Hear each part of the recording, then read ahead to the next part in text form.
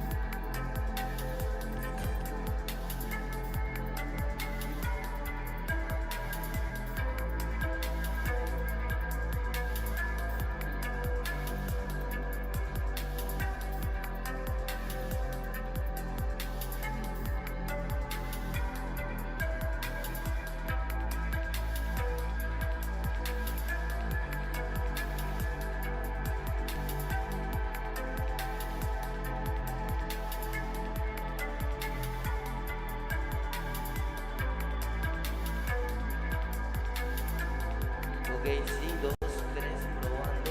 Prueba de audio. Probando el audio, el audio.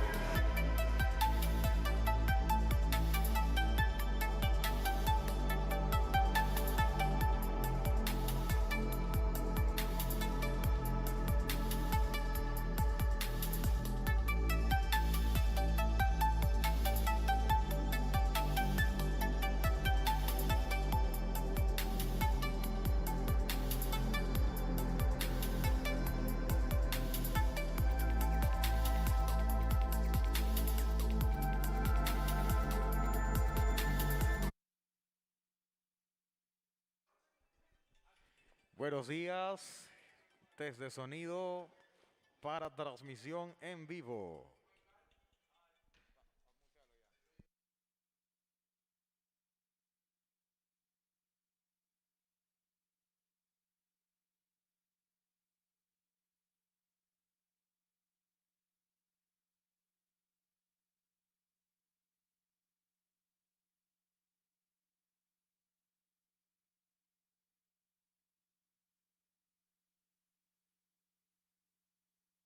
Sí. Perfecto. Audio. Streaming. Sí.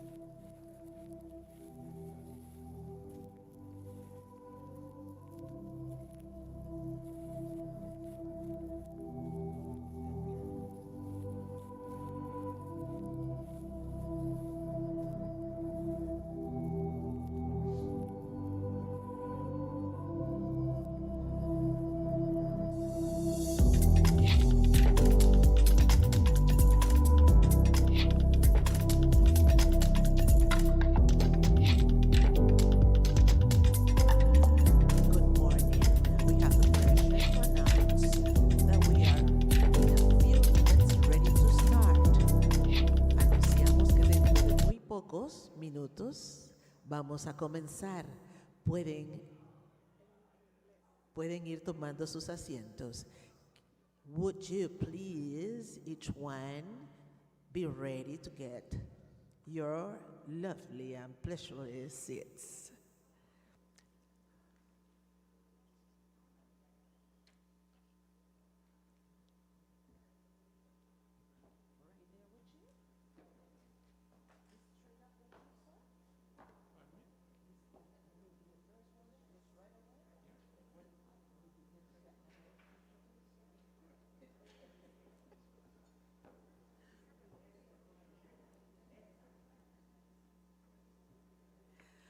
Good morning. Buen día. Welcome each one of you to this wonderful event. Bienvenidos todos a este maravilloso evento. Welcome to the founder and CEO of the 6th Region Global Chamber of Commerce. Bienvenidos todos a la sexta conferencia de las regiones globales que se está ejecutando en este año. I have the pleasure, we've been waiting so much. I have to bring up stage Dr. Melida Harris Barrow, who will give thanks to each one of you and start right away with this wonderful event.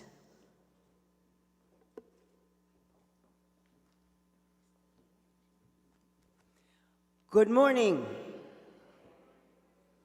It is such a pleasure to have my brothers and sisters and my indigenous people here today.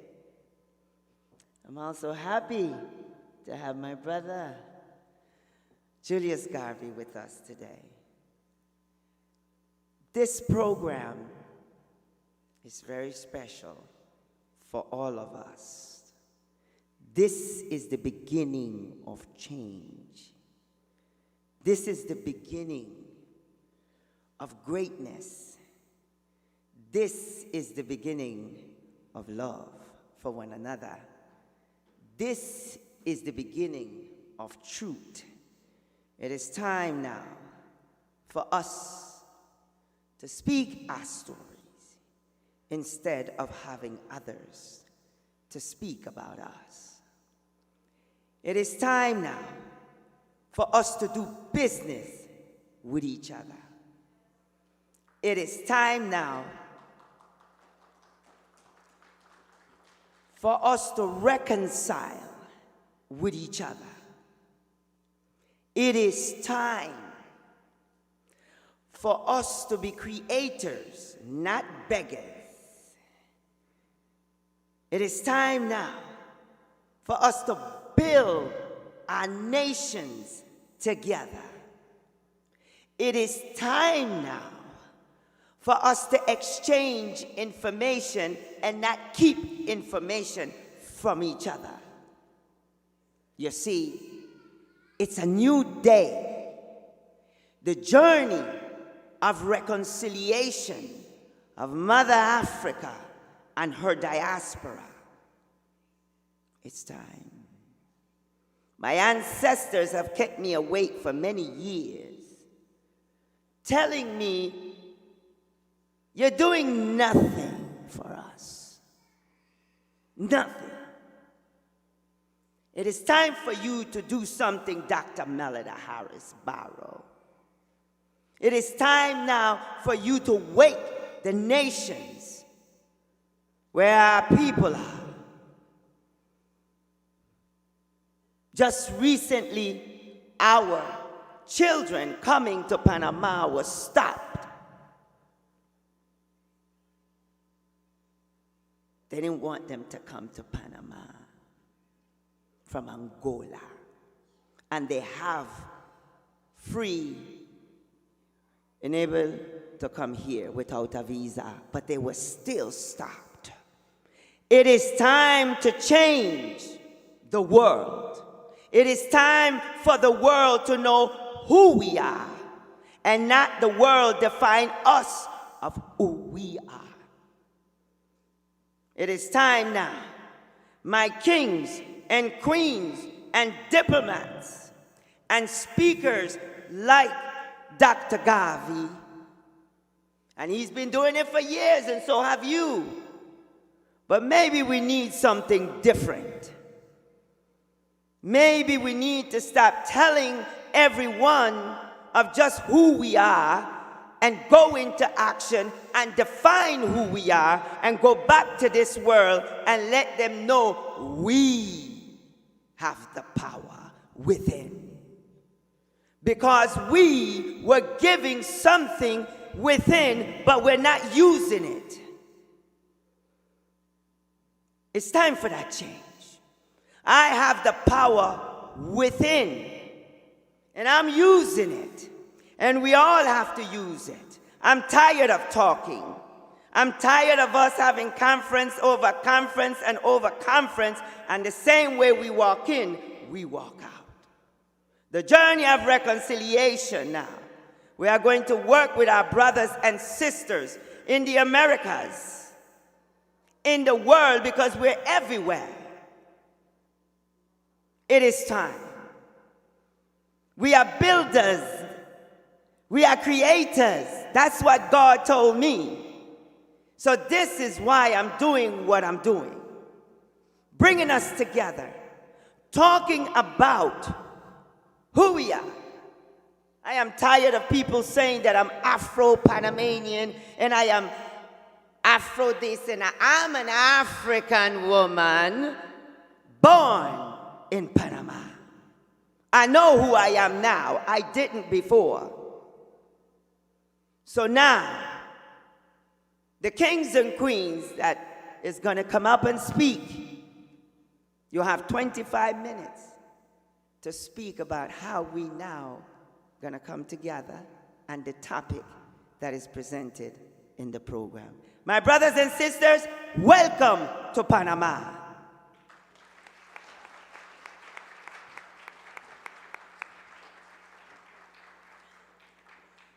Well, let's start this party, because this is not just a speech. This is a party, culture party that we are going to enjoy. The first personality we're going to bring up is Dr. Julius Garvey, board certified cardiothoracic and vascular surgeon. Was born on September 17, 1933 in Kingston, Jamaica. Was a certified fellow of the Royal College of Surgeons, the American College of Surgeons, the International College of Surgeons, and American College of Chest Physicians, as well as a diplomate of the Board of Cardiothoracic and Vascular Surgery, the American Board of Surgery, and the American Academy of Wound Management, and plus the American College of Phlebology. Ladies and gentlemen, we bring up Mr. Dr. Julius Garvey. Give it a round of applause, please.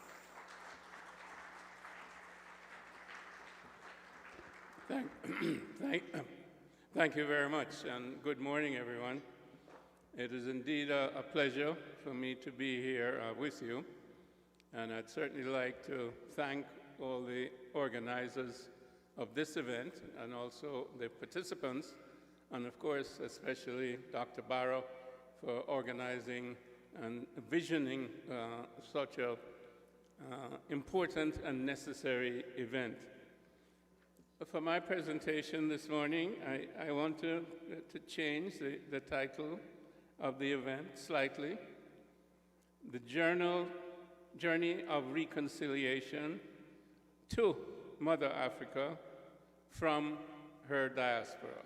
Slight modification, but it gives me a chance to go over, shall we say, the history and the trials and tribulations of those of us who have been separated from the motherland and who have been seeking reconciliation. And I think that's probably all of us here, perhaps except the Crown Prince, Prince Ermias Selassie, and his entourage. Can we have a round of applause, please, for that distinguished gentleman? Thank you so much, and thank you for your presence, Prince, and thank you for all the things that you and your lineage has done for Africa, for Africans, and for African unity. We have been torn from Mother Africa forcibly, and everything was taken away from us. Our names, our culture, our religion, our traditions, our families, and indeed our identity.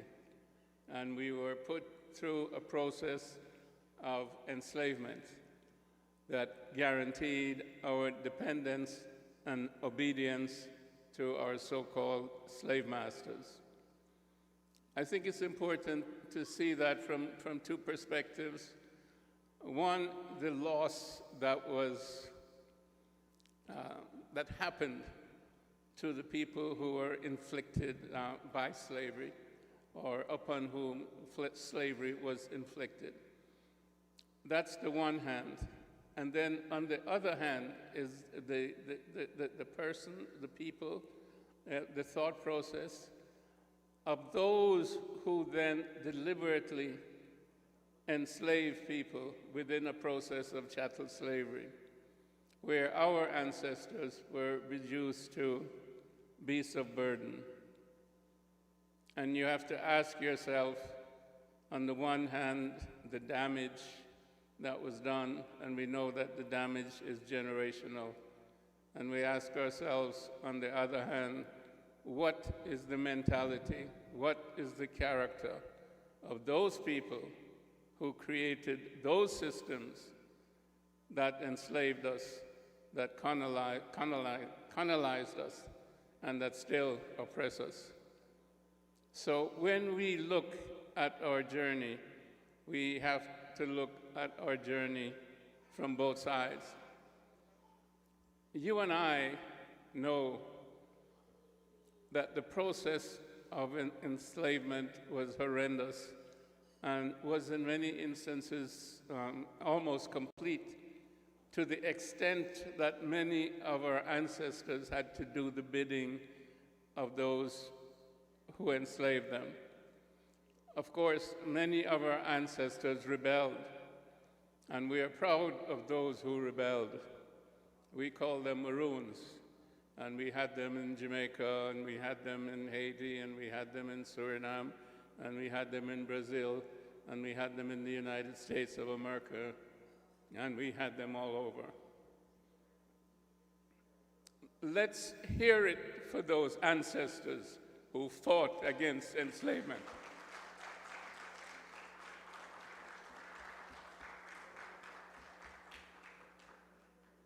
You and I know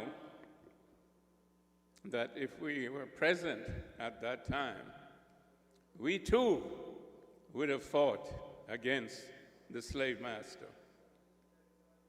We too would not have bent our knee, we would not have bent our backs, and we would not have bowed our heads.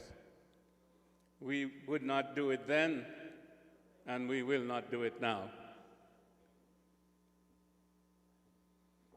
That journey that our ancestors have taken and that has brought us to this point is the most dehumanizing set of events that have ever occurred on planet Earth or anywhere else in anybody's memory. When we speak about reconciliation, we have to think about our reconciliation to ourselves, because we were not only brutalized as a group, but we were brutalized individually, and we were propagandized in such a way to hate ourselves, to hate our ancestors, to hate our brothers and sisters. This was the process that we had to go through just to stay alive. Again, some of us did not succumb to that, but most of us bear some scars within us because the propaganda, the disinformation, and the misinformation still exists. It's in our educational systems, which we have all had to participate in. And as Carter G. Woodson said back in the 1930s, it's a miseducation system because it really is a propaganda system that has written us as Africans out of history when we are the original people. 200,000 years ago, the first people, Homo sapiens sapiens, breathed air and were conscious on the continent of Africa. There were no other human beings anywhere at all. So our ancestors are the original ancestors of the human species. There was no such thing as a European until approximately 20,000 years ago. No such thing as a European. The leucoderm existed because of the vicissitudes of the Ice Age in Europe. And the leucoderm lost not only the melanin, but some aspects of the original humanity, of the original human beings of planet Earth. They visited us in Africa, and we tried to rehumanize them, people such as Pythagoras and Socrates and Plato, etc., and the bright Greek young people. But they were by and large rejected by fellow Europeans. And now we have the Eurocentric system that has given us so many wars, World War I, World War II, the Korean War, the Vietnam War, and on and on and on. And the destruction of the peoples of Hawaii and the peoples of North America, South America, Central America, Australia, and New Zealand, and of course the encroachments in Africa. But this has got to stop. This has got to stop. And who else can stop it? Who else can turn it around except the original human beings and the descendants of the original human beings? And why do I say that? It's not about war, it's not about killing, but it's definitely not about joining the system. It's about creating our traditional systems that we have always had and recreating them. And that's what my father was all about, Marcus Mosiah Garvey, and the Universal Negro Improvement Association and African Communities League, which he founded in 1914, and which sought to redeem Africa, the redemption of Africa, meaning the reconstruction of African civilization. And he gave us the whole foundation. He gave us the spiritual foundation. He gave us the cultural foundation. He gave us the economic foundation in terms of the business enterprise that he created, including, of course, the Black Star Line project. And he gave us back the continent of Africa. He said, look to Africa. Africa is the star of the universe. And he said, we must go there and we must help to rebuild Africa. And that's why we are here today. We're talking about the rebuilding of Africa and the rebuilding of African peoples. It's a reconciliation and it's a redemption. And my father knew that we could accomplish this. And of course, there were many, many other heroes and shearers as we come down the road.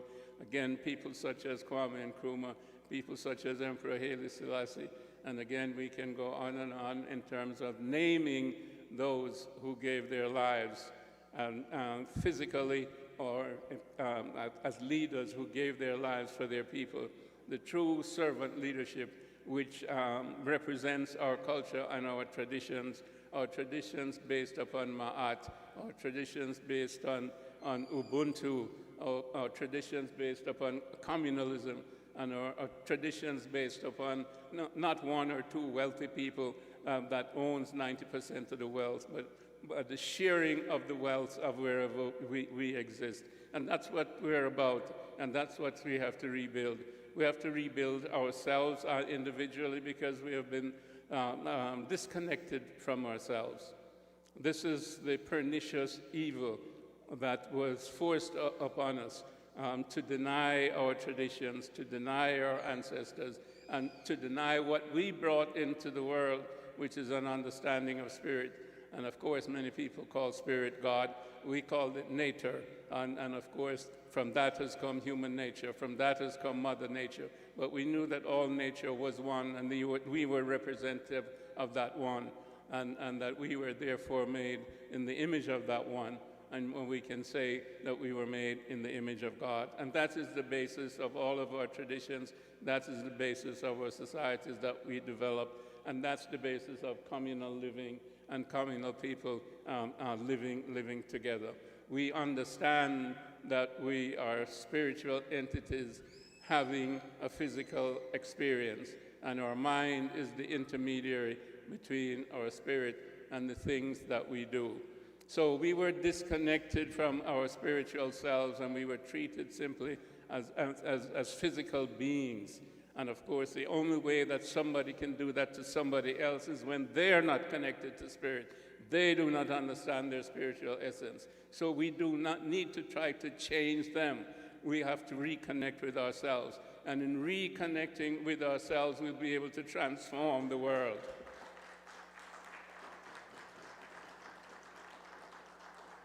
Because there is nothing stronger than spirit. We come from spirit, we are spirit, and spirit is everlasting, and it is everywhere, and it will triumph. So I stand before you today. I'm pleased and happy with what Dr. Barrow has brought together here for us to meet and greet and reconcile, get to know each other, get to love each other. It's indeed a wonderful time. It's time for this to happen. I think, as Dr. Barrow said, it's time for a change. If we look at our history, we'll see that we, as those people who have been oppressed by the Eurocentric system, we have made our greatest progress as people when the Europeans have been destroying each other. After World War I, we had the rise of Marcus Garvey and the UNIA. After the 1914-18 war, that's when the UNIA was birthed in 1914. It reached its maximum in the 20s with more than 6 million followers. Again, if we look at World War II ending in 1945, we had the Manchester Conference in 1945, and then you had people such as Kwame Nkrumah and Jomo Kenyatta taking the Pan-African spirit of Marcus Garvey back to Africa, and then Africa becoming free from 1957 and on into the 60s. Now we have 55 free countries in Africa. We have 15 CARICOM countries in the Caribbean with us as representing us as a people. We have to bring all that together. We of the 6th region have to join with the African Union. We'll have a mighty presence of 1.5 billion people, 1.5 billion people with a spirit behind 1.5 billion people. We can recreate the world. We can recreate the world. We must.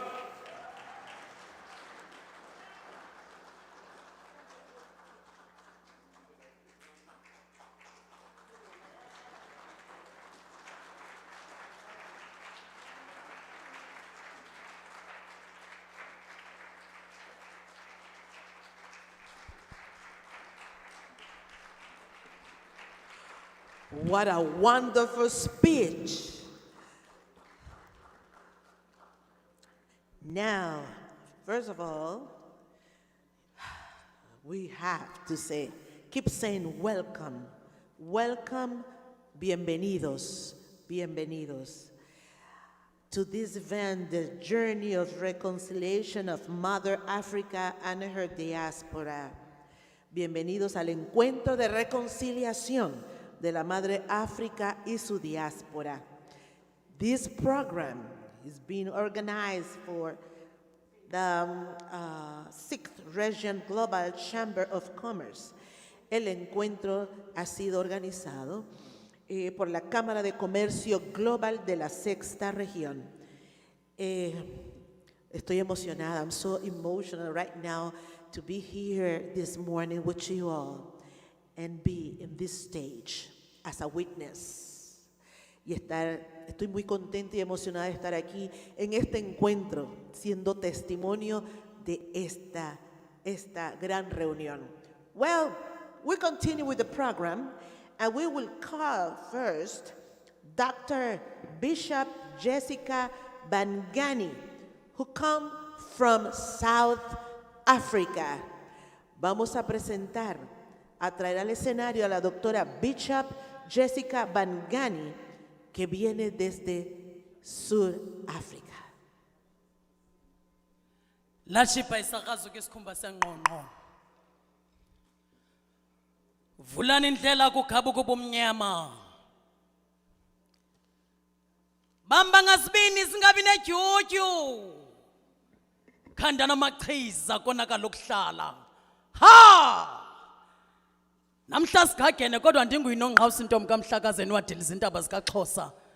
Diligubevule emvelo utibujiyana. Ishuba soshubela abantwana ukhala khulula labantwana. Umgodi omdala wadida amantshotshi inkomo zikathibi inkomo zikasijekula. Inkomo zikani uhambe ezadlini simkabhanqoza ikhukhuza zayitshayela zemka nengcambu.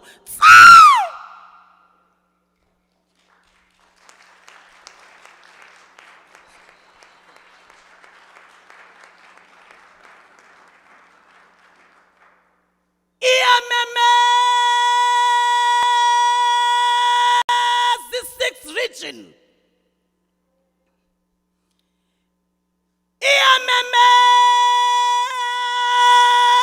The sixth region. Utizama hlebela madika zamahlubi.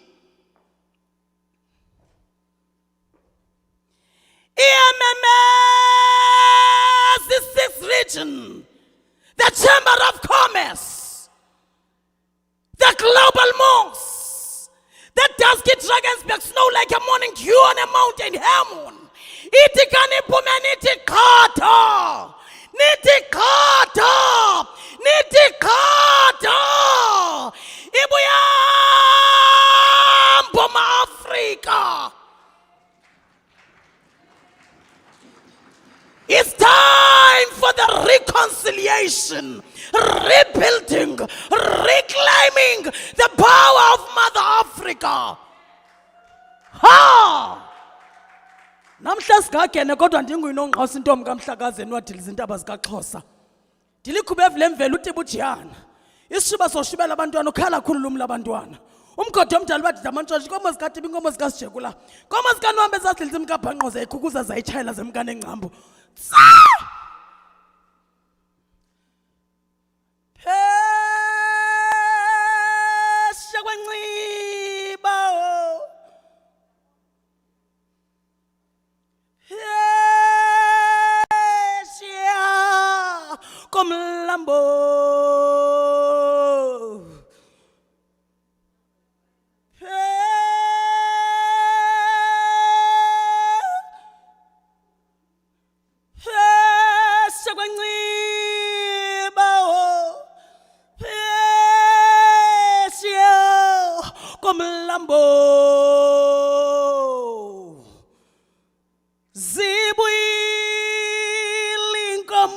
Tata, zibuyile inkomo zikatata, ezibuyile inkomo zikatata beziyola bola mavila aye, wawo, hayi.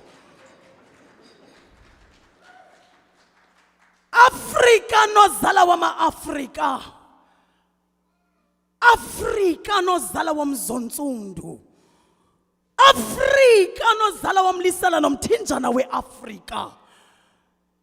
Zifikile izikrelemnqa zingezizeku-zakuza zizenzono zaku-zaku yanqisha intombi enkulu yakhaba ngawumane yalandula abhuduzela amabhedengo bibhidla amazinyo ephude baba mexela umbhali wasuka wabhebhetha ebekulukuhle kulahlekisa amalokonya kodwa wayilahla imbo yakho ngophoyana bebekudova bekunyathela bekubiza ngenqantosi mhlaba omnyama mhlaba okhokho masimahlaza masimachumleyo aqunyiswa kokuzinga nebhongo lama-Afrika konike ama-Afrika ndithi hontsho ngenxa yenyameko yokumela inyaniso nenzondelelo yokugcina uzinzo lwe-Afrika kuba kaloku lo mhlabana lamatyentshe igolide nesilivere inkazimlo yazi bingenakuthi hayi xa belirhutyula berhwaphilize exhapha zamaxhalanga qhubekani izinto ndinani izintokazi Qhubekani makwathina nimaqhiyazana. Keep on keeping on. Keep on digging deep that hive of prestigious knowledge and wisdom. Uproot the deadly spray poison of ignorance and lack of knowledge.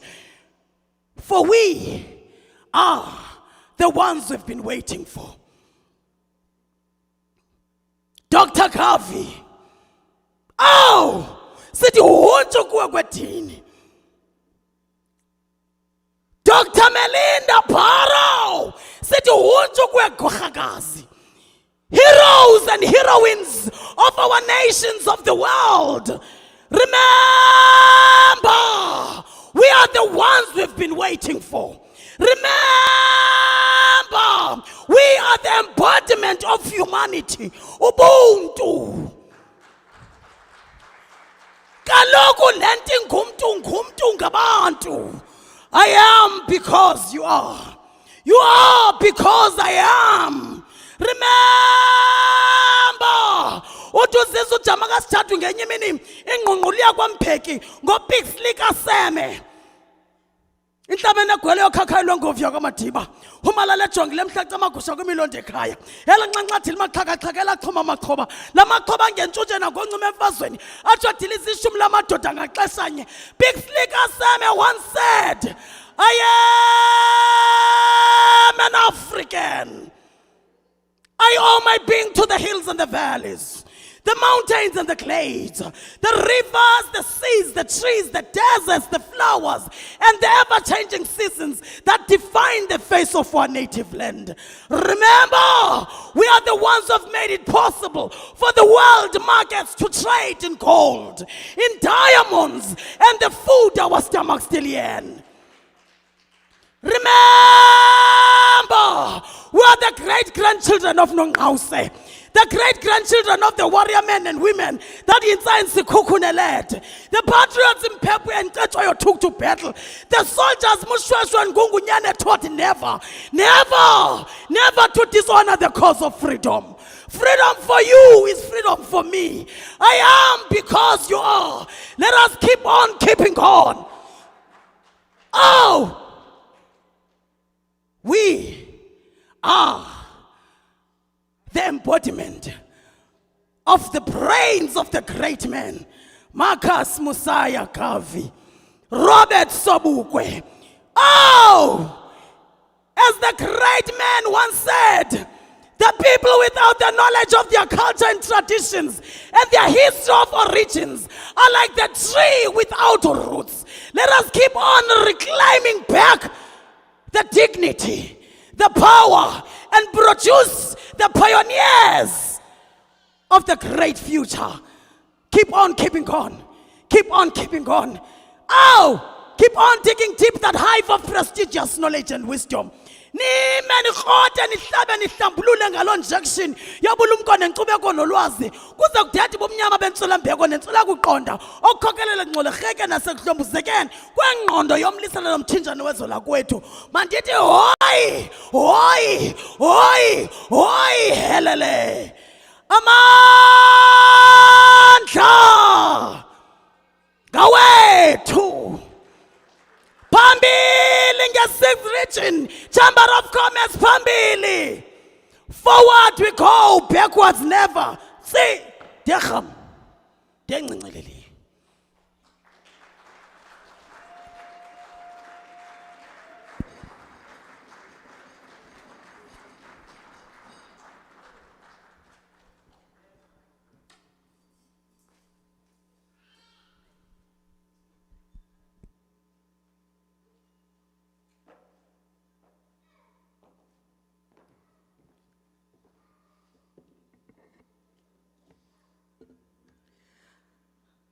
Now, keeping the party on this great event, we're going to bring to the stage to Dr.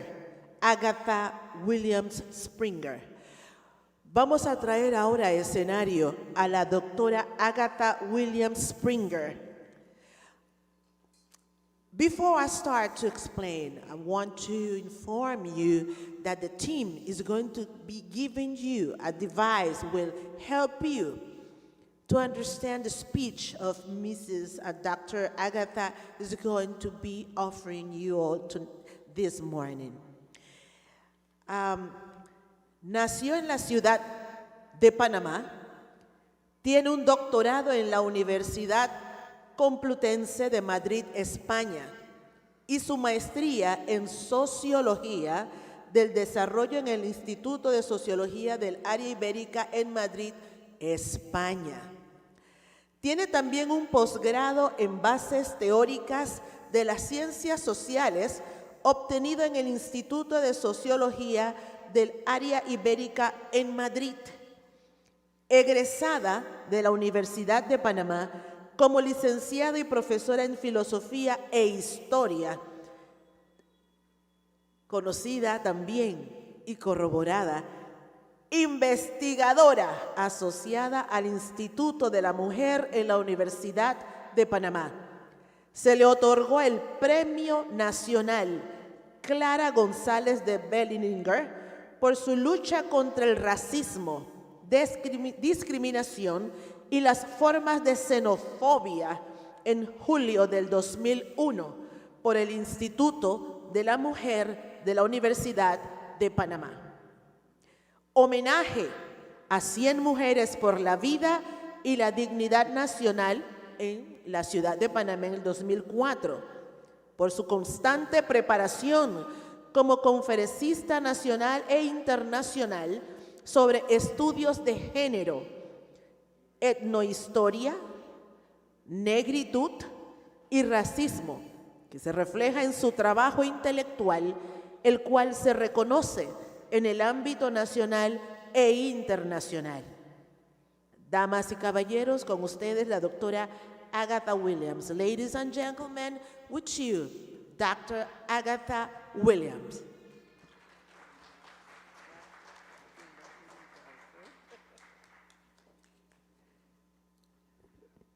Muy buenos días.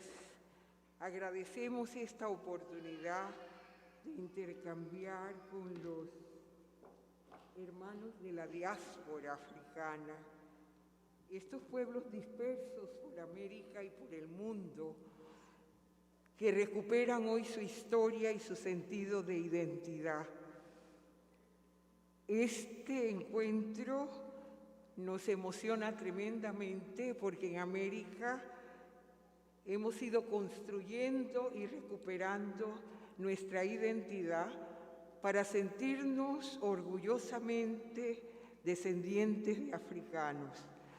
Porque en la historia de América, los africanos, los hombres y mujeres de piel oscura, han sido negados e invisibilizados en la construcción de este nuevo mundo y de esta nueva cultura.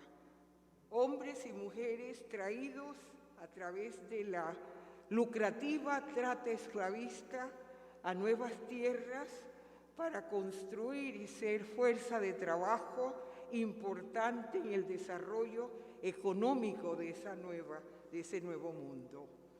Así Europa trajo a América un gran grupo de naciones africanas dispersas por toda América, y su presencia ha sido invisibilizada y negada en la historia. Pueblos que construyeron la riqueza y la grandeza de lo que es hoy Europa. Nosotros habitamos este nuevo continente conocido como Abya Yala y habitado antiguamente por grupos aborígenes, posiblemente de ascendencia asiática. América la componen diversas naciones. Es un continente multicultural formado por distintas naciones, las naciones indígenas desaparecidas a raíz de la conquista y colonización, un genocidio cometido contra los pueblos que habitaron esta antigua Abya Yala, culturas identificadas con la madre tierra que llamaron Pachamama. Esta América que fue conquistada y colonizada a través de un proceso violento de evangelización y catequización, significó para Europa ingentes recursos económicos, oro y plata, recurso humano, plantas, animales distintos. Fue para Europa la conquista imprevisible y construyó así la grandeza de España, su primera colonizadora, y luego de Portugal. Esta América, Abya Yala, estuvo habitada por aborígenes americanos de ascendencia asiática, pueblos de diversos grados de cultura y civilización. Esta América, Abya Yala, fue conformada por dos grandes Pangeas continentales: Norteamérica, que involucra Canadá, Estados Unidos y México. En esta región, conocida como Mesoamérica, se desarrolla una de las grandes civilizaciones, la civilización maya-quiché, creadora de una enorme población que pudo equipararse a las grandezas de Egipto con la creación del primer tipo de lenguaje conocido en América. Los jeroglíficos mayas señalan el nivel de desarrollo cultural de esta gran civilización. La civilización maya-quiché logró crear una cultura de inigualable valor. Se les considera grandes matemáticos y astrónomos en América. Sus calendarios así lo precisan: equinoccios, la creación del cero y una concepción matemática avanzada que los europeos no conocieron. Creadora de ciudades, Tikal, Mayapán, Copán, estos pueblos amerindios lograron un desarrollo y un nivel cultural que los hizo comparables a las civilizaciones egipcias, por ejemplo. Hay una comparación entre los mayas y los egipcios que concibieron la estructura de las pirámides escalonadas, posiblemente observatorios astronómicos o templos funerarios. Sus libros, los códices mayas, el Popol Vuh, que habla de la evolución de este pueblo, de su concepción cósmica, y el Chilam Balam, libros sagrados que hablan de la evolución y el nacimiento de este pueblo, ignorado y destruido por los europeos que subestimaron la grandeza de esta creación cultural. Hoy día, al analizar los experimentos y la creación de un calendario solar más exacto por la predicción de sus equinoccios y solsticios, nos hace comparables a esta civilización amerindia, a los grandes progresos científicos y tecnológicos de la humanidad. El otro gran reino o imperio fue el de los incas en Sudamérica, comparable al imperio romano. Los incas construyeron un imperio de una extensión incalculable. Abarcaba desde Colombia hasta el norte de Chile y se conoció como el imperio del Tahuantinsuyo. Los incas se consideraban emperadores. El emperador inca tenía bajo su disposición el bienestar y cuidado de su pueblo, una concepción socialista muy avanzada para la época. Divididos en repartimientos conocidos como ayú, los incas, el emperador, garantizaba el bienestar de todo su pueblo. Este vasto imperio enfrentó la conquista española, una conquista violenta, y el emperador inca se pregunta a uno, ¿cómo pudieron los europeos vencer estas vastas poblaciones?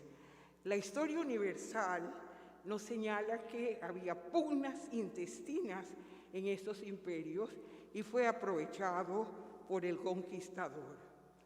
América, con ingentes riquezas, sus minas de plata y de oro valían todo el caudal que Europa pudo explotar y utilizar para su provecho. Hoy la grandeza de Europa se mide en cuanto lograron ellos, a través de instituciones, explotar la ingente riqueza de este nuevo continente.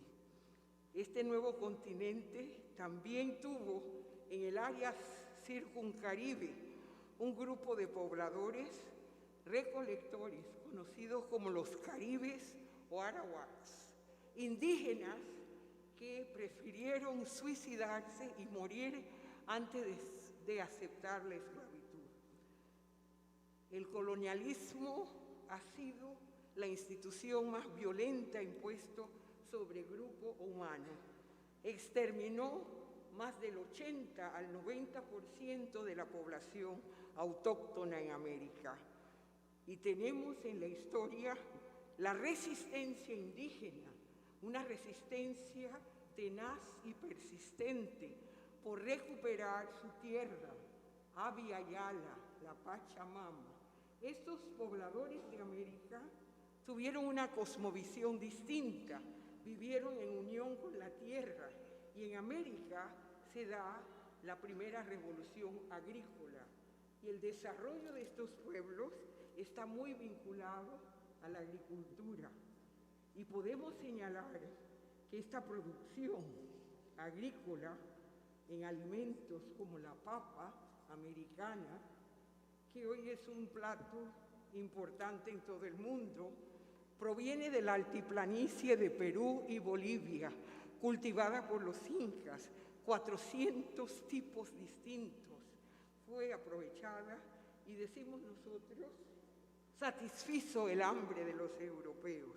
El maíz, la cultura del maíz que se desarrolla en Mesoamérica, es considerado el cereal más valioso y las poblaciones fueron aumentando en cuanto la agricultura fue tecnificada con un sistema de riegos que jamás conocieron los europeos.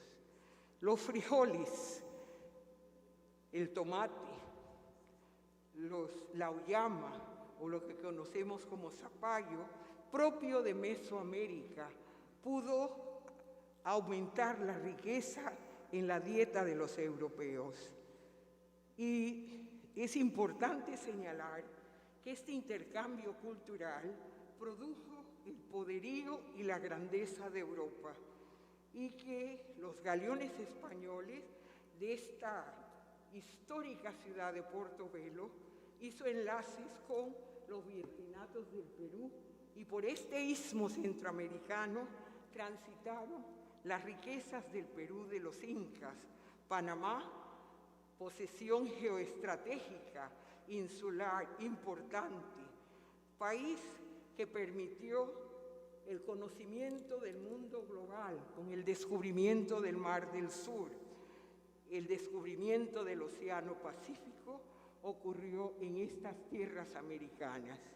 Este pequeño istmo que ha permitido la comunicación entre los mares permitió la primera globalización en el mundo con el intercambio de mercancías y productos que salieron de la histórica Portobelo, descubierta por Colón en su cuarto y último viaje. Este país pequeño juega un papel geoestratégico hoy en la comunicación mundial, en esta economía global. Panamá ha sido el sitio estratégico para la corona española y se le llamó Castilla del Oro, muy noble y leal ciudad de Panamá. Históricamente ha permitido el intercambio entre los mares, el Océano Pacífico y el Atlántico. El surgimiento de este istmo permitió la navegación mundial y el cambio del clima del hemisferio norte. Panamá, ciudad estratégica, conformada por múltiples naciones, los indígenas, los cunas con un concepto colectivo de la tierra, los llamados nobes buglés, dispersos por Veraguas, Bocas del Toro y Chiriquí, los pueblos Huaunán, del Darién, oriundos posiblemente del Orinoco o del Chocó. Debemos mencionar esta diversidad étnica de América, rica en cultura, estas naciones dispersas, pero unidas en un nuevo continente, formaron lo que nosotros conocemos hoy como Hispanoamérica o Latinoamérica, que lucha todavía por ser reconocida como un país o una región de una riqueza ingente que permitió la grandeza de los europeos, que explotaron sus minas, sus recursos humanos, sometieron sus indígenas a la encomienda y al repartimiento y convirtieron estas valerosas naciones en súbditos de la corona española. La esclavitud, este modo de producción opresivo, degradante, extinguió la gran cantidad de poblaciones indígenas que habitaron América, Abya y Ala. Casi el 90% de sus pueblos, los quechuas, los aymaras, los siboneyes, los caribes, los incas, han desaparecido. Sus descendientes luchan por construir a través de las repúblicas naciones independientes, soberanas, buscando la equidad de estos pueblos subordinados como individuos de segunda clase, con el propósito del mercantilismo que se desarrolló desde Europa buscando nuevos mercados. Es importante tener una visión global de la historia para comprender por qué estos pueblos han sido llamados pueblos del tercer mundo, pueblos subdesarrollados, negados en su dignidad de seres humanos, igual que los europeos. Esta discriminación étnica, cultural, ha negado la verdad de la historia. Y la historia de este continente ha sido construida a través de la esclavización de sus aborígenes. Esos aborígenes ejercieron una dura resistencia y tenemos figuras que son emblema de esa lucha por la libertad. Esa es parte integral de la historia y la conquista de América. Europa es hoy grande por la explotación de los pueblos y el genocidio cultural y étnico que hizo sobre los aborígenes. Y este encuentro nos obliga a reconocer la formación diversa, multicultural, multiétnica del mundo. El hombre es producto de migraciones permanentes en busca de mejores condiciones de vida. Este encuentro nos permite afirmar que no hay superioridad racial. Todos los seres del mundo tenemos el mismo mapa genético. Y si recordamos a Darwin, recordamos que hay diferenciación, producto de millones de años de evolución. Pero Occidente le ha impuesto a los hombres de piel oscura el racismo más violento, negándoles su participación equitativa en la distribución de la riqueza y en la posibilidad de vivir con la mayor dignidad. Nosotros, pueblos de la diáspora, luchamos hoy para reconquistar esa identidad negada. Unidos con los hermanos indígenas, hemos formado una nueva conciencia de América, una América justa, equitativa, democrática, reconociendo las matrices de su cultura y de su producción cultural, las matrices de las naciones que se esforzaron a través de la fuerza de trabajo en la construcción de catedrales, caminos y de esta portentosa riqueza de la cual hace gala Occidente, marginando una gran cantidad o porcentaje de su población. Estos foros permiten una reflexión profunda sobre el destino de la humanidad, una humanidad que debe reconocer en el otro igual, el hermano, porque la pigmentación oscura, los hombres y mujeres de teces de ébano, discriminados eternamente en casi todo Occidente. Entonces, ¿dónde está nuestra humanidad? ¿Dónde está la grandeza de esta civilización que niega a seres que han marginado o soslayado como seres inferiores?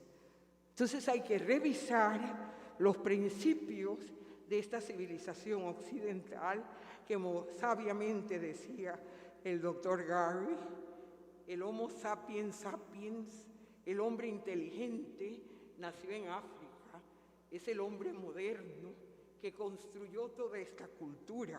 Europa se desarrolla después. Cuando en Egipto se caminaba por ciudades, el hombre europeo vivía en cuevas. Así lo señala Heródoto, el padre de la historia, el gran griego, que visitó Egipto y conoció de la portentosa creaciones de este imperio que fue para nosotros la luz y el faro en Occidente. De allí Grecia tomó muchos de sus principios y hoy esa África, la madre patria que reclamamos, ha sido olvidada y nuevamente explotada. Se produce nuevamente un holocausto del pueblo africano. Nosotros estamos en la posición de reclamar con justicia el derecho inalienable de estos pueblos dispersos por el mundo, viviendo un racismo violento que no les permite participar con dignidad en el reparto de los bienes de esta América, de esta Avia Yala, libre e independiente, a pesar del sojuzgamiento de sus explotadores. Gracias.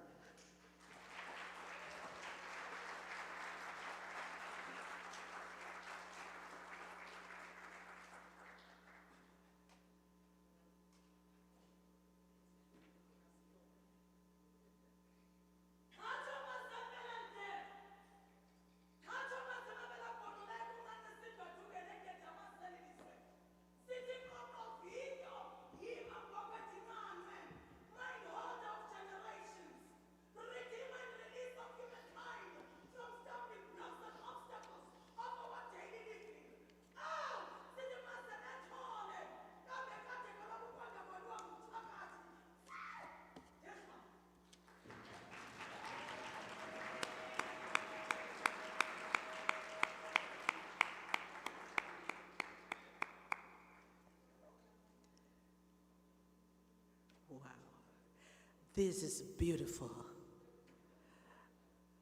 This is history. This is culture. Well, we continue with the program. Now, I'm going to introduce to King Edmund Kelly Ipaki Silva Jr. He has reigned over the Kingdom of Hawaii as sovereign king Ali E. Nui Moa since November 22nd, 2002, bringing harmony to his people while under illegal occupation has been no easy task, but one the king embraces fully.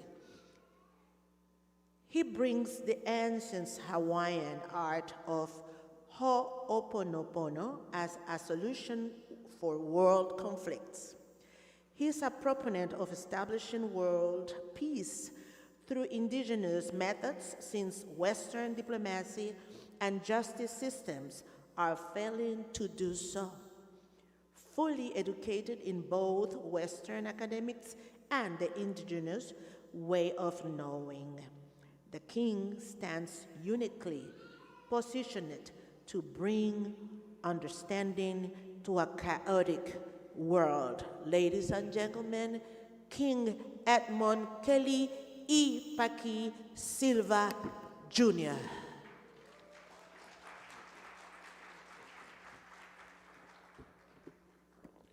Aloha, good morning.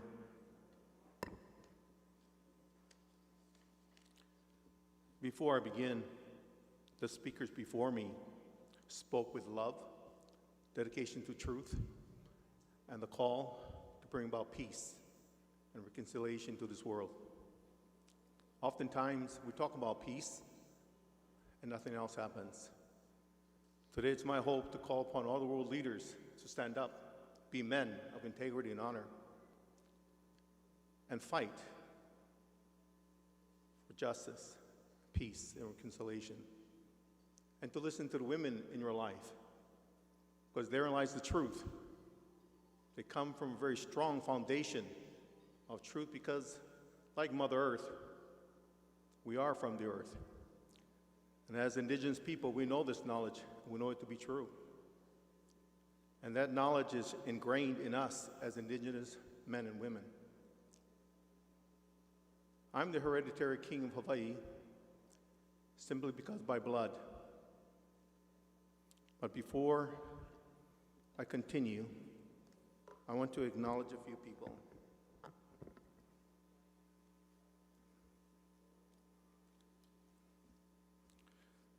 Under this roof, in this hallowed hall, we must be brutally honest in speaking truth to light that will lead to peace, healing, enforcement, and reconciliation. I want to acknowledge and extend my hand of aloha to our host, the people of Panama, Dr. Melita Harris Barrow, and to all who imagined this historic moment into reality. It took a lot of courage for them to put this together, a lot of strength, and I recognize their strength to bring about peace and reconciliation, but mostly for standing up for those who cannot fight for themselves. And that's what we are here for.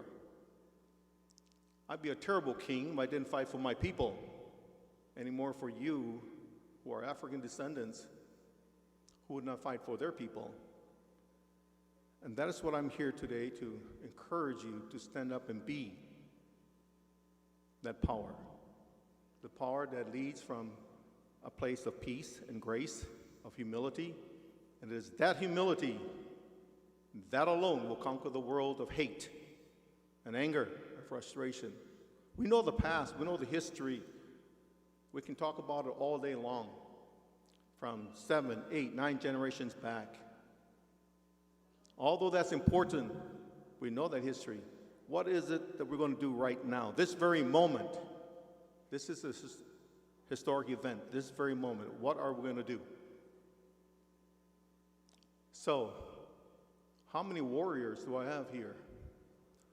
How many of you trust yourself? If you tell me you don't trust yourself, that means I can't trust you to move forward, to build a better nation. And it starts right here. And we cannot lead from the front and step down and have someone else lead in your stead. I believe in 3 things. I believe in God. I believe in my people. I believe in the people here. And I believe in myself.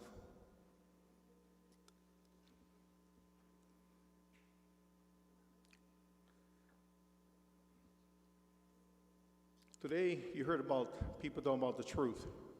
So I want to ask, what is the truth? Well, truth is a protected bodyguard of lies. In the first stage, it is hated. In the second stage, it is violently opposed. And in the third stage, there it is, the truth. Truth. As an indigenous man, king, grandfather, father, son, brother, uncle, and great-uncle, how can I, in good conscience, address peace and reconciliation without first discussing the great evil recognized for what it is, evil. For over 50 years, many of my people went before the United Nations to address the corruption and theft of the kingdom. But justice is not only blind, it is also dumb and deaf. There are facts and evidence that strengthens my academic findings that the United States of America stole the Kingdom of Hawaii for its resources, particularly for Pearl Harbor. Case in point, U.S. Public Law 103-150, the apology resolution passed by the U.S. Congress and signed into law by President William J. Clinton, November 23, 1993, apologizes to Native Hawaiians for the overthrow of the lawful government of the Kingdom of Hawaii. They admitted, and in the same stroke, protected their crime with a disclaimer saying, nothing in this joint resolution is intended to serve as a settlement of any claims against the United States of America. Their term, non-binding, highlights the hypocrisy therein. That's the uncomfortable, that's a lie. And the truth is surrounded by that lie. Indigenous nations are often disregarded and face discrimination and persecution and prosecution in the legal system of those very countries who use colonization to overcome them. This leaves them vulnerable to extreme violence and abuse. Those who have spoken against these atrocities ended up in prison, beaten, or murdered. That's the truth. Where did this root of all evil start? Where did it come from? The Vatican. In the year 1455, Pope Nicholas V, a Romanist pontifex, created the doctrine of discovery. That in 1493, Pope Alexander VI declared this vile document holy. Holy. On the contrary, this unholy document gave absolute power to murder, rape, and exterminate all indigenous people who were not Christians, and to take their lands and natural resources, all in the name of God. If that's the case, their God is a murderer, liar, thief, rapist, child molester, bigot, adulterer, racist, and coward. My God is benevolent, omnipotent, omnipresent, slow to anger, forgiving, and loving. That's the God I know.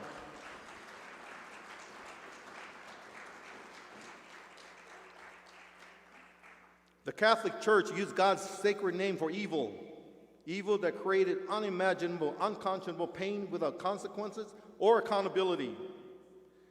The order from the Vatican labeled all indigenous peoples, that's us, as subhumans, a mistake that God created, and they should be exterminated. This disease, bigotry, and inhumane acts from the Vatican killed more people than any other disease in the history of the world. For the record, my God, our God, makes no mistakes. And it is because of His will, and His will alone, we are here today to address these atrocities and these problems and to stand up. I lead from the front. Those who want to follow with me can. I don't lead from the back. The only way you're going to affect change and make things happen is not by just talking, but doing action. Action that is right and just, good, for the betterment of all of us. I don't advocate violence. I advocate peace, but to do it in a succinct, good way with strength. And my voice is strong, but I promise you, if all of you stand with me and Dr. Morrow and those who are here, our voice together is much, much stronger, and the world cannot fight all of us. Theoretically, the indigenous people are the majority on this planet. We are the majority.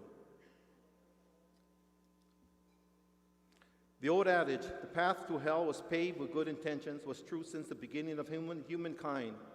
The papal bull or decree gave way not to conquest, but to crimes against humanity. Pope Nicholas V granted the Portuguese and Spain, the Spaniards, absolute control over Africa. Africans have suffered intense agony since the 1100s through the 1800s as this great evil took millions of people from Western and Central Africa into the Americas and the Caribbean. The transatlantic slave trade began around the 15th century when Portugal and several European kingdoms, armed with the doctrine of discovery, expanded their unholy crusade not to save souls, but to exploit, dominate, murder, kidnap, and steal without mercy. Was this kindness? Or was this a love of a true God? No. No. The sword of evil has gone unchecked since the issuing of the doctrine of discovery. Federal government and the law enforcement agencies around the world, such as the International Court, ICC, the International Court of Justice, ICJ, the United Nations and human rights agencies have done nothing but talk without end. Yet, our people continue to suffer.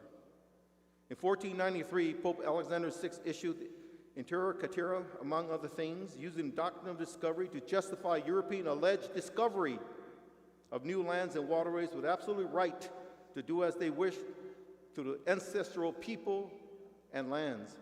These continents were Africa, Asia, Australia, New Zealand, and Americas. Between 1492 and 1600, 90% of the indigenous population in Americas died. 90% died. Who gave man power over another man to say, I will cause its destruction? Who does that? By my calculations, more than 80 million people perished because of violence and never before experienced pathogens like smallpox, measles, influenza, syphilis, genital shingles, genital warts, hepatitis B, and gonorrhea that decimated the First Nations people nearly to extinction. The colonizers and armed U.S. military and sophisticated weaponry destroying the natives who were no match with bows and arrows, slings, rocks, sticks, and makeshift knives. The doctrine fueled white supremacy as white European settlers claimed they were instruments of God, doing the will of God. As proclaimed by the Vatican, they were told that they possessed cultural superiority. Evil spread throughout like a plague.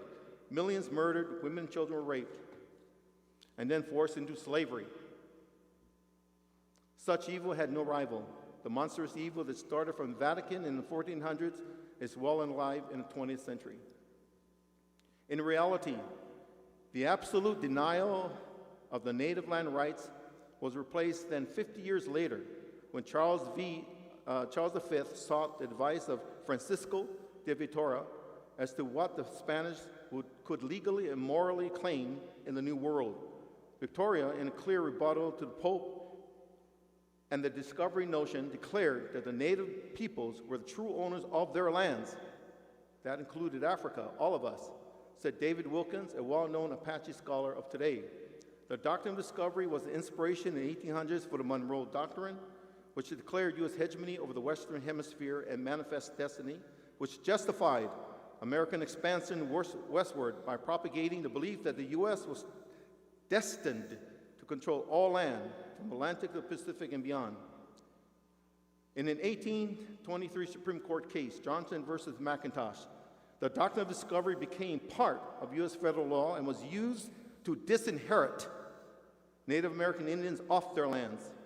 In a unanimous decision, Chief Justice John Marshall writes that the principles of discovery gave European nations an absolute right to new worlds and new world lands, and Native peoples certain rights of occupancy. As recently as 2005, liberal Justice Ruth Bader Ginsburg, in her opinion, cited an 1823 decision that stopped the Oneida people from gaining their lands, now modern New York. But before the doctrine of discovery, they owned that land, not the United States. Religion is, in this particular case, is the direct cause of wars that actually span from 1100s to the current day. The Vatican and European rulers are the evil that has not been called out to account for the crimes against humanity. More precisely, the indigenous peoples of Africa, Panama, the Pacific Islanders, and Americas. Speaking as an indigenous man, for humanity to survive, we must go back to a spiritual compass rather than a religious consciousness. Therein lies the dichotomy. Spiritual to me means one's essence of being in harmony with nature. the natural world, humanity, and the Great Spirit. Religion is a belief system. If one religion does not agree with another religion belief system, war breaks out. There's problems and animosity, but it shouldn't be that. A spiritual being that we are as indigenous people is that we don't go to harm another person or a living soul. There are many great men in history who spoke truth but were silenced. Crazy Horse in 1840 to 1877 from Oglala, Lakota, Sioux Nation said, "Upon suffering beyond suffering, the Red Nation shall rise again and shall be a blessing for a sick world, a world filled with broken promises, selfishness, and separations, a world longing for light again. I see a time for 7 generations when all colors of mankind will gather under the sacred tree of life. The whole earth will become one circle again. In that day, there will be those among the Lakota who will carry knowledge and understanding of unity among all living things. Russell Means, in 1939 to 2012, was a renowned freedom fighter for his people, the great Sioux Nation, all indigenous peoples, as well as human rights. Mr. Means was deeply saddened by how we treated one another on this planet. And he would say, "Cowards die 1,000 times. A person of courage dies but once." Are we people of courage? Are we people of destiny? Are we going to fight for what we know is right?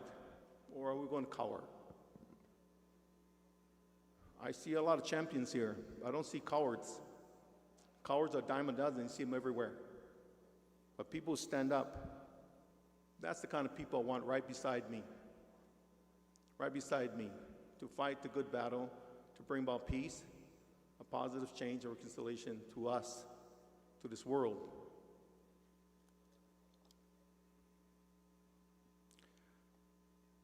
The kingdom is doing its part into saving humanity from themselves by creating Halau Aumalumalu, the House of Enlightenment and Peace, also called the Peace Center.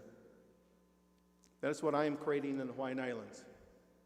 And I believe the Peace Center will possibly replace the United Nations, because there all nations will be able to come there and talk about peace and reconciliation and talk about the things that that nation needs besides water and good food, medical, and the things that we need to survive in this world. The greatest thing the Peace Center will bring about is ho'oponopono, the right to be forgiven, the right to be upset, the right to speak your piece, and the right to walk out with a good, clear conscience as who you are. Aside from that, I'm building the first international indigenous world court, where in my court system, we'll have enforcement powers. We'll listen to all the crimes committed against indigenous peoples all over the world. I have selected various judges, indigenous men and women, to preside, to look at the crimes committed, and to call those people who committed these crimes to accountability. There are many malfeasances here and many things that have gone wrong throughout the years, but nothing has been done. And very little, if that, by the United Nations, the ICC, and ICJ. As an indigenous man and king of a noble nation, in creating this indigenous world, international world court, we can bring justice. Everything that has gone on can be heard,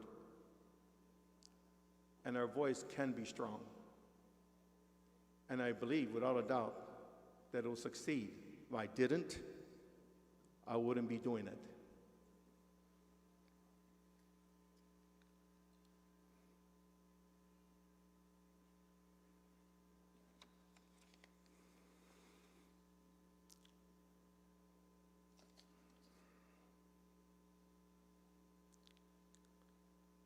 What I just spoke about is called ho'oponopono. On my dad's side of the family, Her Royal Majesty Queen Liliuokalani said, she was my cousin. The cause of Hawaii and its independence is larger and dearer than the life of any man connected with it. Love of country is deep-seated in the breast of every Hawaiian, whatever his station. She's right. As king, to me, the entire world is Hawaii. I'm no different from you, and you're no different from me. I have 2 arms and 2 legs. I'm a human. I can think, I can walk, I can act. I feel sickness, I feel shame, I feel good, I feel everything, as we human beings do. There should never be borders. What does borders do is separate us. And that separation prohibits the outside world to understand what is going on in your country. That's not going to happen as I build the International Indigenous World Court. And even today, as I speak to world leaders around the world, I always encourage them to stand firm, stand tough, and defend and protect your people. I call the men to be men, men of integrity and honor. Those are the kind of men I like to talk to. I go to the gym and spar with them and play with them and have a good competition. The women in our lives to be confident and proud of who we are as men, that we listen to them. So I'm encouraging you to listen to Mother Earth. Mother Earth is talking to us. That's who we are as indigenous people.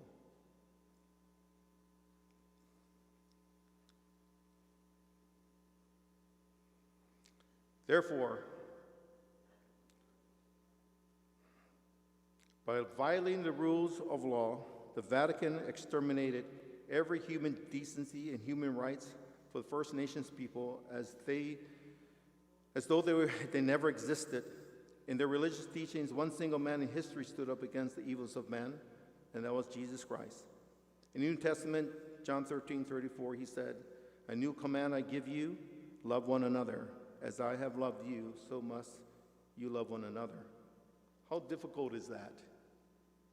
That shouldn't be difficult.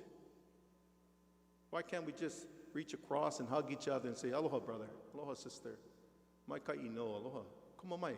Welcome to my home." I remember a time in my youth that I experienced that through my ohana, my family. We need to start doing that more often. When I first met Dr. Barrow, I said, "I'm a Hawaiian, I love to hug." So I hugged her with love and compassion. Because that's who we are as indigenous people. We're not afraid to express our love and who we are as people. We're not afraid of that. No one should be. The Bible, believed to be the Word of God and used by Christians around the world, is absolute law, even celestial or heavenly law, which supersedes all laws on earth. It's constantly being violated by the Vatican and Christians worldwide. There is no greater law than that of the Word of God. In order for there to be peace without borders across the planet that we call home, the Vatican must apologize and overturn the doctrine of discovery. This apology must have enforcement powers to see that this order is carried out and never repeated again. So in closing, I will say, therefore, today, in front of all of you, the world and Almighty God, on this 19th day of May, 2022, I, Edmund Cayley E. Silva, Jr., the hereditary king of the Kingdom of Hawaii, no kia kua kia pui o Hawaii, am not asking, but I'm directing the Vatican's Chief Magistrate, Pope Francis, whose proper name is Jose Mario Bergoglio, who is Bishop of Rome, Vicar of Jesus Christ, successor of the Prince of the Apostles, Supreme Pontiff of the Universal Church, Primate of Italy, Archbishop and Metropolitan of the Roman Providence, Sovereign of the State of the Vatican City, Servant of servants, to overturn the doctrine of discovery effective immediately, and to personally apologize to all the indigenous nations that were negatively impacted by this decree issued by his ancestors, Pope Nicholas V and Pope Alexander VI, for the crimes against humanity. Africa, England, the Americas, Hawaii, France, New Zealand, Panama City, the United States of America, Netherlands, and all nations vastly impacted by European royals they too must apologize for the crimes against indigenous nations. My voice is strong.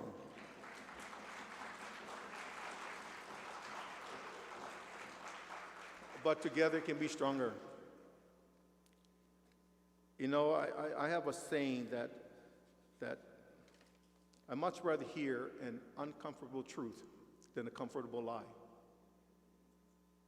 We need to stop lying to each other. We need to be strong. We need to be honest with each other. We need to speak truth to light always. And in my opinion, that's how we can unite as a people.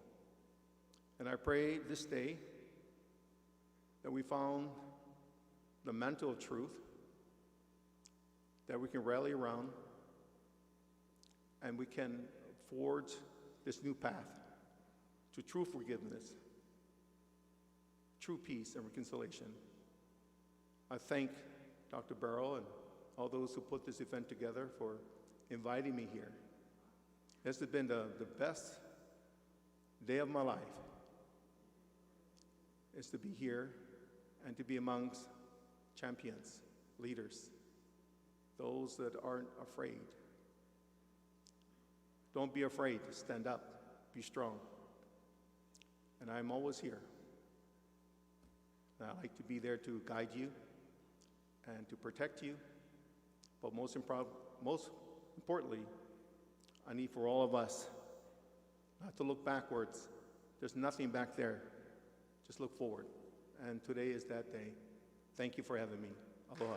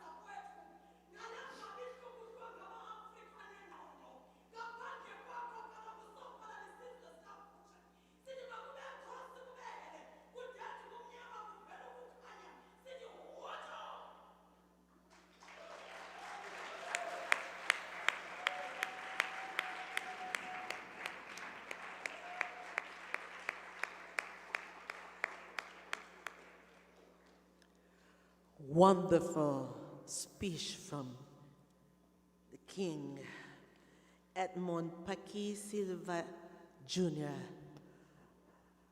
Wow, what a wonderful event. Now we are going to call up again Dr. Melida Harris Barrow, who is going to give us a few words of this wonderful experience we had together as brothers and sisters this beautiful morning.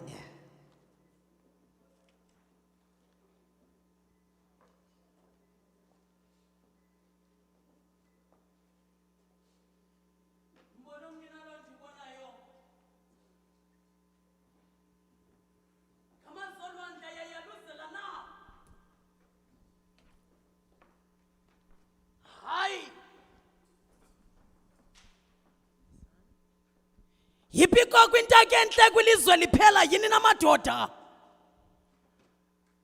Hayi. Isithe daffodil in the Rocky Valley. Inyibi bintyatyambe eqaqambileyo enqabeni ezixhotyeni ngaphakathi kwamalwalwa kusini na. Hayi. Dr. Melinda Harris Barrow, the president of the 6th Region Global Chamber of Commerce.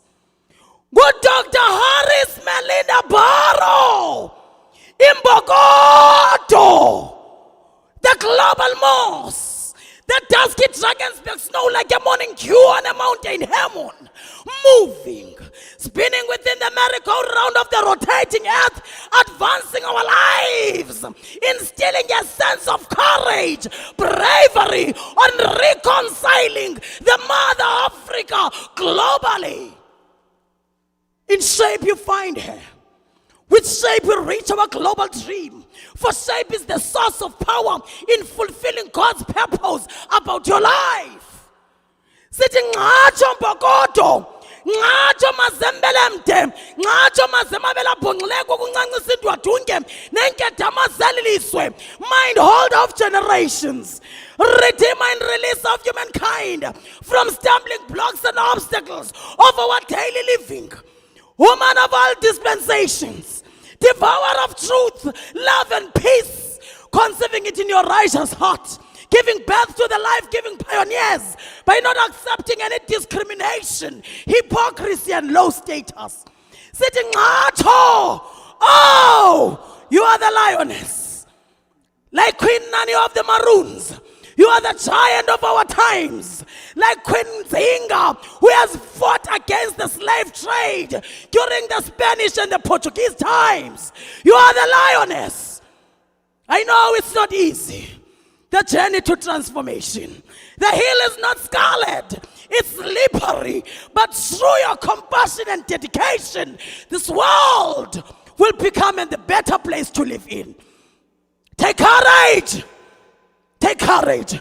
Uthi Jehova umdali wezulu nomhlaba kuJoshua chapter 1 verse 5. Akuyikho umuntu phambi kwakho. Kuya yonke imihlo kudla kwakho ubomi.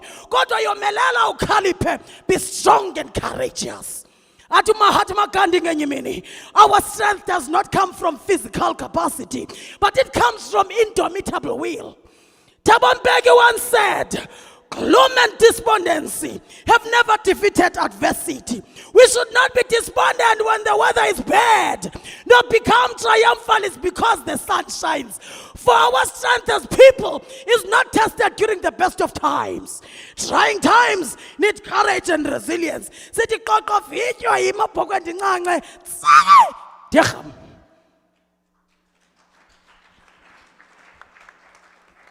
Bayete! Bayete! Bayete! Bayete!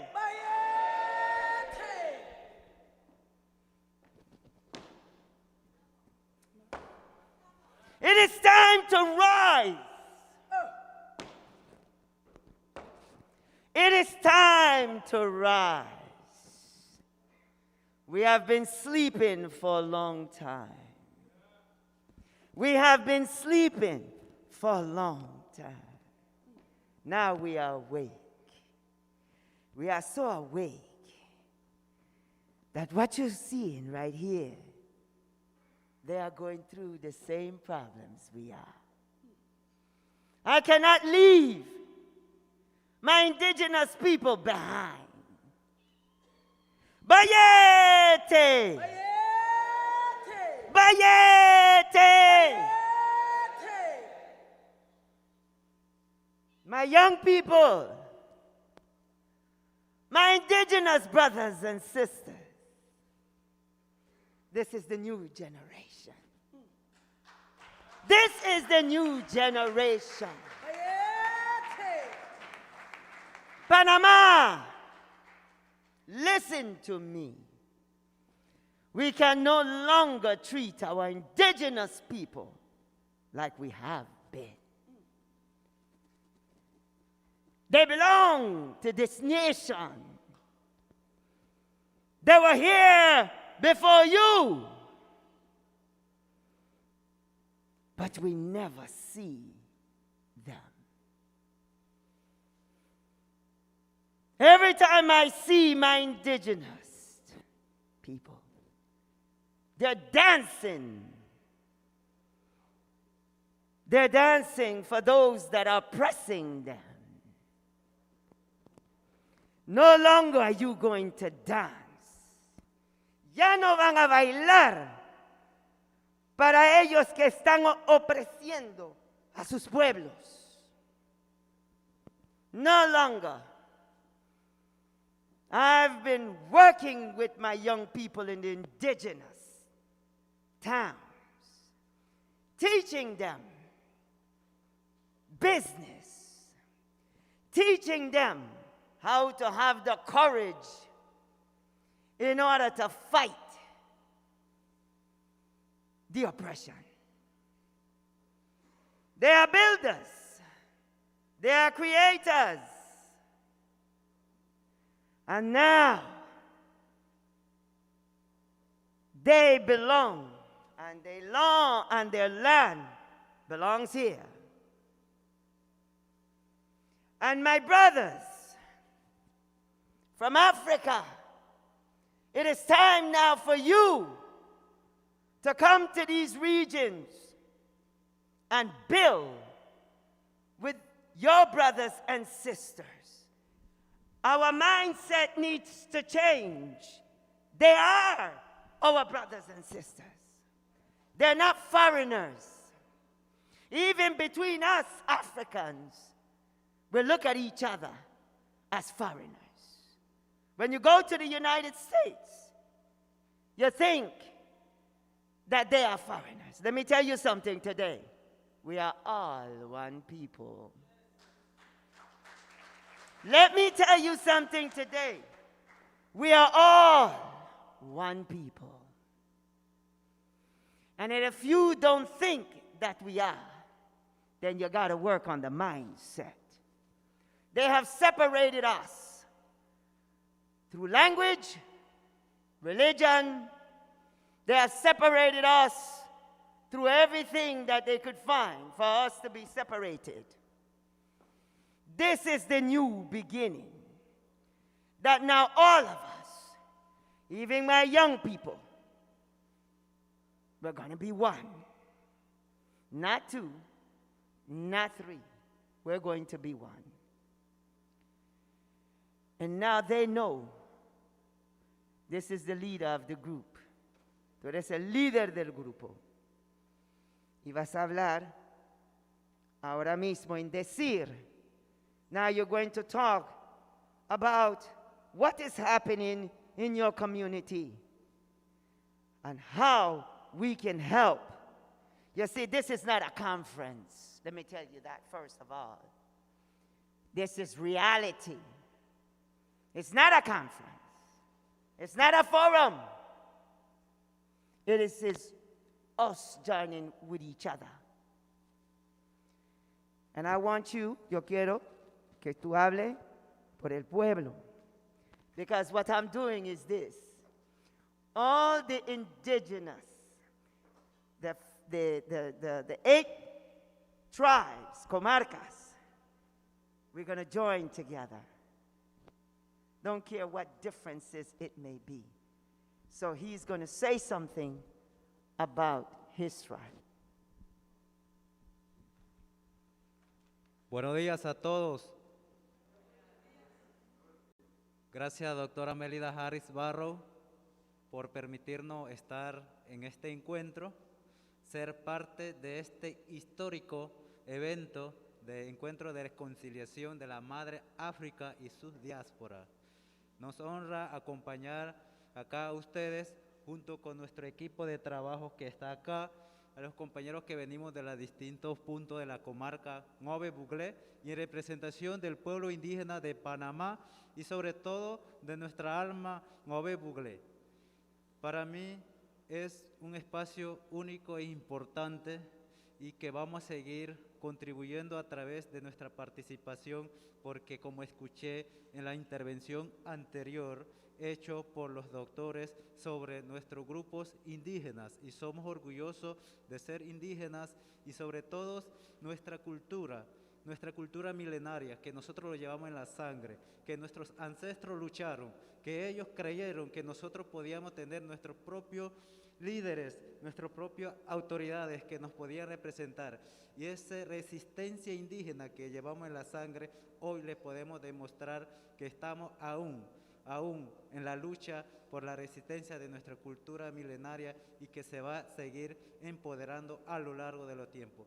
Dios primero podamos seguir teniendo este encuentro, doctora, para que nosotros sigamos también proyectando. No solamente eso, demostrar que aquí no se ha perdido todo, que aquí no se nos han robado todo. Aquí seguimos de pie, seguimos caminando porque así Dios quiso y somos nuestra parte del pueblo y que podemos también hacer grandes cosas.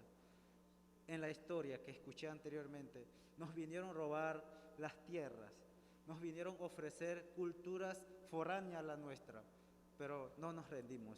Con este encuentro busquemos la paz, la unidad, la reconciliación, el encuentro de diáspora que estamos presentando hoy, que no sea solamente de encontrarnos, sino que llevar a la acción las verdaderas grandezas que tenemos como nuestro grupo y nuestro pueblo, orígenes tanto de la América, de África y todos nosotros.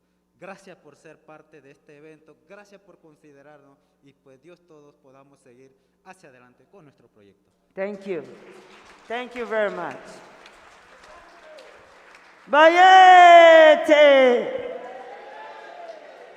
Bayete! Before we get off the stage, I want to share something with you.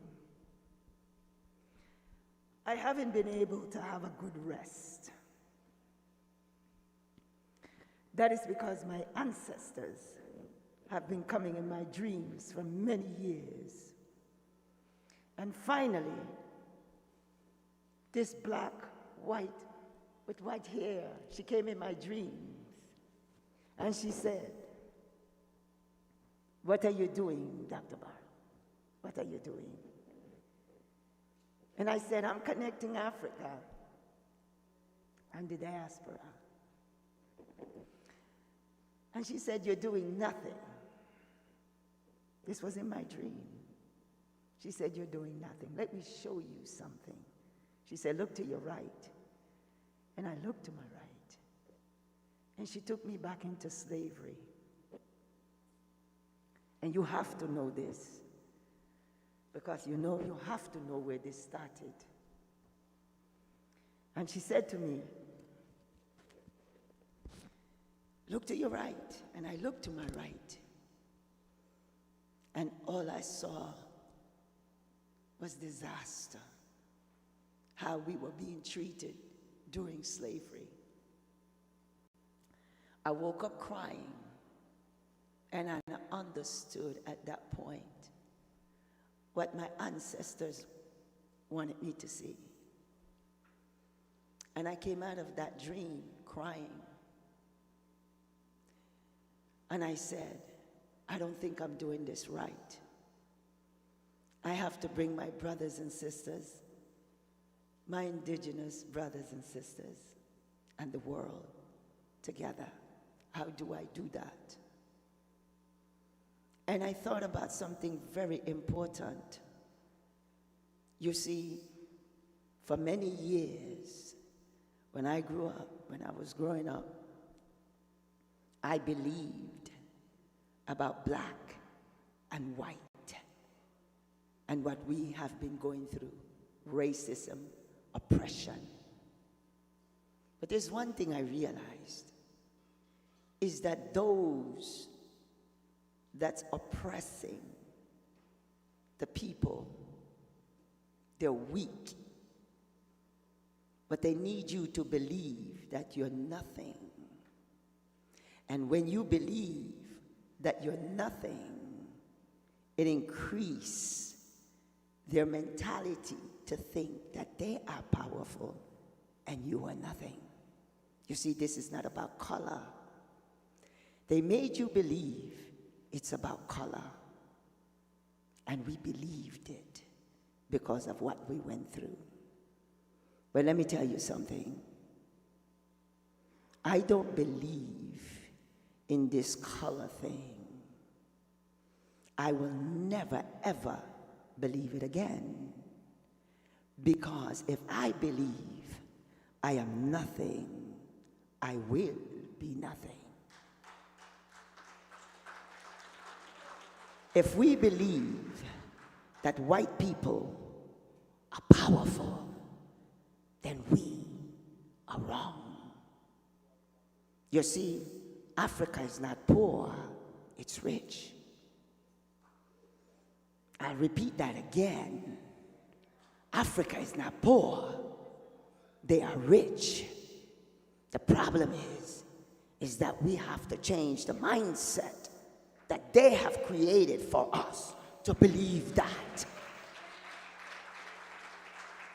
Are you listening to me? We are believing something that is not truth. And because of that, we are where we are today. Europe is poor. The whole of Europe is poor. That's why they are in your land. They are in your land because your mind is poor. They train you, they have taught you that you're nothing and they are something. It stops today. The world, are you listening to me? It stops today. When you complain about your children should be in the best of school, then build it. Because no one that hates you and think of you of nothing will build a school to teach you to override or become more powerful than they are. It's you, it's not them. It is you that's believing what really doesn't exist. And if we keep believing that, then we will be where we are today. So the message to Africa, the message to Latin America and the world, we are rich. We are rich. And we have to understand something. As we continue to allow those that still oppressing us, we talk about slavery as though it's the past. We talk about colonialism as though it's the past. It's still here. It is still here. Are you guys listening to me? It's still here. It's not the past. It's the now. It's just sophisticated, and you can't see it. So now what we're getting ready to do, this vision came to me this morning as I was driving here. And the vision is this. Now we have to have the reconciliation between the indigenous, to reconcile with each other. Because you're fighting with each other, but don't understand this is spiritual. We have to get back on track. And as of today, we're getting back on track. Give applause to my indigenous brothers and sisters, the youth and Africa. Thank you very much. Vamos. Bayete. Say it like you believe it. Freedom. Freedom. Now. Thank you very much.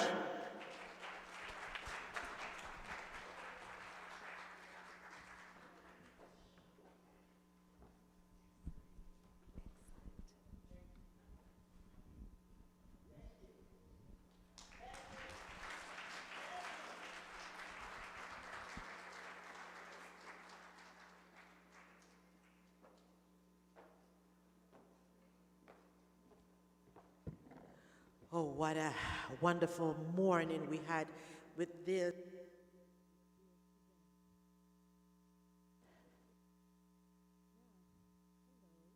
Hello, thank you. After this, we need to just give thanks to all of you to be here this morning. And we want to especially say thanks to all the speakers who will be here, Dr. Julius Garvey, Dr. Agatha William, and King Edmund Paki Silva Jr. And we have something good waiting for us outside.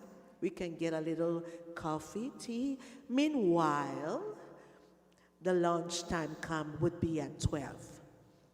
So don't go too far, stay around, because we will be continuing with more joy, with more happiness, with more confidence. Ladies and gentlemen, thank you to be here this morning. Keep walking, keep doing, keep enjoying us.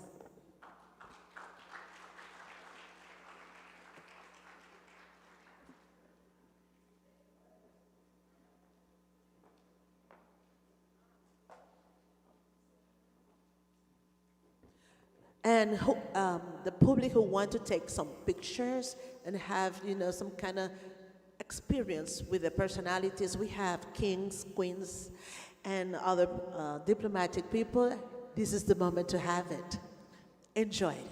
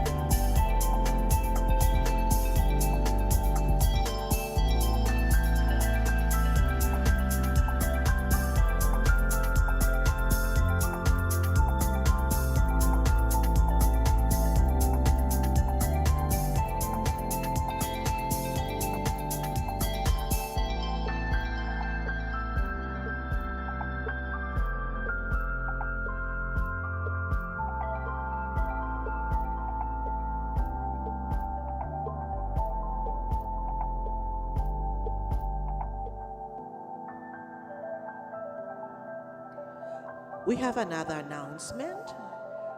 To the guests of this event are invited to go to the restaurant Art, who is in the PB floor, to have the lunch.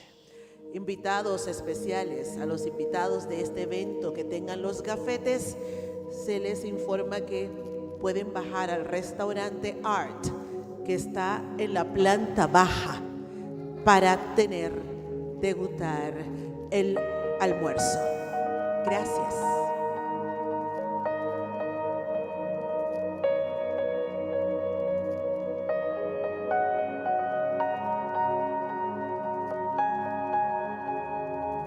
And the devices you get to can understand the speeches, please leave it at the table. The devices you received, put it back, leave it there at the table. Los equipos que les entregaron para la traducción, por favor déjenlos en la mesa. Gracias.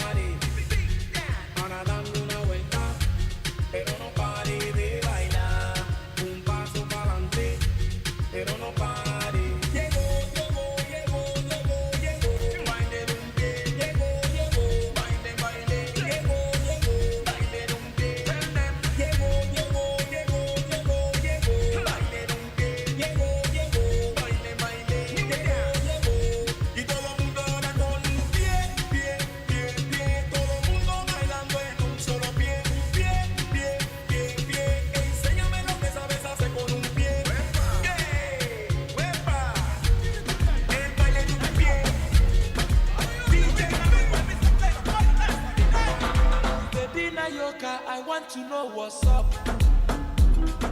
Your honey party, man, number one in town. If you cooking and cook up, begin and cook. Anywhere she enter, baby, they must casala. Hey, hey.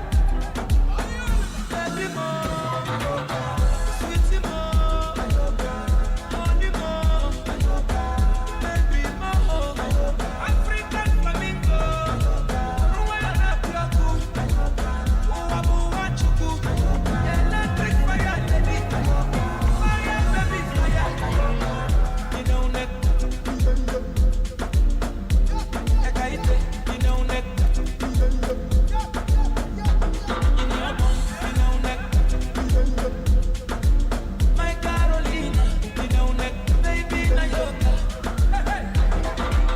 Medina Yoka, Ashobodo Ibo. Indianapolis, Miami, Conefe. Gucci, Prada, designer, corner, yeah. Anywhere she enter, baby, they cause casala. Baby, more, sweetie, more, money, more, baby, more. African flamingo, Rwanda, Pioco, Uwabu, Wachuku, electric fire, lady, fire, baby, fire. You know,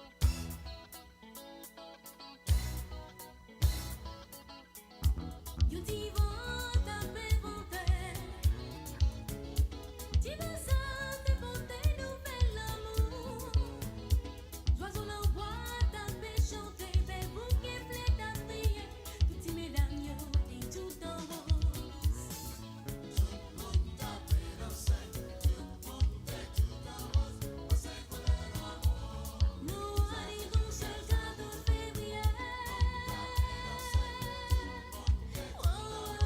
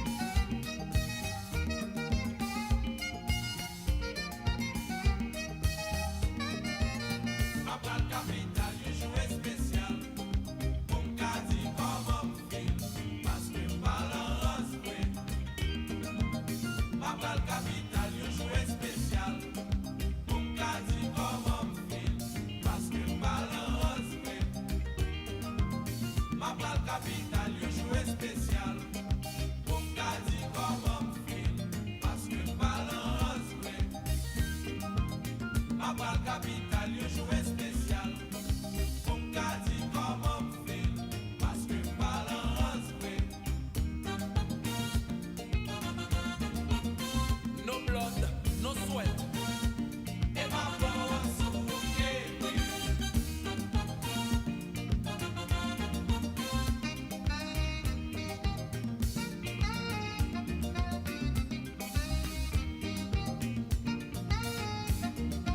Mais ça sont bon bon bon.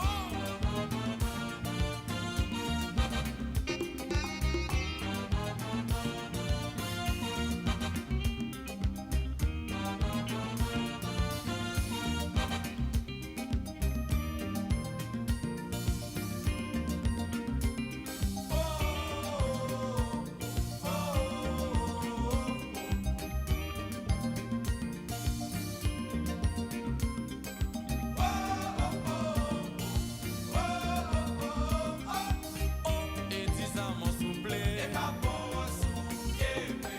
Oh, maman Bemba. Et pas bon à souiller. Fito Martial, il n'est que beau. Et pas bon à souiller. FT et papa, ça c'est l'injustice. C'est pas nous faire sida.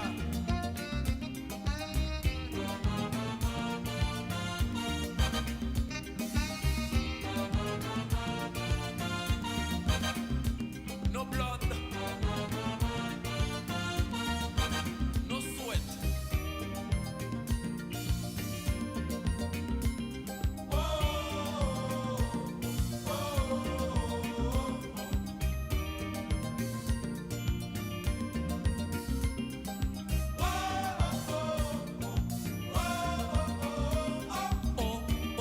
Oh, journaliste. Et pas bon à souiller. Oh, étudiant. Et pas bon à souiller. Oh, travailleur. Et pas bon à souiller. Oh, tout haïtien. Et pas bon à souiller. Mes amis, fin avril. Et pas bon à souiller. Oh, René Como. Et pas bon à souiller. Red Price, Chopin Laurent. Et pas bon à souiller.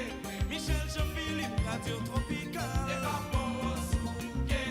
Moun Brooklyn, Jean-Lucien Banou Guinée pour nous tendre. Et pas bon à souiller.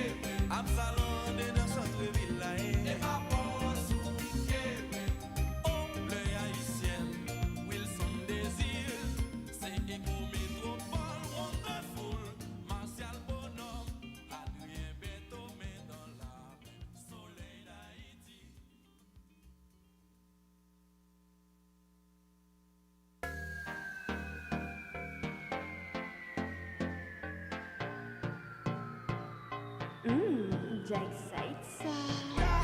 Baby girl, you the light of my eye. You the blind me like sun rays. And your love is overflowing, telling me what more can I say? So deeply, you're the only one that gets me completely. 24/7, till I feel you Monday to Sunday. Child, like any like love, you don't make me the high and the happy and the proud. Girl, I can never have it any other way. And that's the reason why me gotta say I'm officially down. When your love for me is so crazy, I'm officially down. The way you loving me is blinding me. I'm officially down. Baby, this is no democracy. I'm officially down. The only way I see, the only way I look. Me, I don't really care what's in all this people in the talk for your matter. Me and you, the bulletproof vest, you know, say nobody bada bada. Love is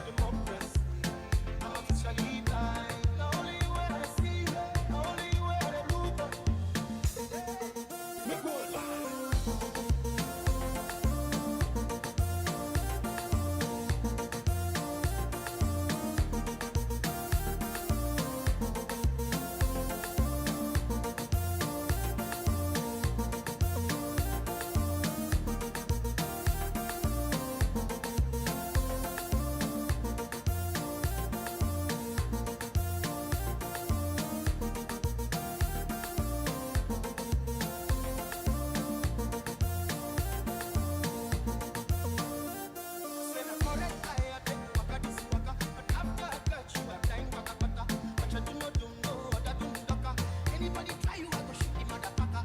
Never blessing, you amazing, you a blessing. Heaven sending, complimenting, and your loving, rudimenting. No matter, and that's the reason why me I say I want to study.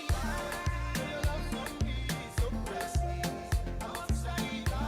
The way you loving me is blinding me. I want to study. Baby, this is no democracy. I want to study. Only you wanna see, only you wanna move. I want to study.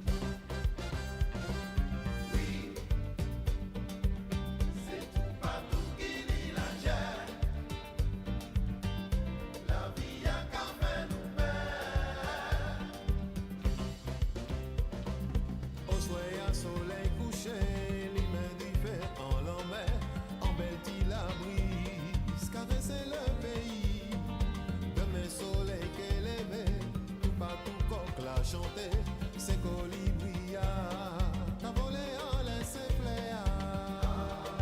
Sous la terre, tout est pour sentir nous caillou.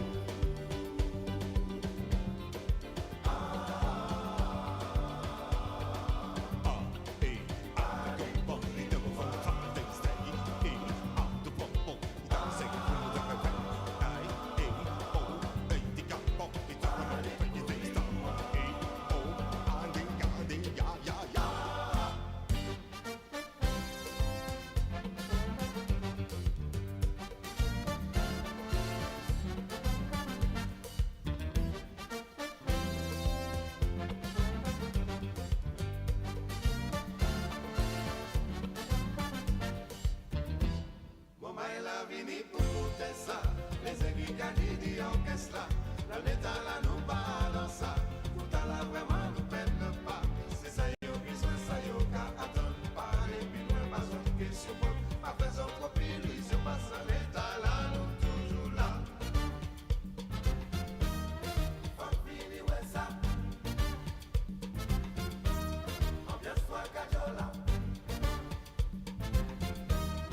Fuck really what's up? Cajola.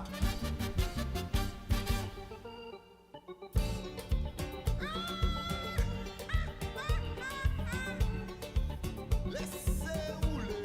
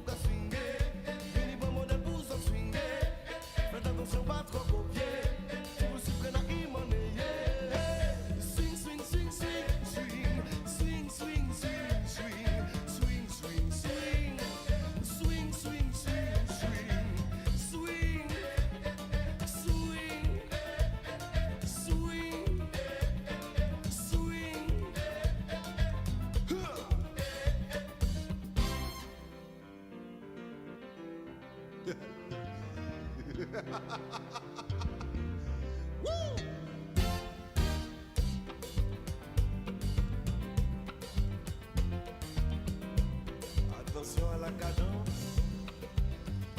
Julio. Mwen ka mache, se nouvan mwen ka we.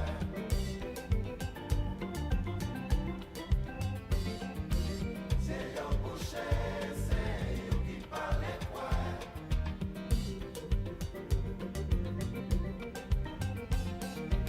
Mwen ka mache, se nouvan mwen ka we.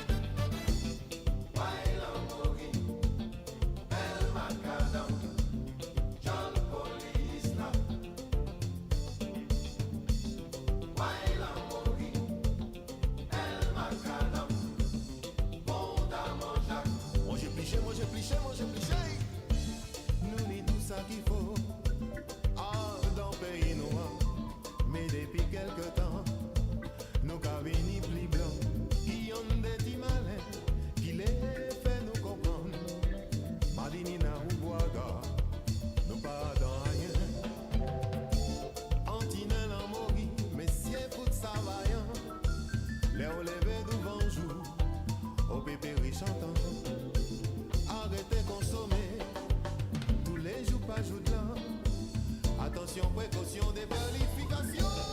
Baila mori, belle macadam, John Police là. Dis-moi ça qui qu'a mangé. Baila mori, belle macadam, bon à manger. Moi j'ai piché, moi j'ai piché, moi j'ai piché. Faut nous comprendre aujourd'hui. Tout ça nous est venu. Faut dire mamie merci. Fait qu'on a ribouillé. Arrêtez importer toute cochonnerie qui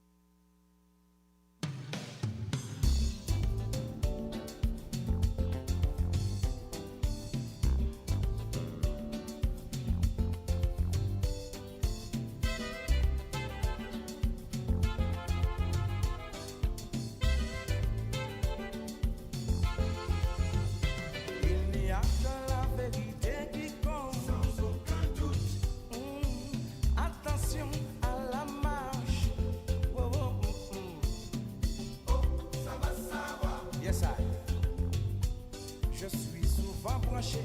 Capital, je vais peut-être gagner des millions. J'ai dit peut-être. Et si tu peux, vis ma vie. C'est mon choix. Si tu veux, ça se discute. Sur cette planète où le voyage, c'est explosif. Oh, oh, oh, pas d'accord, pas d'accord, pas d'accord, pas d'accord, pas d'accord, pas d'accord. On va faire le match dans une zone interdite. Aïe la vie, ouais. Aïe la vie, ouais. Aïe la vie, ouais. Aïe la vie, ouais. Aïe la vie, ouais. Aïe la vie, ouais. Aïe la vie, ouais. Je regarde la télé comme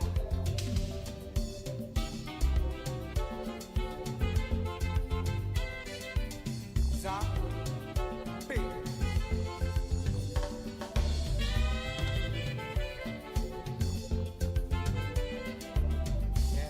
la vie, ouais. Aïe la vie, ouais. La vie, ouais. Mi la vie. Aïe la vie, ouais. Sans peu pour moi. Aïe la vie, ouais. Mon corps oublié, tu dis. La vie, ouais. Mon corps levé, puis tu dis. Aïe la vie, ouais.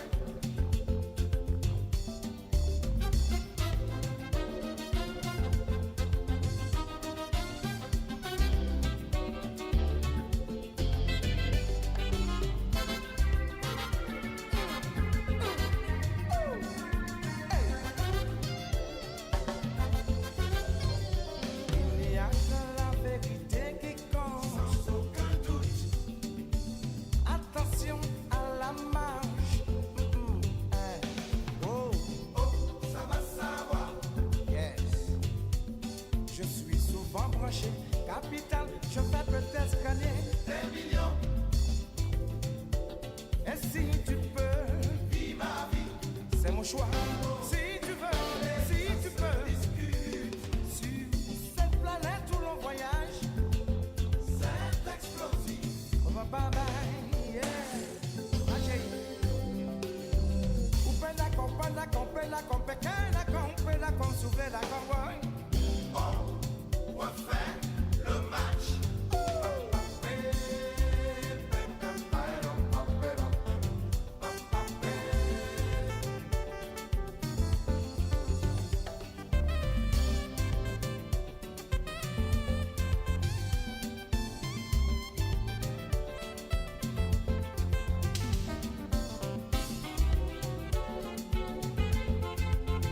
À la douce.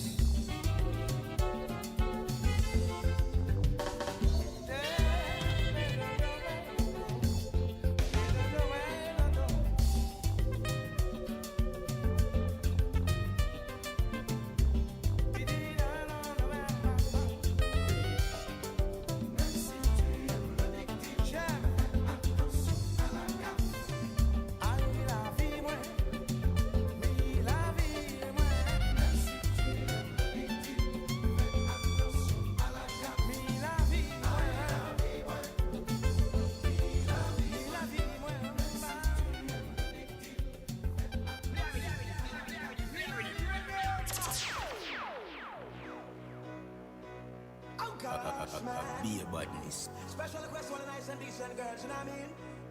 Russian, tell them I no one alone. I no 3, I no 4, I no 5, I no 6 girls shine in the line. Some I wait, some I skip, and I listen up to your sweet lyrics. And I no A alone. I no B, I no C, I no D, I no F girls. Say me a the prince, them a me princess, me a the king, them a me empress. Me want know where me go, make them a cry over me. So ask them where me go, make them a cry over me. So hey, what? Sing it on a dance hall rhythm. What you ma do? I no feel me regular type of thing. Well, sometimes I DJ and sometimes I sing. Yeah, me full of style and I know one type of thing. Girls love me enough like the ink on my skin. Boy, I criticize, but it's an African thing. And I no laughing, I no show off thing. But trust me and believe when me talking, say I no one alone. And I no 3, I no 4, I no 5, I no 6. Girl, back up on the stage, so live in the front door. And all I want, me love you no A alone. And I no B, I no C, I no D, I no F. Well, 100% when I time for the test when me work. Yeah, say me impressed. No one know where me do. Make them a mad over me. So ask them where me do. Make them a cry over me. So well right now me roughing up the rhythm, don't disturb me. Me and the girls don't disturb me. Ooh, them feeling lonely and them need singing lyrics and melody. Russian build a one that just feel like the slave. Some are Spanish and some are speak Chinese. No Russian coming from the country with a car load full of weed and a fat white ladies. Stay on the phone right through, can't make Bobby stop me. If them ever catch me with this funny news, mommy watch me. So me can't make them catch me. So me say anything me ready. Ready for the road, if you play with my phone, it is deadly. Straps overload and you know, send me aim ever steady. So don't play with the code, cause you know we not afraid of nobody. We not afraid of nobody. You hear me? I got a mill on the front and some keys on the back. Squad you take your money if you not take no shot. I got a mill on the front, keys on the back. Stop and lock up, ooh, your favorite need that. I got a mill on the front, keys on the back. Bribe me way out of my strategy that I got a mill on the front, keys on the back. Push come to shove me, just run left that when I'm coming from the country. Only thing about me mind, I be reach down and make me delivery. Me I say them have a roadblock, but you know me, I'm a pilot slippery. Can't get too jumpy, you have to come only clown get jittery. Jailhouse the fit to me. I got a mill on the front and some keys on the back. Squad you take your money if you not take no shot. I got a mill on the front, keys on the back. Stop and lock up, ooh, your favorite eat that. I got a mill on the front, keys on the back. Bribe me way out of my strategy that I got a mill on the front, keys on the back. Tantoli, big woman, tantoli.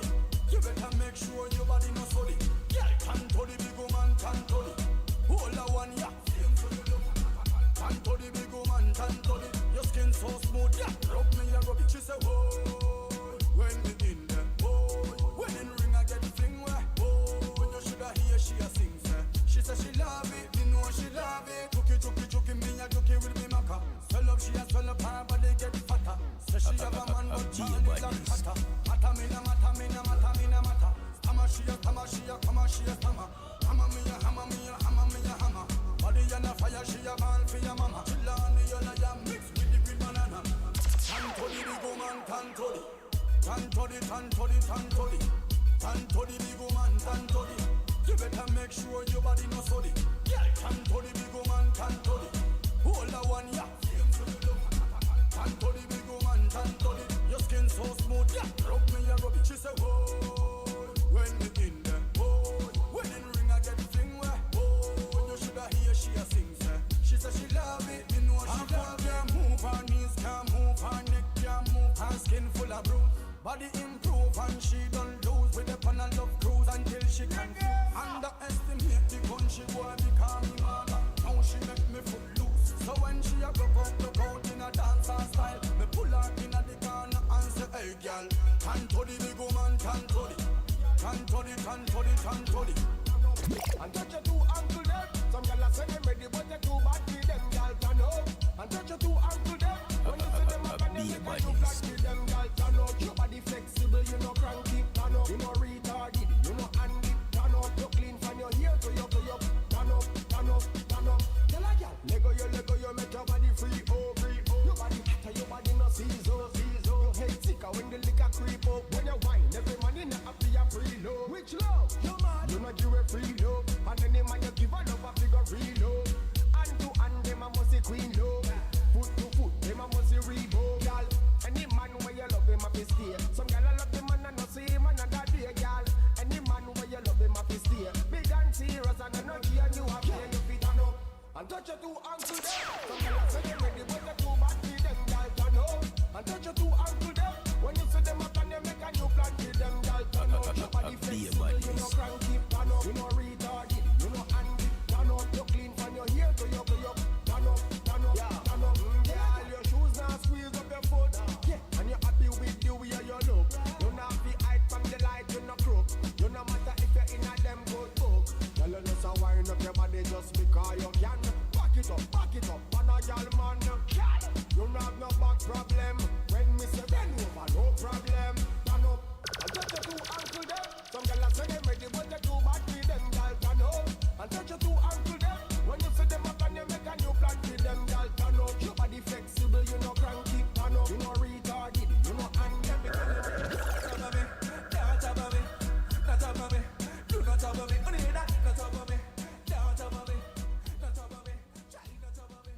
Well, we announced that in a few very short moments, we'll be starting the next forum.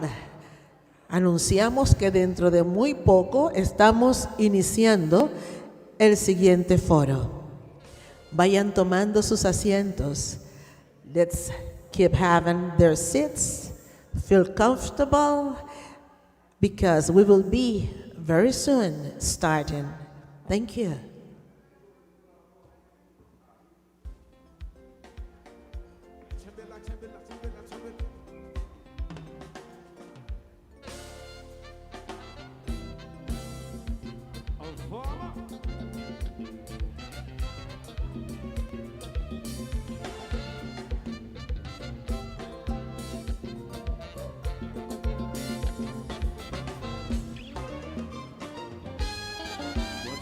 La pluie tombée, que les hommes calavés, gardez ta pays privé, bagage s'arrête, passez, bonne passez, oh, quittez la belle des Antilles, vous dansez plus au calme des Antilles, vous que faille ta tout massi, nous voyager, nous à l'autre pays.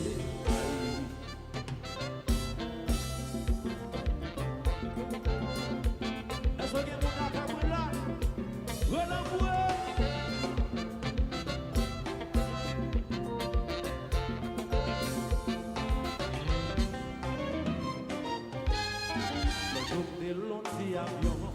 J'ai fait le tour du pays, oui, crier tellement saisi, pays à vie et inhabité.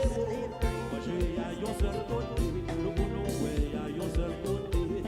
Mais pour carte d'identité, c'est pas ton poste obligé de monter. Pays a des problèmes, ouais de chercher problème. Moi j'ai le problème. Vous pouvez la marcher.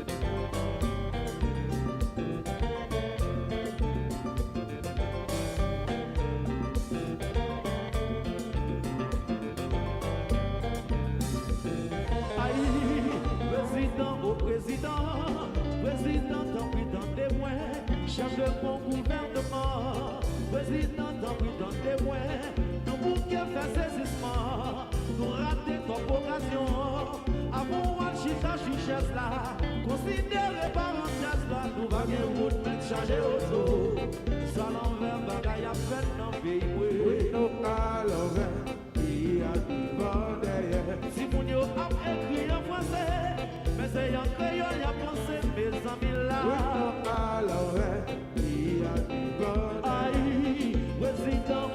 Bueno, estamos muy prontos a empezar. We will be waiting, but we'll not be waiting that long. We will be in 1 minute starting the forum.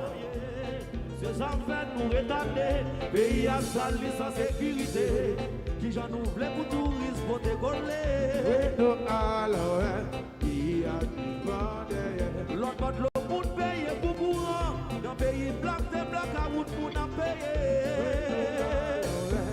Oh, éternel, si on veut bouillot,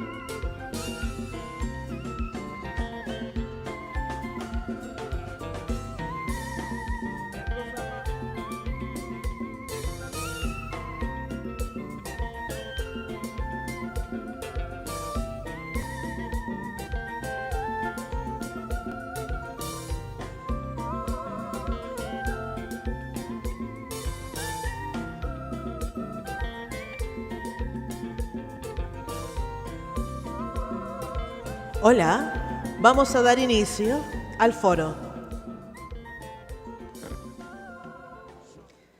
Muy buenas tardes. Good afternoon. Welcome, each one of you, to another wonderful event. This moment will be the forum talking about slavery, colonialism, and the transatlantic commerce. Bienvenidos todos al segundo foro del día. Aquí vamos a estar hablando sobre el tema de esclavitud, colonialismo y el comercio transatlántico. Sin más previos y sabiendo que esto está organizado por la Cámara de Comercio Global de la Sexta Región, and explaining again that these events are organized by the 6th Region Global Chamber of Commerce.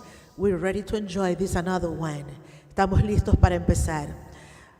That is why I'm going to call to stage Dr. Melida Harris Barrow, who will give the first words to this another forum. Vamos a invitar a la doctora Melida Harris Barrow para abrir este segundo foro que está hablando sobre este nuevo tema. Recibámosla con un aplauso. Give her a round of applause.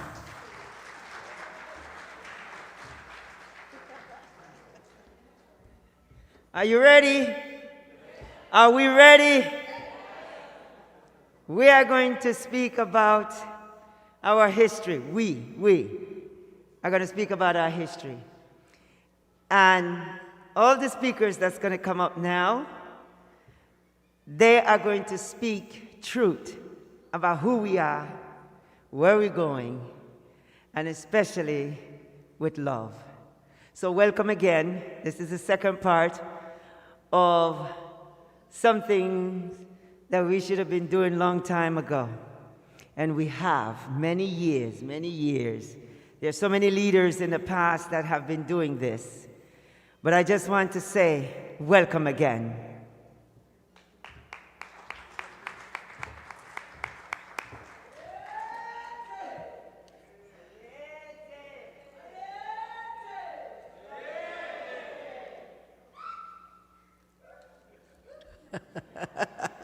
That's happiness, definitely. We're enjoying this commitment. Well, the first personality who is going to be sharing with us today in this forum is Prince Ermias Selassie. He born 14 June 1960 in Addis Ababa. Is the only son of Prince Haile Selassie of Ethiopia and Princess Mahisent Hapte Mariam. He is the grandson of Emperor Haile Selassie of Ethiopia and furthermore of Dijatsmach Hapte Mariam Gibre Lixia Biher, the heir to the former Wiliga Kingdom of Liga Nagamed, and later served as governor of Wiliga province. Currently, the prince is the ninth in the line of succession to the vacant imperial throne. Ladies and gentlemen, Prince Ermias Haile Selassie.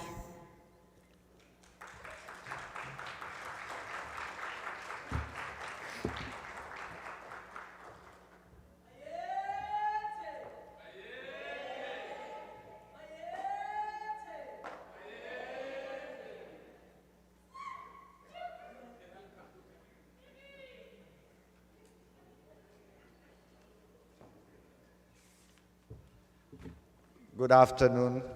I hope you enjoyed your lunch. I must say I have felt very welcome since arriving here yesterday late afternoon, and I so much enjoyed listening to such powerful speakers this morning, and learned so much. And I'm looking forward to also learning more in the coming days and spending time and getting to know more of you. So I've written a little reflection entitled Colonialism and the Unfinished Road to Freedom. So I will start by extending greetings to the ladies, gentlemen, and distinguished guests. And I'd like to also thank the organizers of this conference for giving us the opportunity, on behalf of my wife and my friends here, for sharing this wonderful forum with you. I've been very privileged in my life to have traveled quite widely, and I'm very happy to be here today to speak with you on some of the reflections I've had. And this trip has been no exception. I know little about the people of Panama and their culture, and I'm looking so much forward to learning much more. I'm grateful to be here to participate in the ongoing process of reuniting Africa with its diaspora. I'm especially grateful to collaborate with my fellow Nigerian, Congolese colleagues, representatives of their traditional institutions on our wonderful continent in Africa. This is a unique opportunity to discuss with you the history of colonialism and the challenges of decolonization. My country, Ethiopia, is unique in the struggle against colonialism. We have maintained our independence and sovereignty in the face of the scramble for Africa. The brief years of Italian occupation at the start of World War II were the trigger for a greater awakening across Africa and throughout the African diaspora.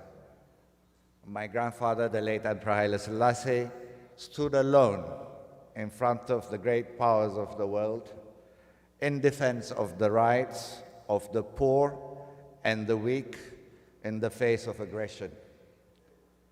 As the scepter of war looms today, his words still have so much meaning to the world, more than ever before.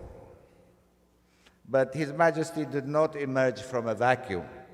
He was only the latest in a long and proud line of Ethiopian resistance against foreign aggression in the 1850s and the 1860s. The Ethiopian Emperor Tewodros II had reunited our country after generations of chaos. He's best known today for his angry response to the perceived snub by Queen Victoria II, recklessly proving a British military response.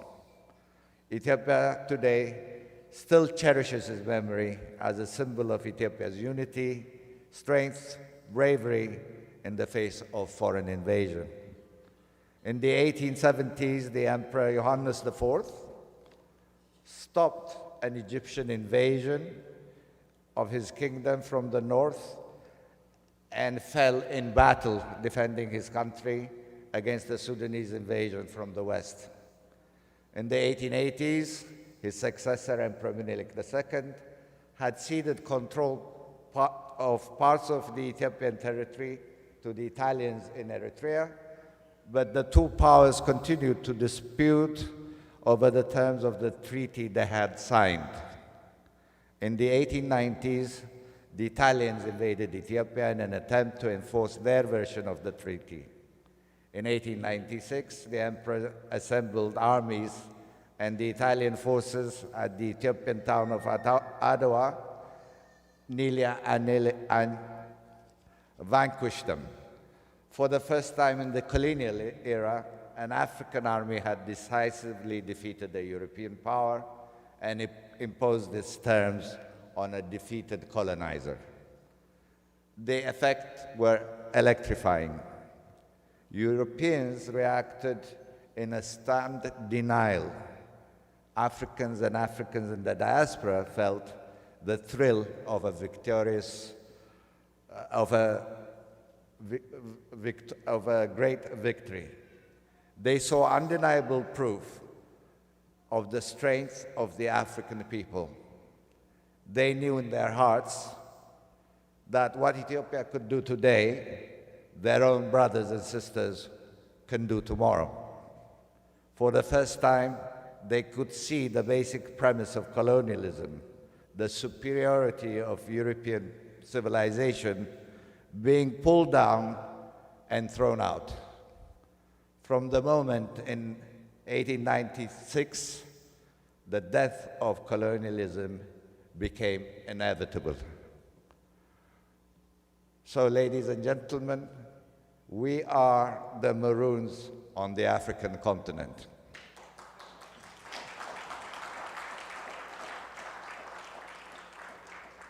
This victory not only preserved our nation and our immediate Ethiopian family, but our neighbors, our cousins in the Horn of Africa were unable to preserve their own freedoms. Eritrea had been an integral part of Ethiopia as back far as the Aksumite Empire over 2,000 years ago.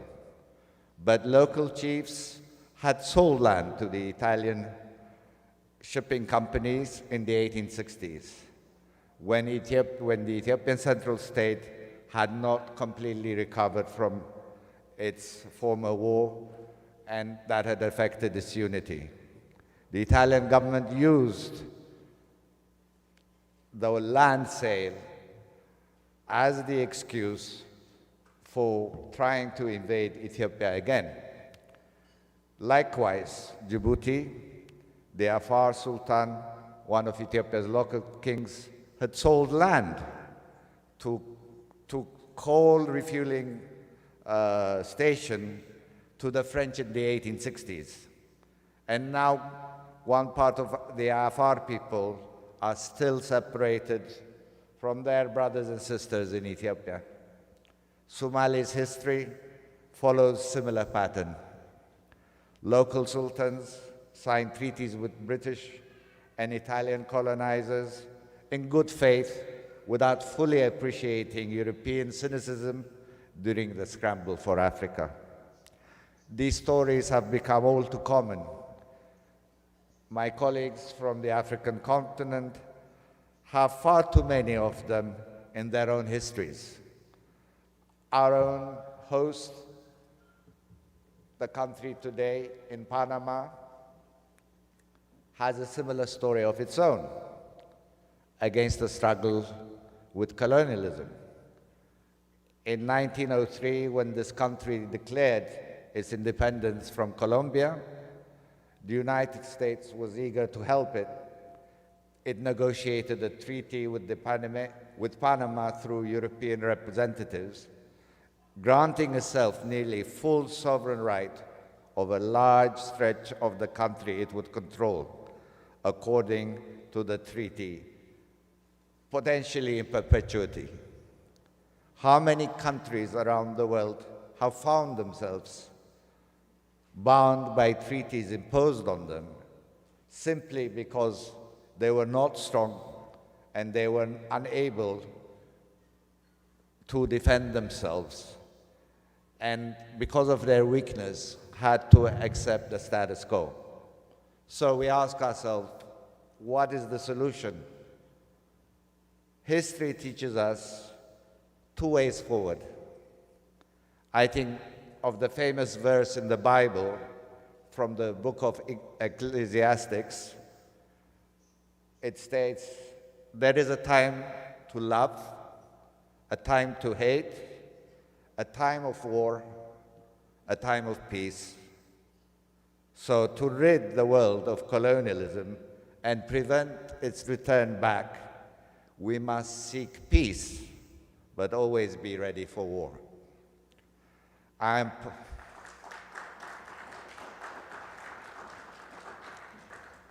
am proud of my country's role in this process. We have been central in the armed struggle What Emperor Menelik began at home in the 1890s, His Majesty Emperor Haile Selassie continued it at home in the 1930s and abroad in the decades that followed. Nelson Mandela's military training was from the Ethiopian imperial government's support in the 1960s. And he used Ethiopian diplomatic passport to travel throughout Africa as he was following up his cause. And it was my grandfather's government that led the way in using its military to keep international peace. When the Belgians mismanaged and delayed their withdrawal from Congo, it was the Ethiopian imperial troops who were sent to the United Nations for intervention in the 1960s. Ethiopia also has been very central in the search for peaceful solutions through collective security. His Majesty had brought Ethiopia into the League of Nations in the 1920s, even when many conservative Ethiopians were very suspicious of greater engagement with the outside world. The League's promise of collective security failed, but membership in it gave us a moral authority, a stage on which to stand before the world and make that failure plain, and make that failure very plain for the whole world to see. Ethiopia was a founding member of the United Nations in 1945, and we continued that legacy at home, being leaders in the formation of the Organization of the African Unity in 1963, which we proudly host in Addis Ababa, the capital of Ethiopia. Today it seems that the struggle against colonialism is over. Ethiopia still remains unconquered. Nigeria is free. Congo is free. Apartheid has ended. Africa seemingly belongs to Africans. But we must not remain complacent. This is not total victory. It is only a first step. We have decolonized the continent. We have decolonized our countries. We must now decolonize our minds.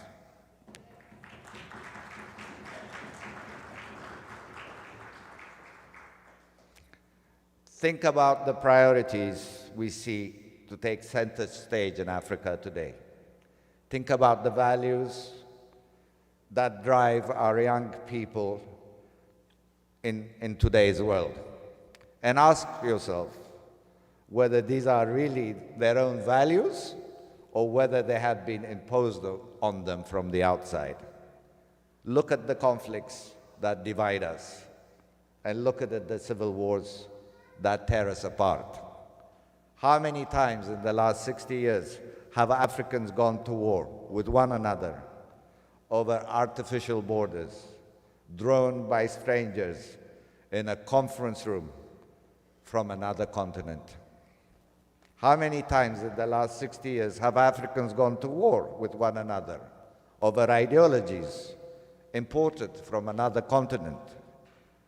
Consider the Cold War. All across Africa, our nations earned freedom from colonial powers and yet did not have even a minute of peace. The world's opposing powers armed our guerrilla movements and prolonged our internal conflicts for decades to win one more pawn in the international chessboard. We need to free ourselves of the vestiges of these failed ideologies. Consider our wars over natural resources. All across Africa, our governments have failed our people in the drive for resource development. Yes, oil, precious metals, minerals have raised to some extent the standard of living of millions of Africans, but too often reliance on these resources has proven to be very dangerous addiction, enriching a very corrupt and small elite at the expense of institutional and infrastructural development.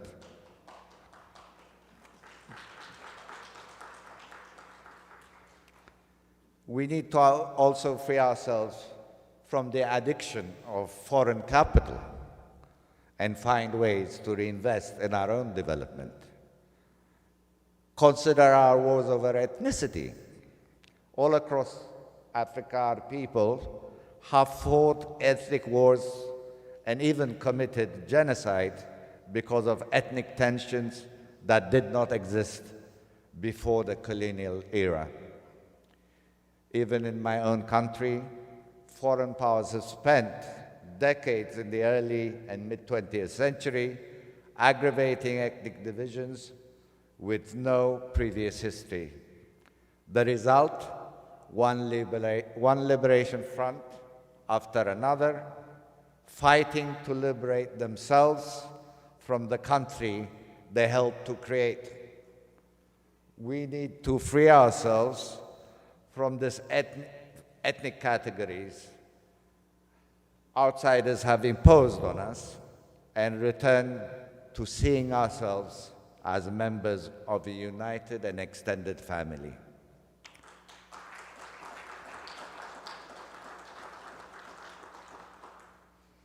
This process does not happen overnight.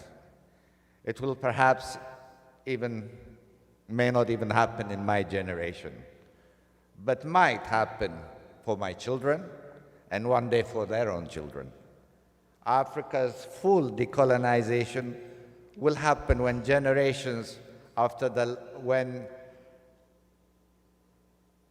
Africa's final decolonization will happen generations after the last foreign flag has left African soil.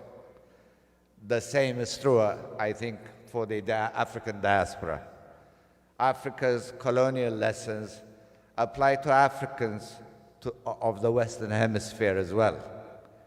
The organizers of this incredible conference here today have called this a journey of reconciliation. I have thought about it, and I think for me that reflection has been one of also understanding and atonement. Because for reconciliations, those two are great pillars that don't contradict it, but become supporting pillars. This week's guests are proof that this journey has already begun. Our distinguished guests here are what remains of Africa's iconic traditional structures that have been passed on from one ancestor to the other. My grandfather, my uncles, my cousins, and I have all built deep ties to the Rastafarian community in Jamaica and throughout the Western Hemisphere. I hope to be meeting with the Rastafarian group later this week to speak about the deep ties between the Rastafarian diaspora and the Ethiopian Orthodox Tewahedo Church. We might dismiss these things and say they simply are historical curiosities, symbolic but nothing more. We could simply congratulate ourselves and feel good about the friends that we have made, the trips we have taken, the messages we have spread, and then do nothing more. But that is an abdication of responsibility.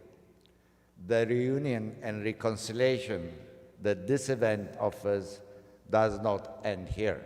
It must begin here. This week is an ongoing and never-ending process. So what comes next? What is the next step in this process? First, we must always remain vigilant and ready to replace ourselves. Our monarchies,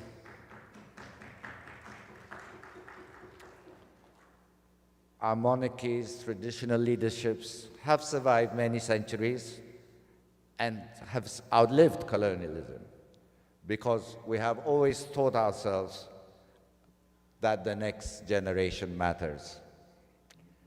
We have always paved the way for the future with knowledge of our past. Second, we must build more ties like these, like the ones we're going to be building this week. Africa's traditional institutions must always reach out to their colleagues in the diaspora, to their brothers and sisters, and must always reinforce that support with one another and with those at home. We should build these events in Kingston, in Sao Paulo, in Lagos, in Kinshasa, in Addis Ababa. Why not? We must constantly work to reinforce the ties that bind us together. We must also remember that colonialism was built on false history. It was built on the claim that Africa was bereft of culture, bereft of civilization. Africans in the diaspora, and indeed Europeans and Americans of all ancestries, have been taught for generations that before the colonial era, Africa had no history at all. But in Africa, we've always known that that fact is not true. The history of our people, those that are amongst us today, the history of the Emir of the Bauchi and his people proves that is absolutely not the case. The history of the Oni of Ife proves the same thing. My own family's history also proves that this is undeniably false. Now we must teach each other these histories to the world, to a younger generation. Education is the key. We must harness the power of Africans in diaspora, indeed the large African diaspora throughout the world, and make sure to focus their resources to reach greater orders of magnitude. Ethiopia's population is now 5 times what it was when I was born. Our efforts to fund our education must therefore logically grow more than 5 times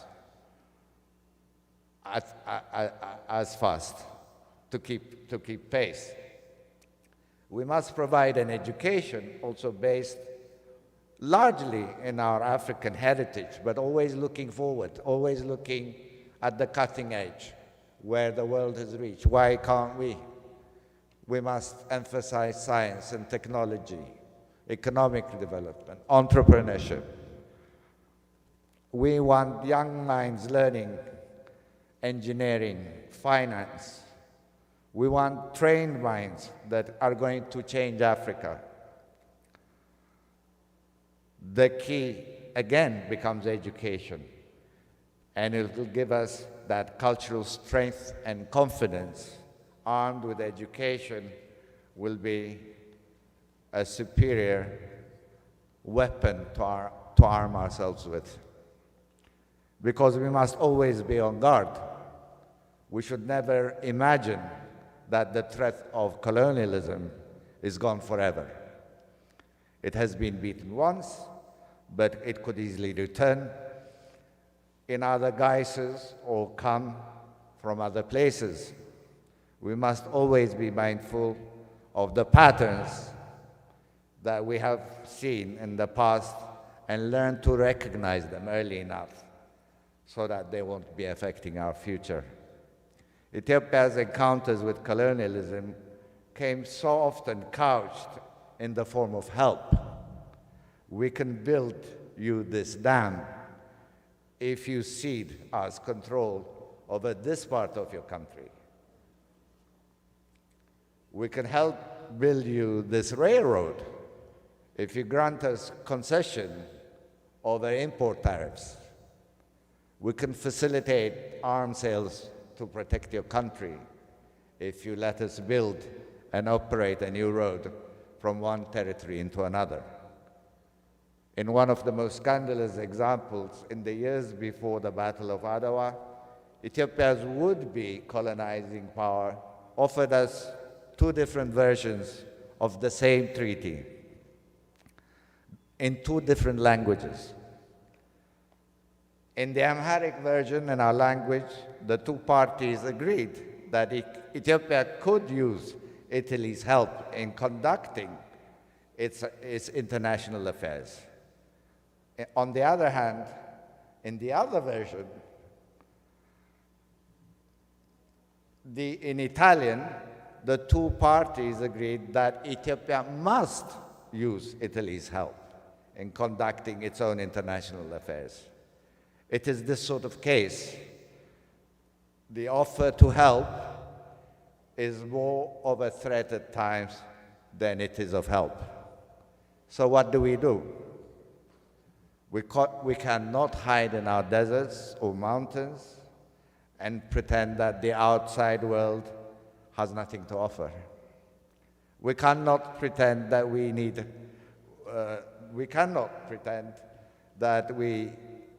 don't need help. This is a wrong kind of pride, one that will ultimately do us more harm than good.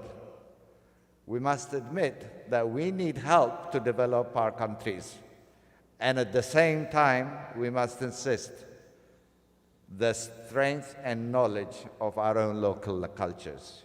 We must insist that we know what's best with what kind of help we need. We cannot afford to let the world tell us what we require. We must insist the help we receive addresses our priorities, not those of the outside world.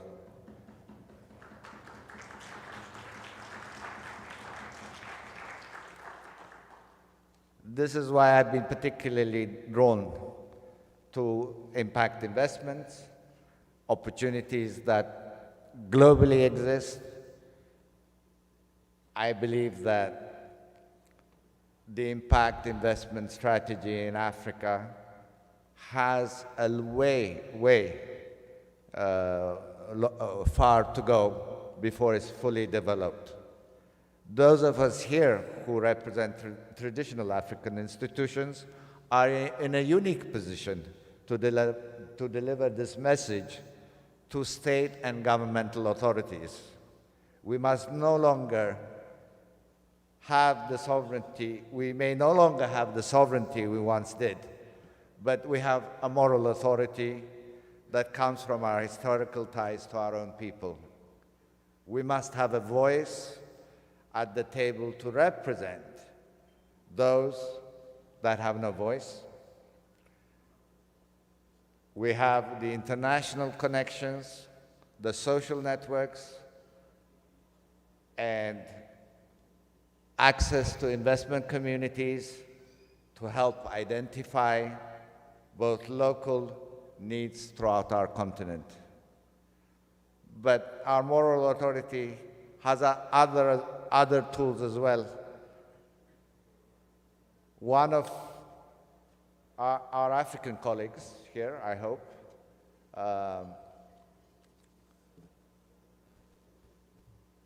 the Emir of Bauchi, whose family had ruled since the 1800s, before the arrival of the British colonizers, stated that they needed to build skills, to have self-reliance, and to preach the gospel of coexistence and tolerance, both amongst the Muslim and Christian communities. All of us can find inspiration in this message. I think the interfaith relations Ethiopia has had over centuries is exemplary. 5 centuries ago, the Muslim expansion threatened Ethiopia's independence. For a time, we survived only by meeting violence with violence. But no one can survive this forever. Ethiopians, Christians, and Muslims found a way to live side by side. Ethiopia's aristocracy found a way to integrate Muslim nobility into its own. My own ancestry is a blend of both cultures and faiths. This is the way it has been for our people to survive, but of late, it is a lesson that sadly is still testing our country. Fellow brothers and sisters, I feel very privileged to share these thoughts with you. I think all the people here have an amazing insights to share with one another, amazing stories to tell, and amazing opportunities to engage, to converse, to understand, and to further share and pass it on for generations to come. I thank you all for this wonderful opportunity, and if I may call Dr. Barrow to come up just briefly, I would be very happy. Thank you very much for listening to me.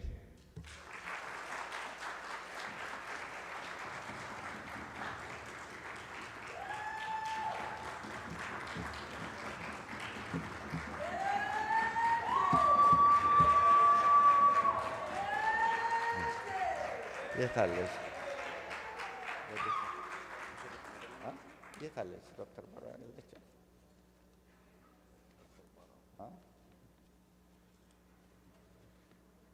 Is somebody close to Dr. Barrow around who can accept something on her behalf?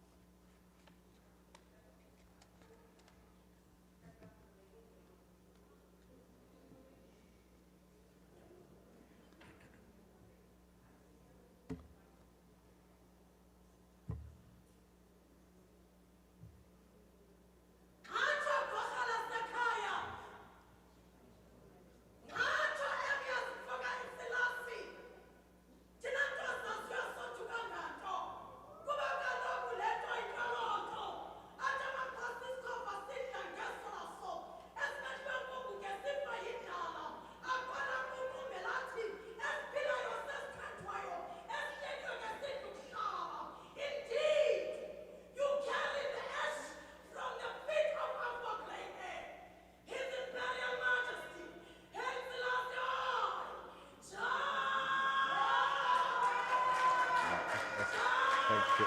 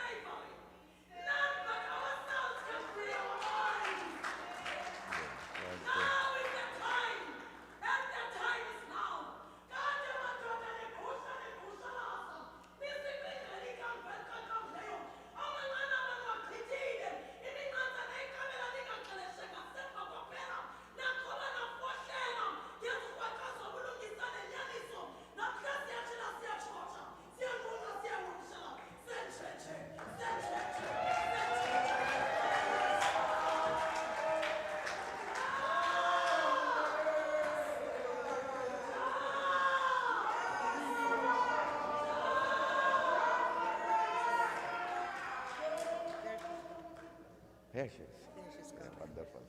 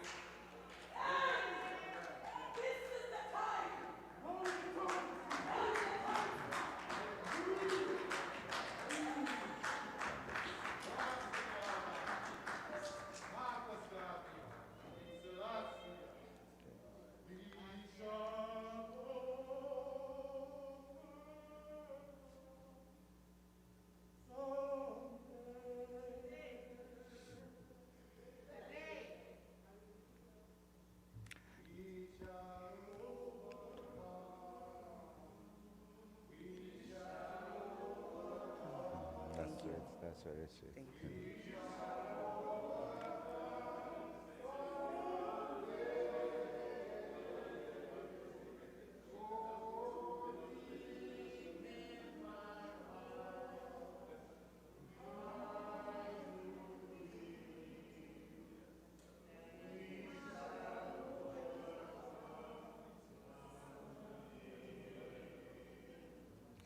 Thank you.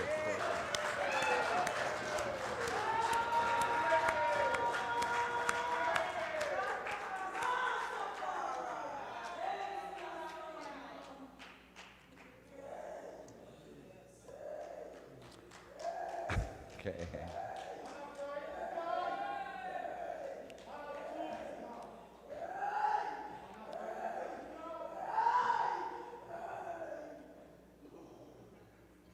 Okay. Thank you. Thank you so much. Thank you. Thank you. Thank you. Thank you. Thank you. Just to commemorate this day and the vision Dr. Barra had to bring us all together, I have a small gift to present to her. I thought it would be appropriate to present it amongst you because this is the space she created for us to share, and I think that's very important. So this is the Lalibela cross with the Ethiopian shawl, and our cross symbolizes basically our collective national identity of a century. So I hope this becomes an inspiration.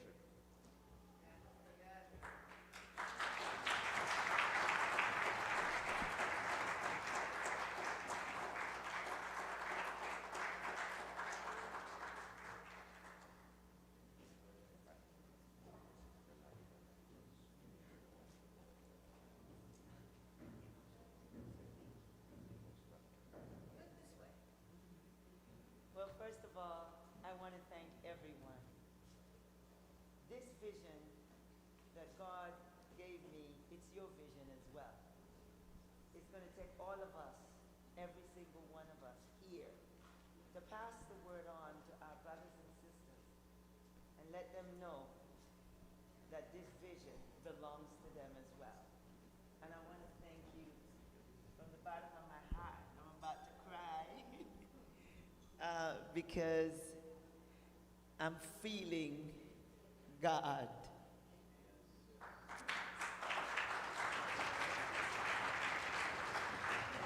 I feel God every day, every minute, every second. But there's something special today to have my brother from Hawaii,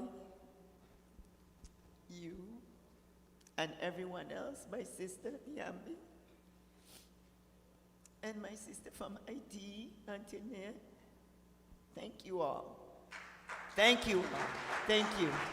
Thank you very much.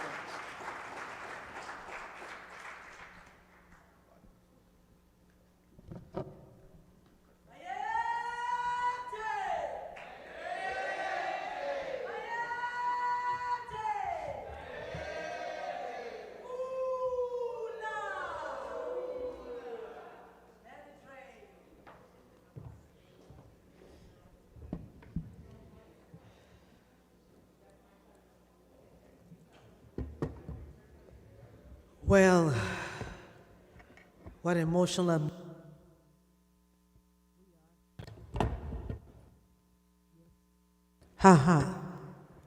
What emotional moments we are living in this day, in this wonderful and beautiful day. Well, we keep going because there are more coming. And now I have the pleasure to bring up on the stage Dr. Gersan Joseph. Ahora tengo el placer de invitar al escenario al Dr. Gersan Joseph. Tiene un doctorado en Ciencias Económicas y Empresariales, catedrático de la Facultad de Economía de la Universidad de Panamá, Fue invitado recientemente para dictar conferencias en la Escuela Superior de Administración Pública en Medellín y la Facultad de Ciencias Contables, Económicas y Administrativas de la Universidad del Cauca, Popayán, en Colombia. Tiene varias publicaciones producto de su gran y difuso interés por la investigación. Es miembro del movimiento social afro-panameño. Damas y caballeros, ladies and gentlemen, Gersan Joseph.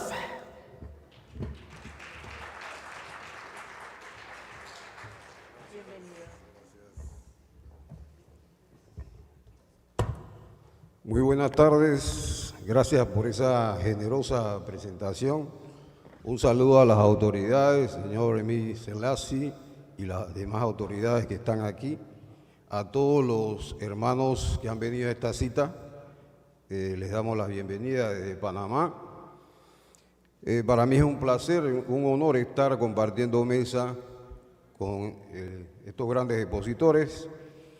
Mi exposición va a ser un poco más académica, pero comparto algunos elementos que ha presentado el señor Selassie. Yo soy profesor de la Universidad de Panamá, soy economista y creo en la educación como factor de desarrollo. La educación es la clave, pero también construir redes de cooperación y de innovación tecnológica que permitan que nuestros hermanos que están en una condición de mayor pobreza podamos ayudarlos y ayudarnos. Así que este es un proceso que inicia desde ya, pero que también estamos dispuestos a colaborar en este proceso. Como miembro del movimiento social afro-panameño, quiero comenzar con una poesía de nuestro hermano Carlos Cubena Guillermo Wilson, y con esta poesía quiero hacer el puente con la exposición que voy a hacer. La poesía se llama Eco Ancestral. Desde el Atlántico al Caribe, escucho el eco de los niños bozales, náufrago de los barcos negreros que violaron costas africanas, pobladas por yorubas, congos, mandingas, achantis, angolas, ararás, carabalíes. Desde el Atlántico al Caribe, en las carabelas y las chozas, escucho el eco de las criaturas ultrajadas, náufragas en las hamacas libidinosas, manchadas por los ríos caudalosos que emanan de embriagados adúlteros. Desde el Caribe a tierra firme, escucho el eco de las piezas de indias, náufragos en los verdes cañaverales, inundados de sol, aguaceros y sangre, por los latigazos de la Inquisición.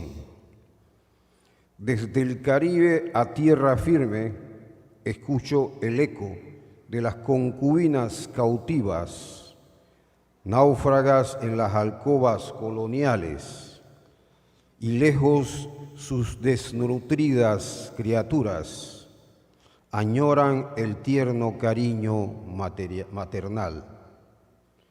Desde Portobelo a quilombos de palmares, escucho el eco de los castrados y los ahorcados, náufragos en los mares de ordenanzas y cédulas usurpadoras de libertad e identidad, glotonas de palenques y cimarrones. Desde Anahuac a la Patagonia, escucho el eco de las abuelas cocineras, náufragas de humos fogoneros, ajenos, esas agonizantes ancianas negras, huérfanas de nietos cariñosos. Desde Balboa a Cristóbal, reinos del Gold Roll, escucho el eco de los canaleros, condenados al Silver Roll, náufragos en el caudaloso Chagres, sepultados en los derrumbes de Culebra, sí, perdonados por los verdugos anófeles. Desde el Niágara al Mar del Plata, escucho el eco de los cocolos, mayates y chombas, náufragos en los laberintos de culturas babélicas, extrañas a las almas sedientas del purificador Nilo y del amparo de Obatalá, Yemayá y Ogún y la sombra de Baolat, frondoso, y del abrazo de los antepasados en las cumbres del Kilimanjaro. Desde el Atlántico al Caribe, desde el Caribe a tierra firme, desde Portobelo a Quilombo de Palmares, desde Anahuac a la Patagonia, desde Balboa a Cristóbal, desde el Niágara al Mar del Plata. Desde. Gracias. Pasamos a nuestra exposición. Tenemos un soporte en PowerPoint y, bueno, soy panameño, no hablo inglés, así que me perdonan los que hablan inglés. Hay una traducción y quiero decirles lo siguiente. Este encuentro, esta gran idea de compartir nuestras experiencias, yo creo que es una importante iniciativa. Y comienzo por el encuentro, hoy 19 de mayo del 2022, la vista satelital de nuestro país.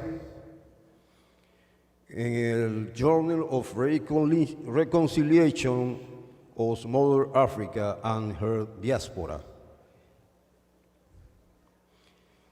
El trato deshumanizado que provocó la descivilización de los africanos esclavizados en América ha generado que se expresen en exclusión social, pobreza, estigmatización, desprotección, prejuicio, invisibilización, falta de titularidades, entre otros perjuicios. En la pantalla ustedes pueden ver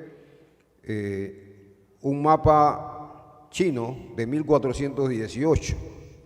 Eso nos demuestra que nos engañaron. Cristóbal Colón no descubrió América, ya los chinos habían estado aquí. Así que las narrativas, como dice el señor Salasi, de los que nos han echado el cuento y que dicen que en África no había cultura y que los africanos eran ignorantes, es falso. Los que conocemos parte de esa historia sabemos que existió Timbuktu y existieron desarrollos matemáticos en África, pero que fueron ocultados. Y es importante destacar que se ha construido un imaginario racista, prejuicioso e invisibilizador, no solo en África, sino en América.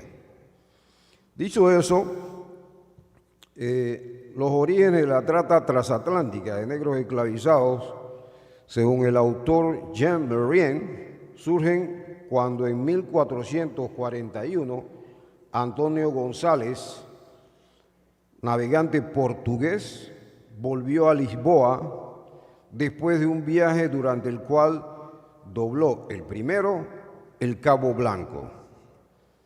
Llevaba consigo varios jefes africanos que había cogido prisioneros en la costa y que ofreció al infante don Enrique.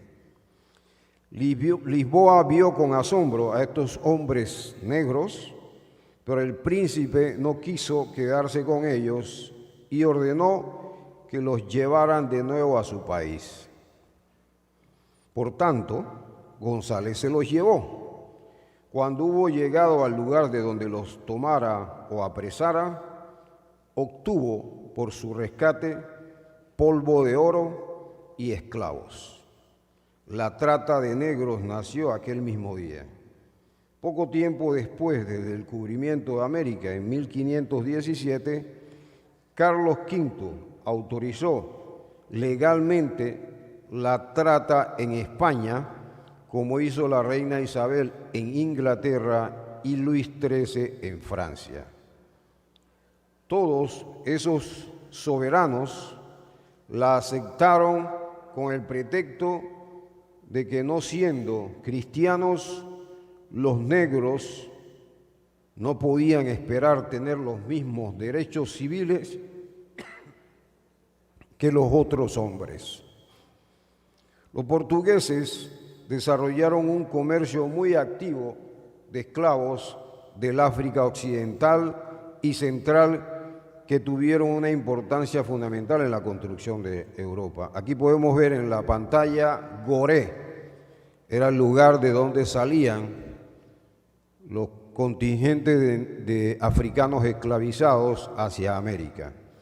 Los europeos que llevaron a africanos esclavizados a sus colonias de América habían empezado a tomar esclavos a mediados del siglo XV, unos 50 años de extender la trata de esclavos en las rutas transatlánticas. Los portugueses fueron los primeros europeos que practicaron la trata de seres humanos en África.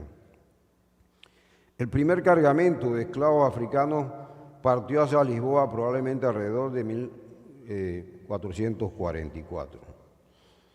Algunos elementos de las consideraciones prejuiciosas y racistas de nuestros hermanos esclavizados. Paso a decir, al negro y la negra todo se le dificulta. Siempre se le hace más difícil progresar. Se le ubica en contextos vulnerables. Tiene poca consideración o ninguna en las políticas públicas, ya que son generalistas.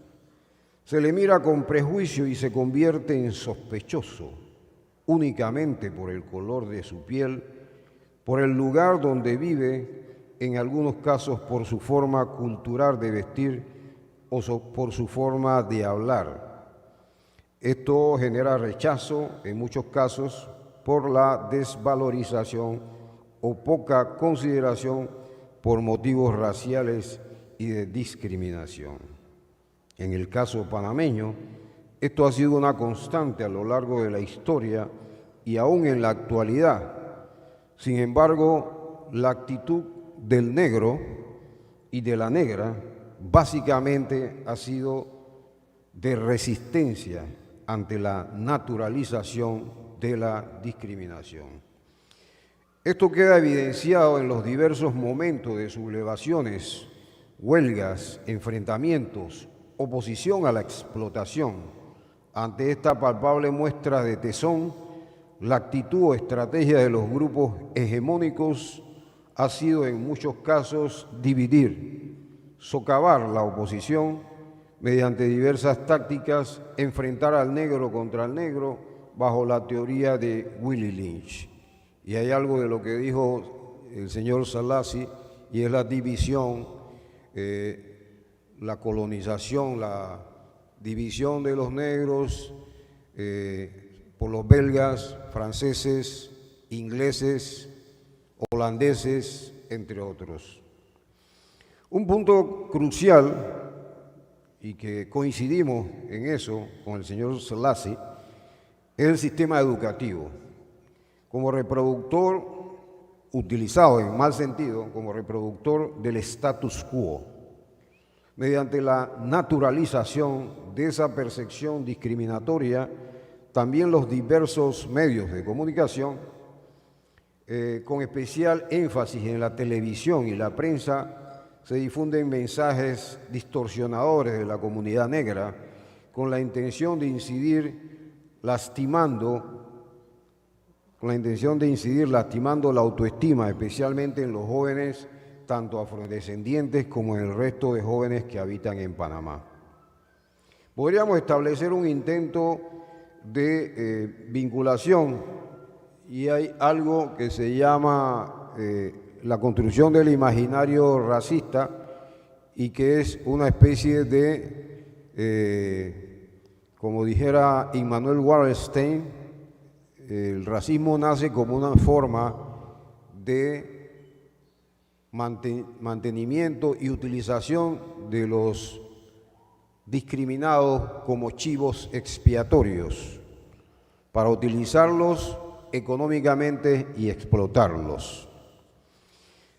Hay otros elementos que considero que son importantes destacar en esta presentación, señalando que la esclavitud no conllevó en ningún caso, en el periodo de esclavitud anterior, hubo esclavos en Roma, incluso blancos esclavizaban blancos, incluso todo esto se da, pero solamente con la raza negra hubo ensañamiento, estigmatización, invisibilización, entre otros elementos. Es decir, se consideró a los negros como seres inferiores, sin capacidad, se les descivilizó, se les descontextualizó y se les separó de las familias.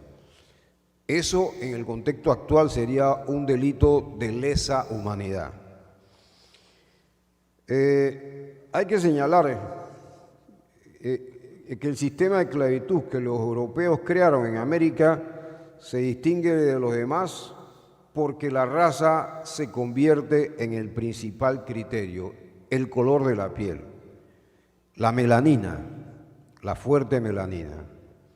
Este sistema de esclavitud, como propiedad personal, deshumanizó a sus víctimas africanas. Y debemos decir que algo básico en esta situación de tráfico de esclavos fue la despersonalización y el aislamiento. Los tornan vulnerables mediante el aislamiento y la desvinculación con sus familiares, y todo esto conlleva una concepción de los esclavizados como mercancías que son dispuestas conforme el dueño estipule para su uso, abuso y desecho. De esa manera aquí vemos las rutas, las diferentes rutas de transferencia, de la ruta inglesa, la ruta española, la ruta holandesa, la ruta francesa, la ruta portuguesa, ¿no? Distintas rutas.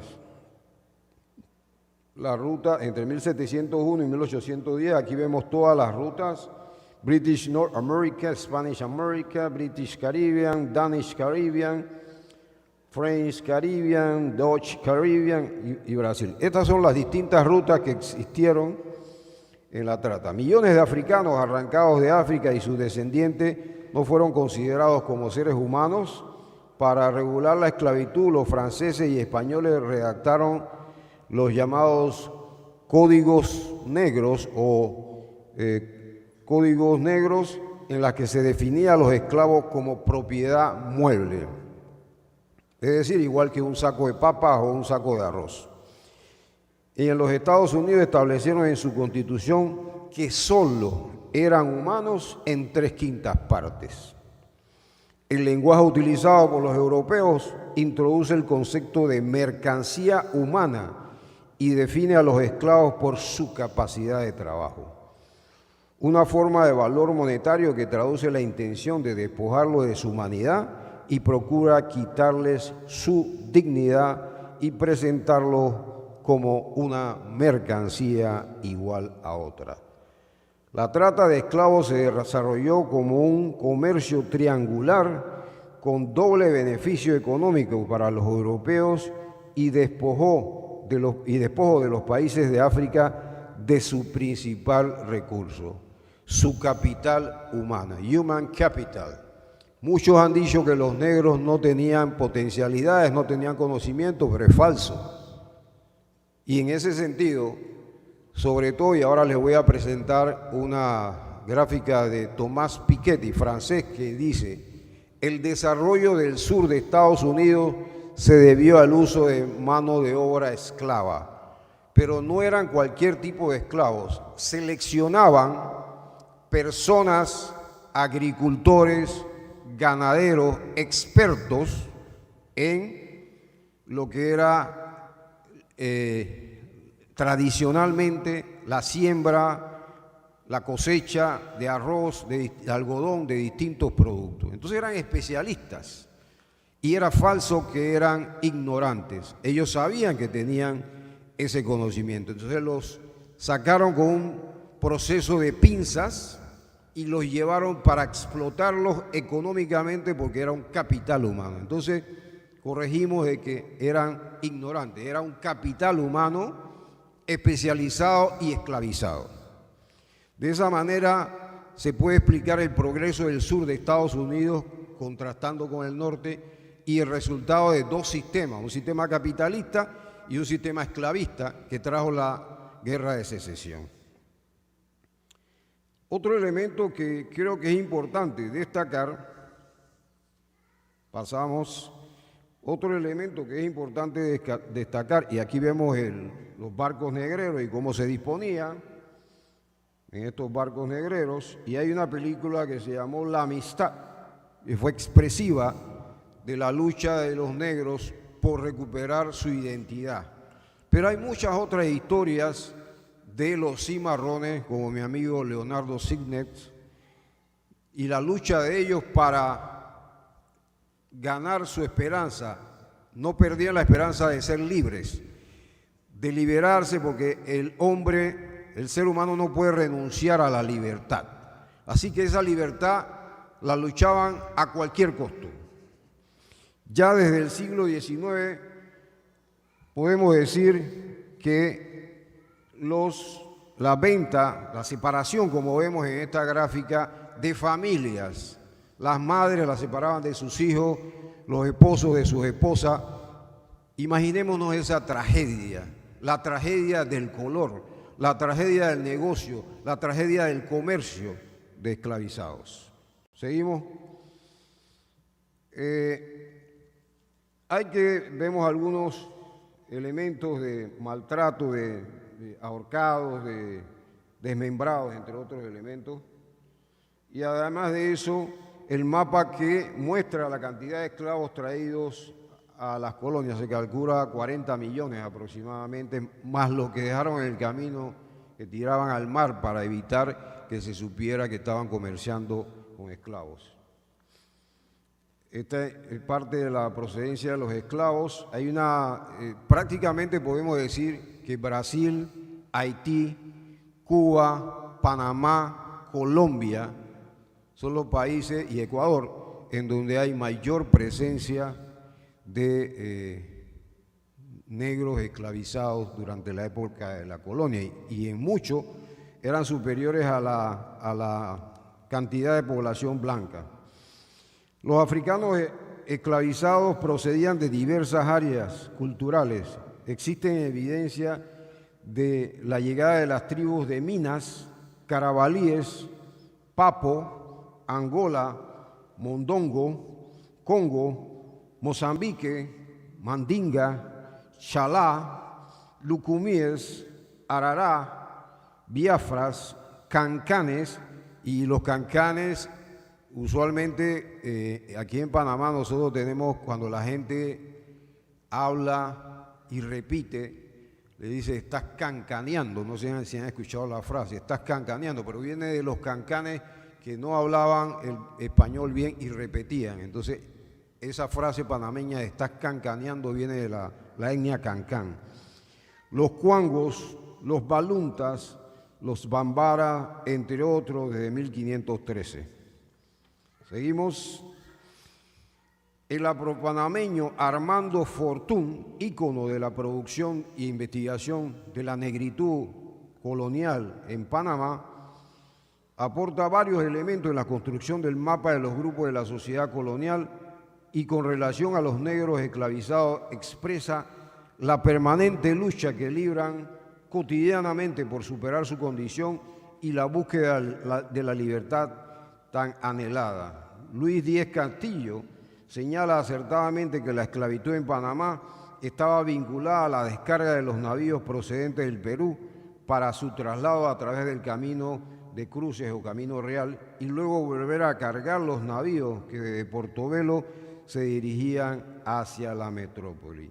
El sistema, porque era un sistema establecido por la trata de esclavos, incorporó personas de diversidad de culturas, orígenes, formas de pensamiento y de diversas edades y los sometió a un sistema deshumanizante y bárbaro, donde su identidad y cultura quisieron ser borradas, invisibilizadas, pero algunos negros y negras resistieron tenazmente esta maquinaria y conservaron sus raíces y cultura como forma de resistencia pacífica, en algunos casos desarrollando el sincretismo religioso y en otros casos contribuyendo con el tambor africano proyectado a toda la cultura, bailes y ritmos en el istmo. En esta gráfica vemos algunos elementos derivados de la traza transatlántica y la población negra y las denominaciones como bozales, jorros, mulatos jorros, moros, cimarrones, zambaigos, y en la casta colonial luego tenemos otras denominaciones que dividían esa identidad de los negros y los convertía en denominaciones españolas como tercerón, cuarterón, mulato, morisco, lobo, albazarado, tente en el aire, no te entiendo, torna atrás, chino cambujo, entre otras denominaciones peyorativas. Es importante destacar que la lucha tesonera de los alzados, los alzamientos y fugas de esclavos ocurridos en el istmo, Panamá fue ícono del cimarronaje, fueron una realidad insólita en las colonias españolas. La ciudad de Panamá, Nombre de Dios y Portobelo con posterioridad, rodeada por impenetrables selvas, constituía un excelente refugio para los negros alzados y era similar al contexto africano de selvas. Es importante también destacar que hubo rebeliones como una respuesta a la esclavitud. Es decir, mi condición natural no es ser esclavo. En consecuencia me rebelo aunque me cueste la vida. En 1500 a 1599 podemos ver algunos alzamientos y aquí expresamos que de 1570 se dan estos alzamientos como vemos en la gráfica y esos alzamientos se dieron en Cuba, se dieron en 1522, se dieron en Santo Domingo, rebelión de los esclavizados africanos, también en Venezuela, se dieron en los esclavos en la ciudad panameña de Acla, se dan simultáneamente rebeliones lideradas por Bayano y Felipillo en Panamá y entre otros Antón Mandinga, Luis de Mozambique. En el periodo, aquí vemos esa relación, en el siguiente periodo vemos también el mapa que refleja la libertad de los esclavizados en 1600 a 1699. El virrey, por orden de la reina, rescindió la autonomía del palenque de Yazga con el nombre de San Lorenzo de los Negros. Eso fue en México. Se produce la primera rebelión de los esclavos negros y prácticamente en la región del Chocó, en Colombia, y hay otras regiones donde se dio. Continúe. Esta relación es importante porque no hubo un sometimiento, hubo un intento de sometimiento, pero hubo rebeliones. Y estas rebeliones a veces se ignoran. De 1700 a 1799 las rebeliones en Jamaica también se dieron rebeliones en Venezuela, que Venezuela también tiene una importante población negra, ya dije, Cuba, Haití, República Dominicana, Colombia, Panamá, también es importante Venezuela, Ecuador, Brasil. Son lugares donde la esclavitud marcó. La esclavitud moldeó la vida de los esclavos, produciendo entre ellos la solidaridad. Independientemente que tenían distintos dialectos, La solidaridad era el resultado del sufrimiento compartido y también una lengua común para comunicarse. De alguna manera, ya que los negros eran de procedencia y cultura diferente, la misma exclusión que experimentaron creó los puentes para hacer de lado las diferencias étnicas y construir un imaginario común que les permitiera mantener su cultura y sus valores frente al avasallamiento de la cultura dominante. Es importante destacar que Patricia Pisurno destaca los intentos de la clase dominante en imponer su imaginario a las clases empobrecidas. Y es destacable hablar de la revolución haitiana, que ha sido castigada por ser la primera república libre posterior a Estados Unidos. En 1776 viene la República Haitiana como primera república libre producto de la lucha de libertad. Y la República de Haití apoyó la independencia latinoamericana, no le ha sido reconocido esto. La revolución haitiana generó miedo regional.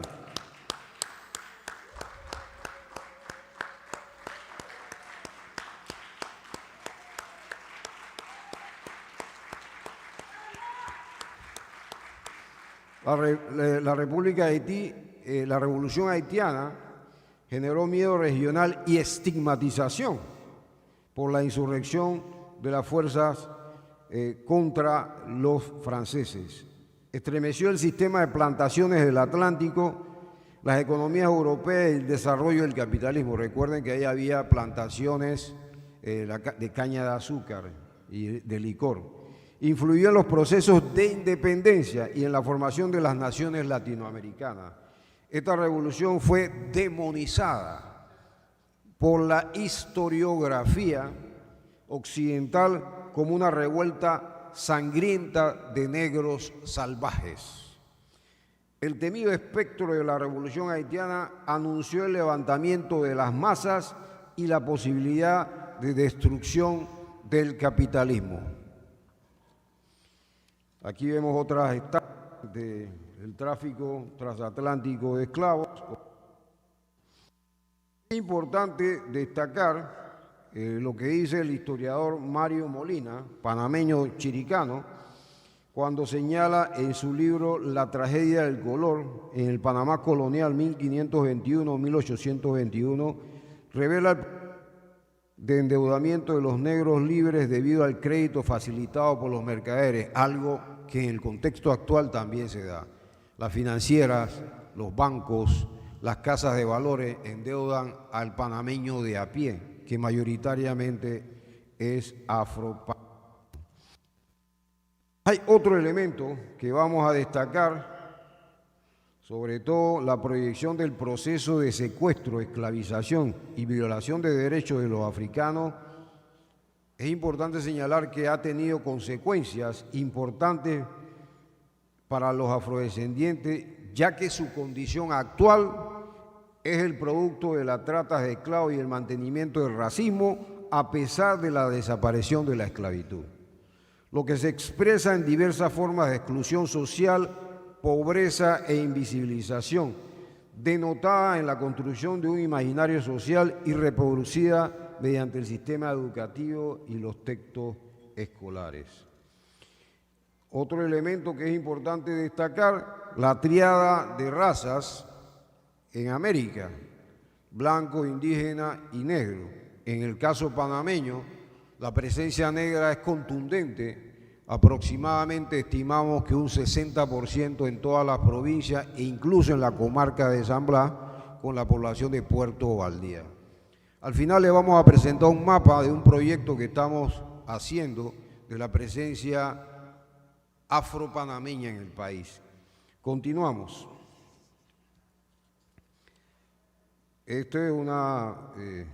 Son australianos y su señor amo que los esclavizaba. Continuamos. Bien, llegamos al punto del economista Piketty y que explica por qué razón se dice que los africanos eran personas ignorantes, pero no explica esta gráfica. Si ustedes ven, fíjense, en la casilla dice capital extranjero neto, otro capital interno, que se ve ahí, capital extranjero neto, blanco, el gris, otro capital, viviendas, esclavos. ¿Me permito?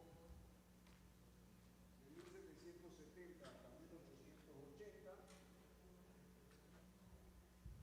Eso explica el crecimiento del sur de Estados Unidos y la resistencia a abolir la esclavitud, producto de que los esclavos representaban un sistema de ingresos y de riqueza para el sur de Estados Unidos. En ese sentido, vemos de 1770 a 1880, por la extracción de capital humano escogido de agricultores, de cosechadores con un conocimiento tradicional de África y que posteriormente se decía que eran personas ignorantes, cosa que era falso. Continuamos. Aquí también en el libro de Tomás Piketty, fíjense, si ustedes contrastan, el Reino Unido, la franja negra son tierras agrícolas, la franja blanca son viviendas y la franja gris es otro capital. En Francia igual. Pero en Estados Unidos, el sur de Estados Unidos, la franja de tierras agrícolas negras, y fíjense el gran tramo de esclavos que explica el crecimiento de la riqueza en el sur de Estados Unidos, el proceso de esclavización. Y fíjense al norte de Estados Unidos, donde no había tantos esclavos, había muy pocos, menos progreso.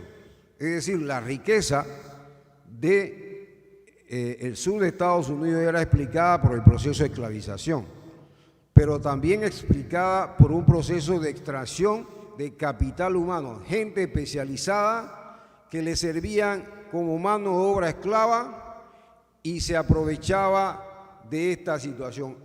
Algunos señalan que el trato de los esclavos de Estados Unidos era mucho más benigno que en América, porque en muchos casos convivían con sus amos, pero esto es relativo y ya conocemos mucha historia.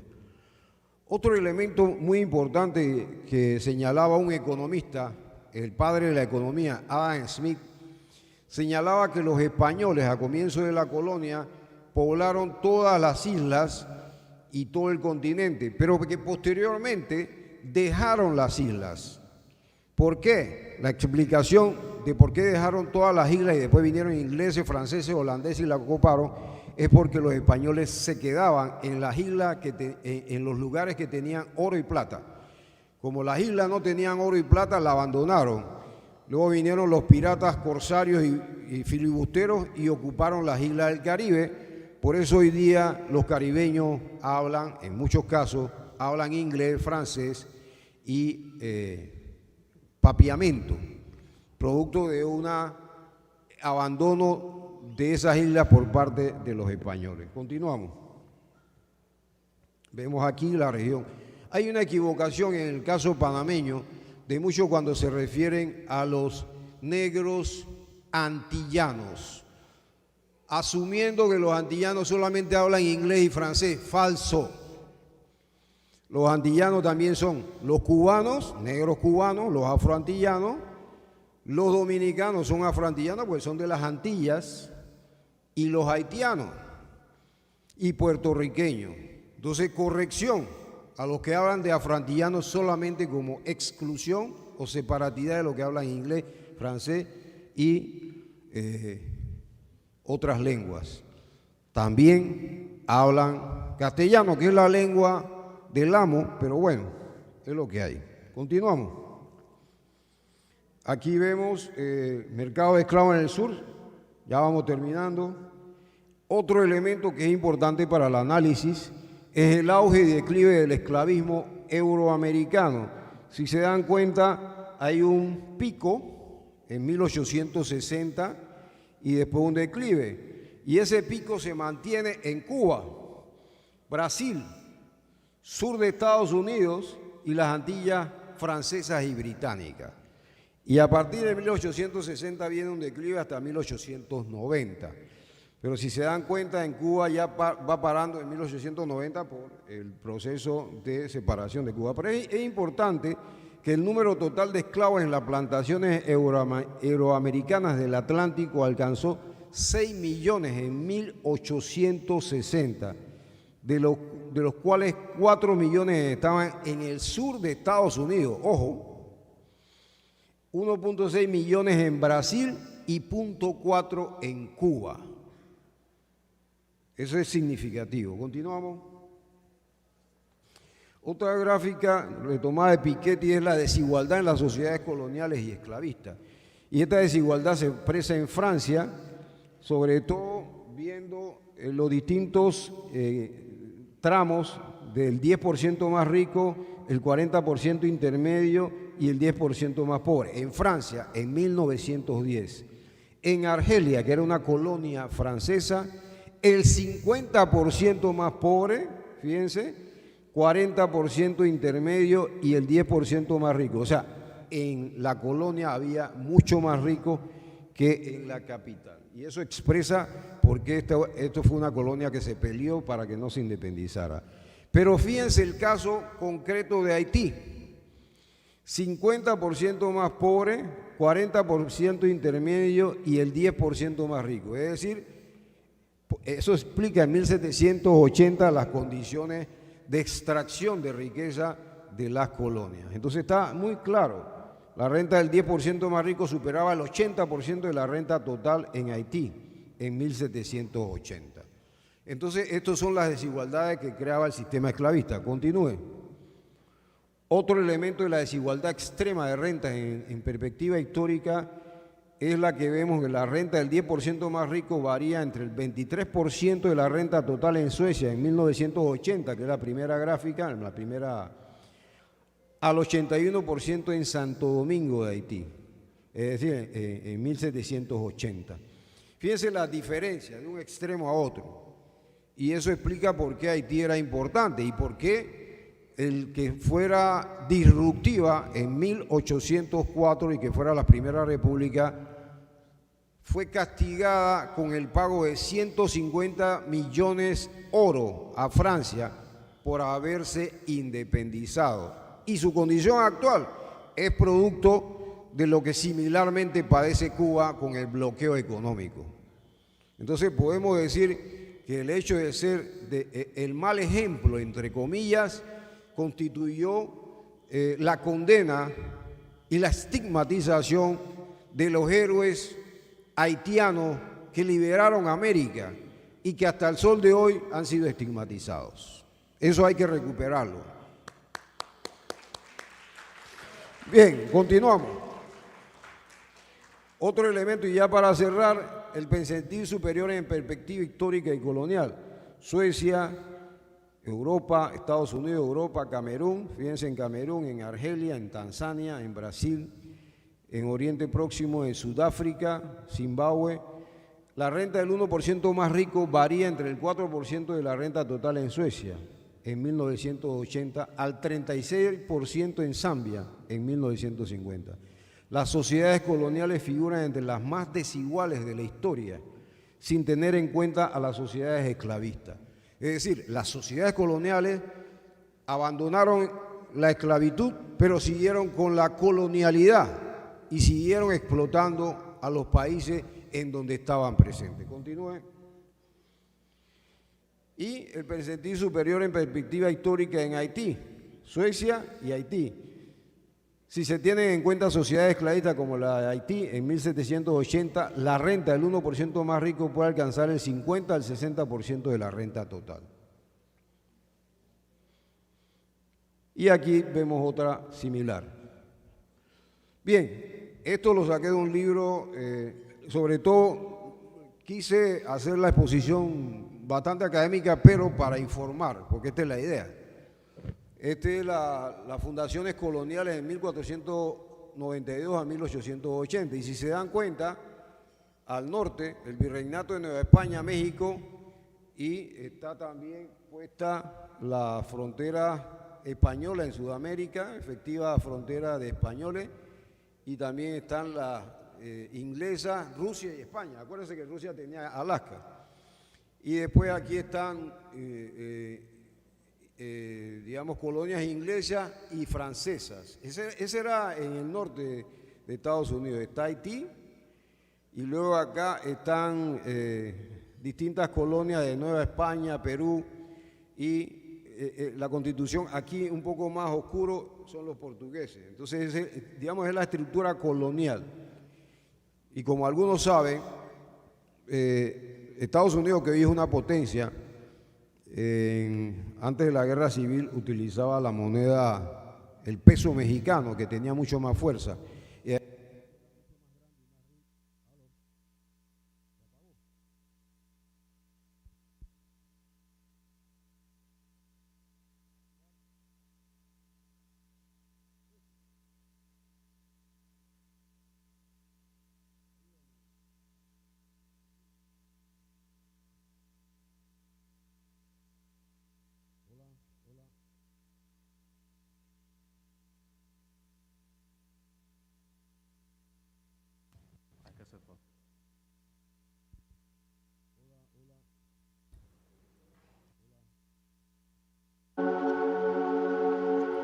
Bueno, esta cosa pasa. Hola, hola. Bien, ya para ir terminando, y después espero, si hay preguntas, que puedan hacerlas. Quiero decir que los héroes anónimos que sacrificaron su existencia en la lucha frente a los obstáculos de la naturaleza, pero adicionalmente tuvieron fortaleza, carácter y entereza frente al abuso que experimentaron por parte del caso panameño, ya en el contexto del siglo XX de los Sonia, de los administradores del enclave colonial, y también por parte de los sectores criollos, de pasarlas despreciativos de la población intensamente colonial, que sobrevivía en los sectores populares de Santana, El Chorrillo, Mayo, San Miguel, Abajo, Parque de Febrero. Aquí vemos esclavos, una señora ama con sus esclavos, un vestido de Brasil en 1860, sin zapatos. En muchos casos, la ama sometida. Continuamos. Otra vista de los esclavos afroamericanos cruzando el fardo de la revolución en el sur de Estados Unidos. Bien, hay dos cosas. Regresa un momentito antes de terminar. Me parece que exacto, que pasaste. Este es el mapa. Este es un trabajo que estamos haciendo en donde demuestra la presencia de la población afropanameña en el país. Y si ven allá lo rosado, esa es la población de Puerto Valdía, que está en la comarca Nope Puclé. Y explico para los que no saben, la comarca Gunayala estaba antes en la jurisdicción de Colón, que es mayoritariamente afro, pero después quedó desagregada. Hoy día una población que sufre los rigores de la discriminación, la desigualdad, y que hoy día combate en las calles esta situación es la población colonense, en donde experimentan por más de 40 años situaciones de exclusión social, discriminación, pelepolis, entre otras situaciones. Es importante la solidaridad, y lo expreso hoy día con esta población que es como yo digo, la afropanameñidad está en su laberinto. ¿Y por qué digo que es un laberinto? Porque en el laberinto todavía hay esperanza. Si tuviéramos frente al precipicio no habría nada que hacer.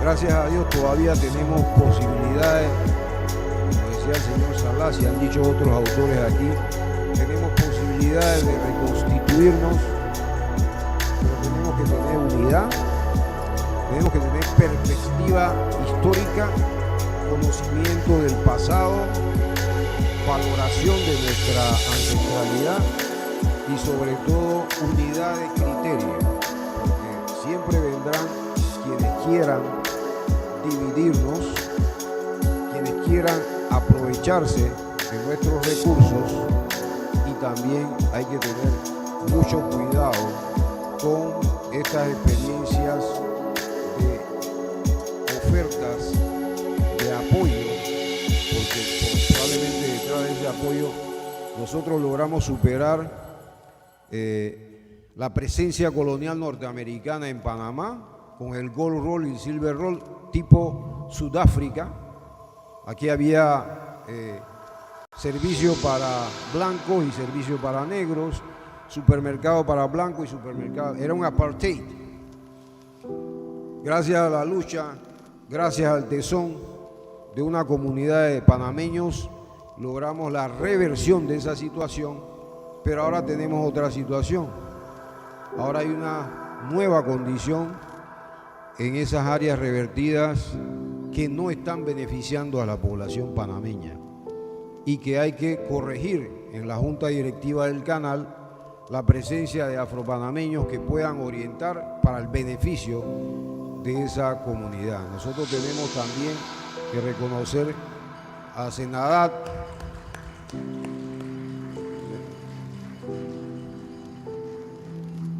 tenemos que reconocer que también ha habido intentos del movimiento social afro, y vamos a decirlo. Yo tuve el honor de ser primer secretario ejecutivo cuando estábamos considerados en primer plano en la presidencia de la República en 2008-2009 y posteriormente hasta el gobierno de Martinelli. El gobierno de Varela nos sacó de la presidencia y nos puso en el Mides. Pero nosotros tenemos que revertir esa situación con la autonomía de esta institución y presupuesto y personal. La Senadat, que es una instancia que apoya el impulso de los afropanameños y que está comprometido también con esta libertad. Quiero agradecer a los organizadores, a la señora Barrow, y también quiero agradecer a Krishna, a todos los organizadores, la presencia de ustedes que vienen de lejos y que se enteren un poco de que Panamá, nosotros somos, como se dice, no sé decirlo muy bien en inglés, small country with great soul alquebulano. Somos un gran, pequeño país, pero con un alma alquebulana, cimarrona, y consideramos que este esfuerzo es importante. Gracias.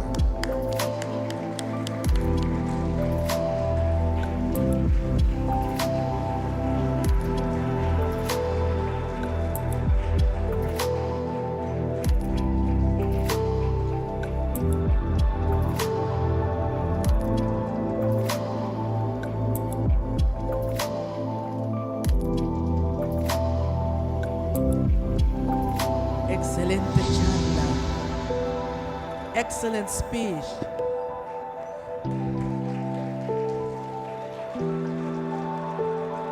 Well,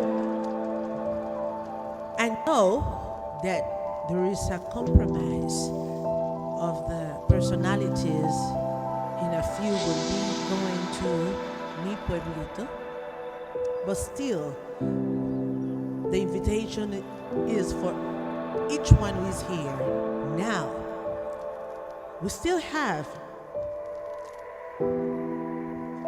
a personality who is going to share with us this afternoon. And we want to bring up to the stage the pastor Kelvin Sauls. Is the pastor Kelvin Sauls around? Is he around? Where we will be? Yes, please. But meanwhile, we'll be giving thanks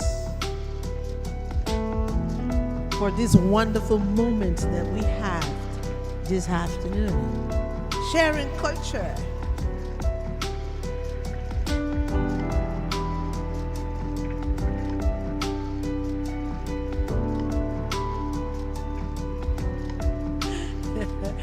So, We waiting for the pastor. He was making his material out there, but he will be here in a few seconds. So what a wonderful time. But this is just the beginning of all we're going to be celebrating, because this is to celebrate. Pastor Kelvin Sauce, giving a round of applause.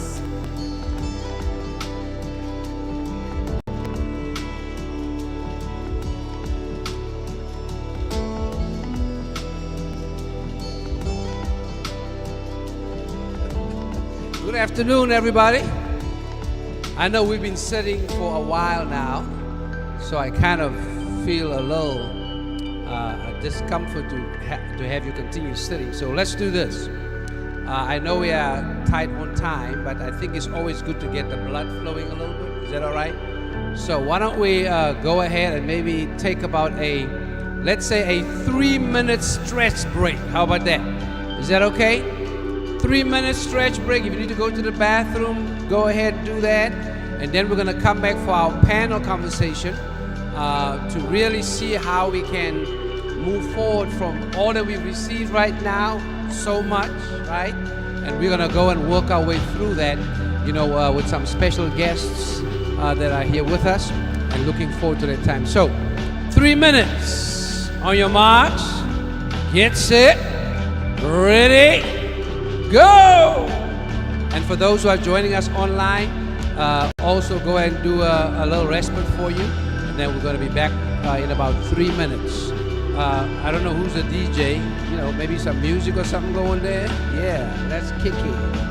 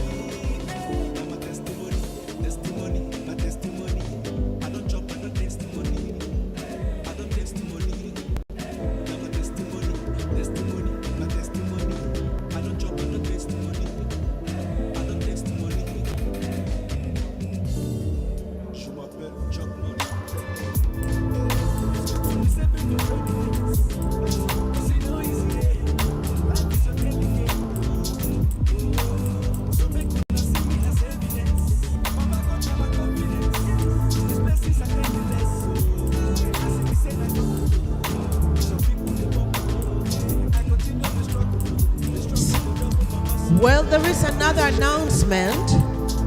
All the guests need to be at 5 p.m. at the lobby to go to the other compromise. All the guests need to be at the lobby 5 p.m. to go to the other compromise at Mi Pueblito. All the guests, the special guests, need to be at 5 p.m. at the lobby. El resto de las personas que deseen ir a Mi Pueblito tienen que hacerlo con su propia vía. The transportation is for the special guest.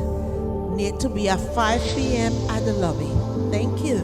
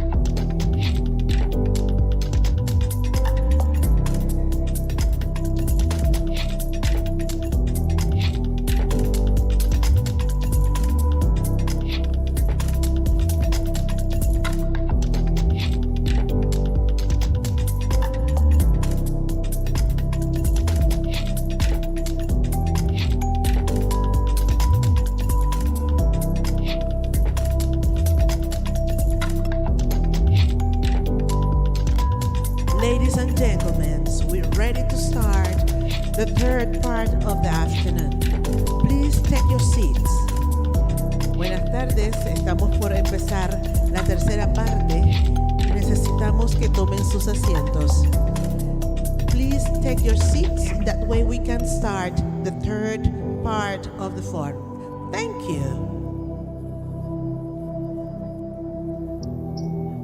Good afternoon, everybody. I still hear that.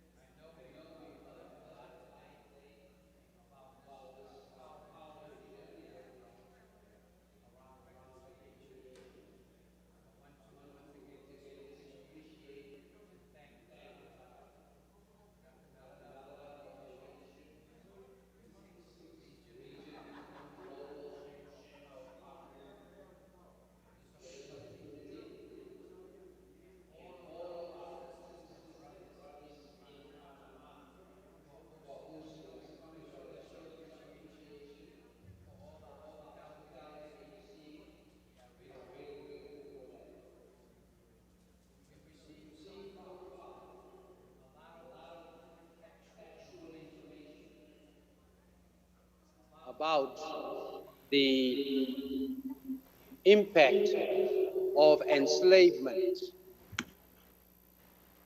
And this journey of reconciliation is not just an event, it is a journey towards reconciliation. But we all know that part of reconciliation is conciliation. And we've heard about that this morning around how it is that we can get to reconciliation, but we all know we cannot get there unless we explore reparative and restorative justice. That's very, very important.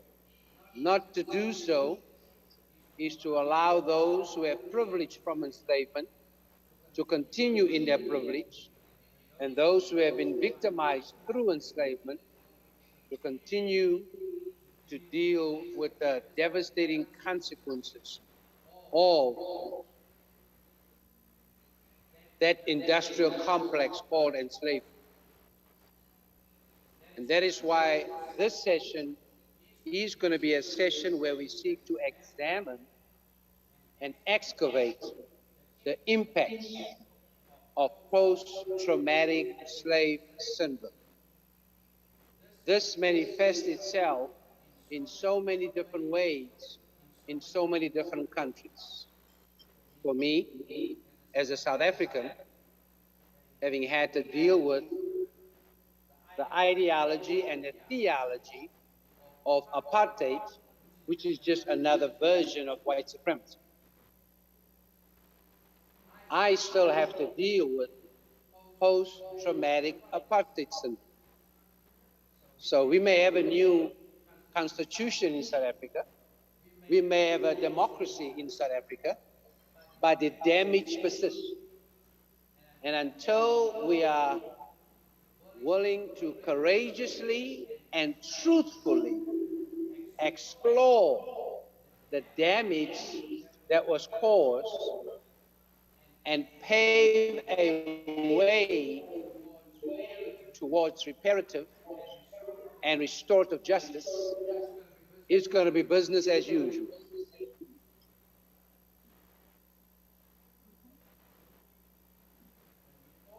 And because of the pain that so many of our sisters and brothers continue to deal with, it cannot be business as usual. And so we're going to take some time right now with some exciting guests that will help us kind of move towards this path of restorative and reparative justice. And so our panel today is entitled from stigmatization to compassion to restoration, mental wellness in a global context. And I'm going to introduce our panelists as they're going to be speaking just to save us some time. Okay? And so we want to start off with our sister right here in Panama that's going to start us off. And I'm very, very grateful for her participating not just in this conversation, but in various conversations that we've had even before we arrived here in Panama. And just grateful for the opportunity to be here in her home country, and through that, to see how we can continue our conversation together. She's an educator. She is an artist right here in Panama. She's one who embodies what it means to connect with one's roots.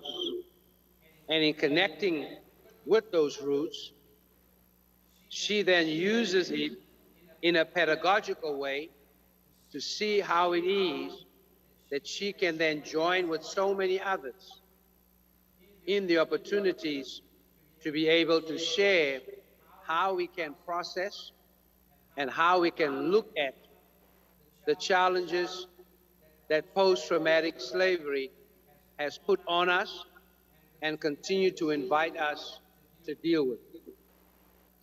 Her name is Ligia Granal, and as I mentioned, she's an industrial engineer, an educator, and an artist, and we are in her homeland to share with us. So we're going to ask her to start us off, because I was informed that this month of May is Black History Month in Panama. And here we are, you know, to continue this time together. So Ligia, welcome. So glad that you're here with us. Share with us, you know,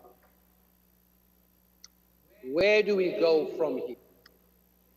How do we move from awareness to action in terms of what needs to happen around the acknowledgement of the pain, and how then through the acknowledgement, bridge it towards a path of reconciliation.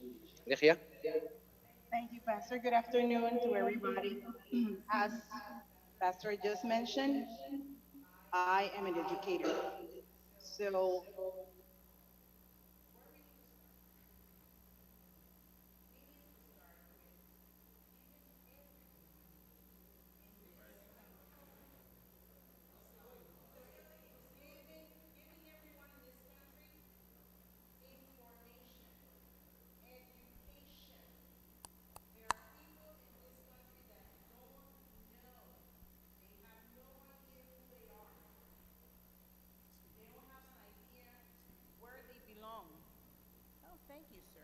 Hello, hello.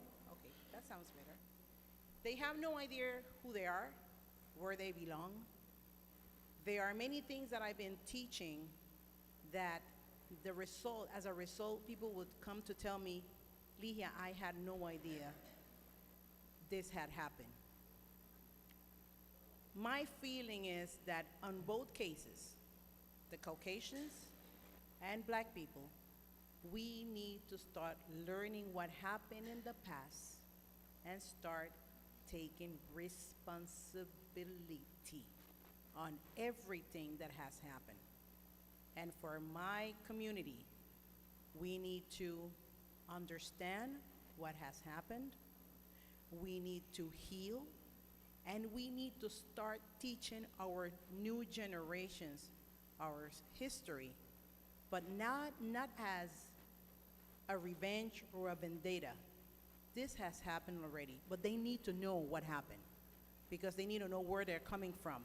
They need to know what they have, and they need to know what and where they're going from here on.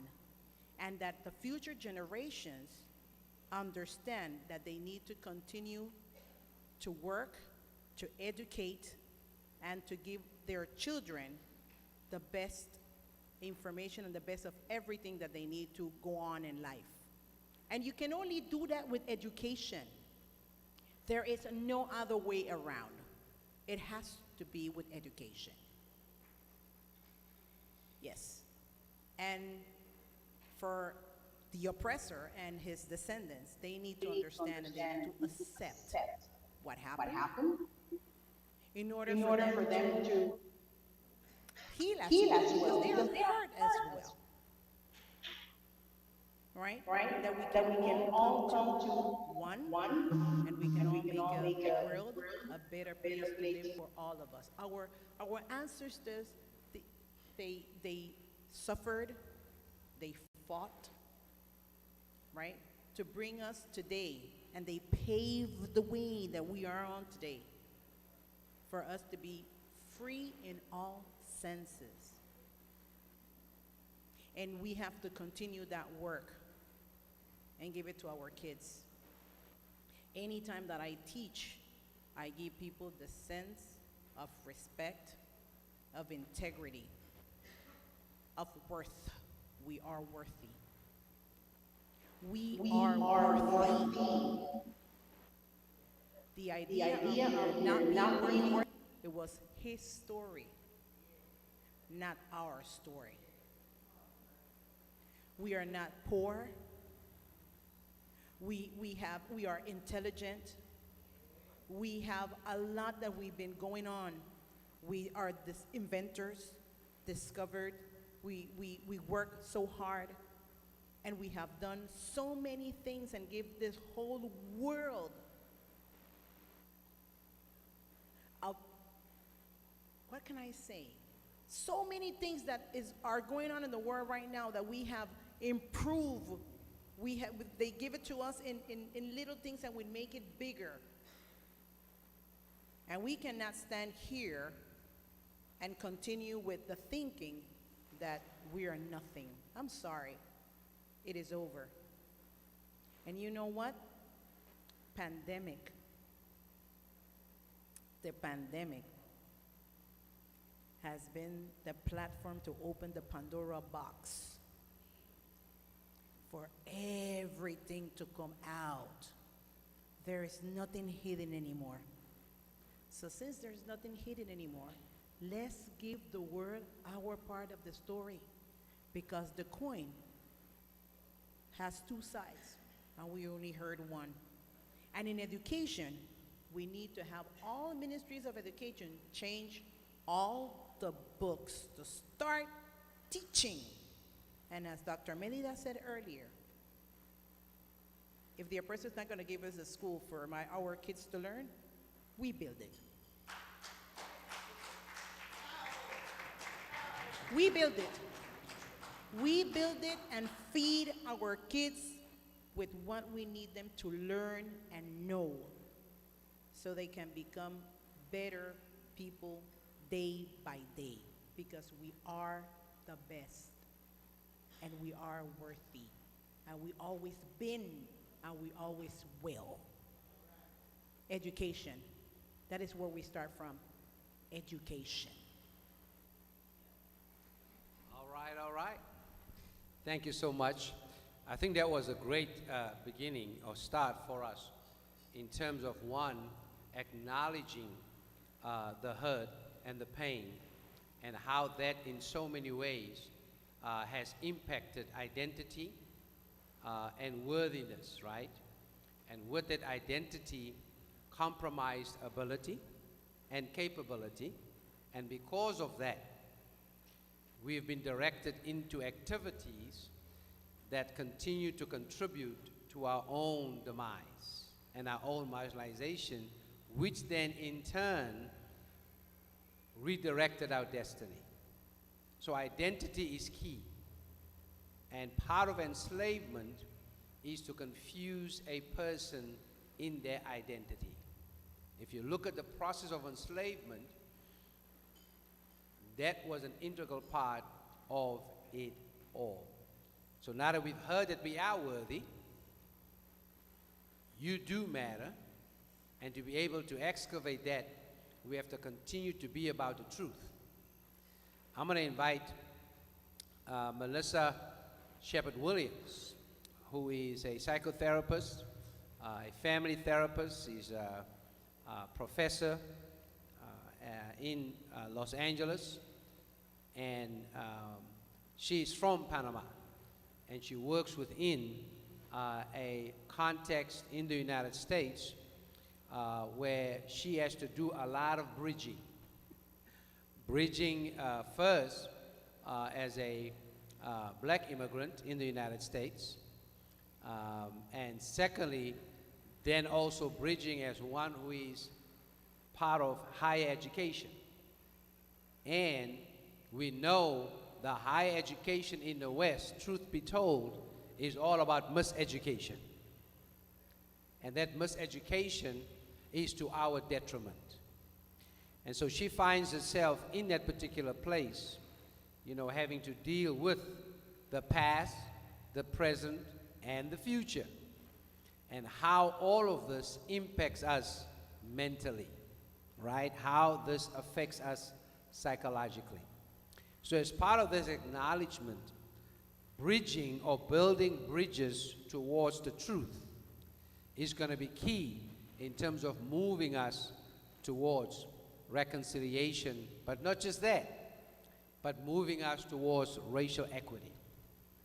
Because that's in the end where we need to get to make sure that we can be worthy, continue to be worthy in the work that we need to do. So I'm going to ask, you know, Melissa to, you know, share from her perspective, you know, as a black immigrant in the United States on the one hand, on the other hand, as one, you know, who is in the field, you know, around, you know, mental wellness, and is aware of how post-traumatic slave syndrome works, to share with us how do we build bridges, you know, towards the truth so we can overcome the pain that we are dealing with on a daily basis, whether you are in Panama, in South Africa, in Angola, in Tanzania, in the United States. Doesn't matter where you are.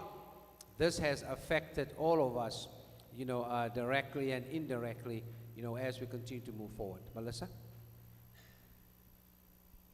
Thank you, Pastor Sauls. Good afternoon, everyone. I am so thankful for Dr. Barrow's vision, because it is, as she said earlier, our vision. This is how we bridge. To respond to your question, this, what's happening today and will happen in the next few days, this is a pure example of how we bridge. You mentioned earlier post-traumatic slavery syndrome, which is something that Dr. Joy DeGruy has been studying for many years, and it has put into words what intuitively we know to be unattended pain and its impact, when that impact moves from one generation to the next. If we don't attend to our pain, we will live frozen in it.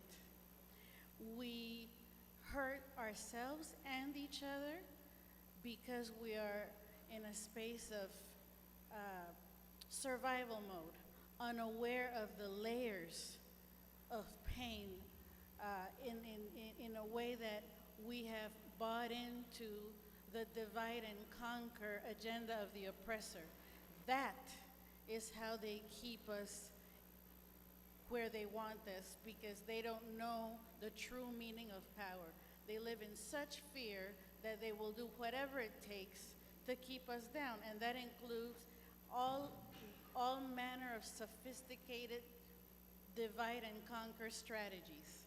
And so events like this and an awareness like Lihia just shared of the power of education is how we create bridges, is how we go into ourselves more deeply.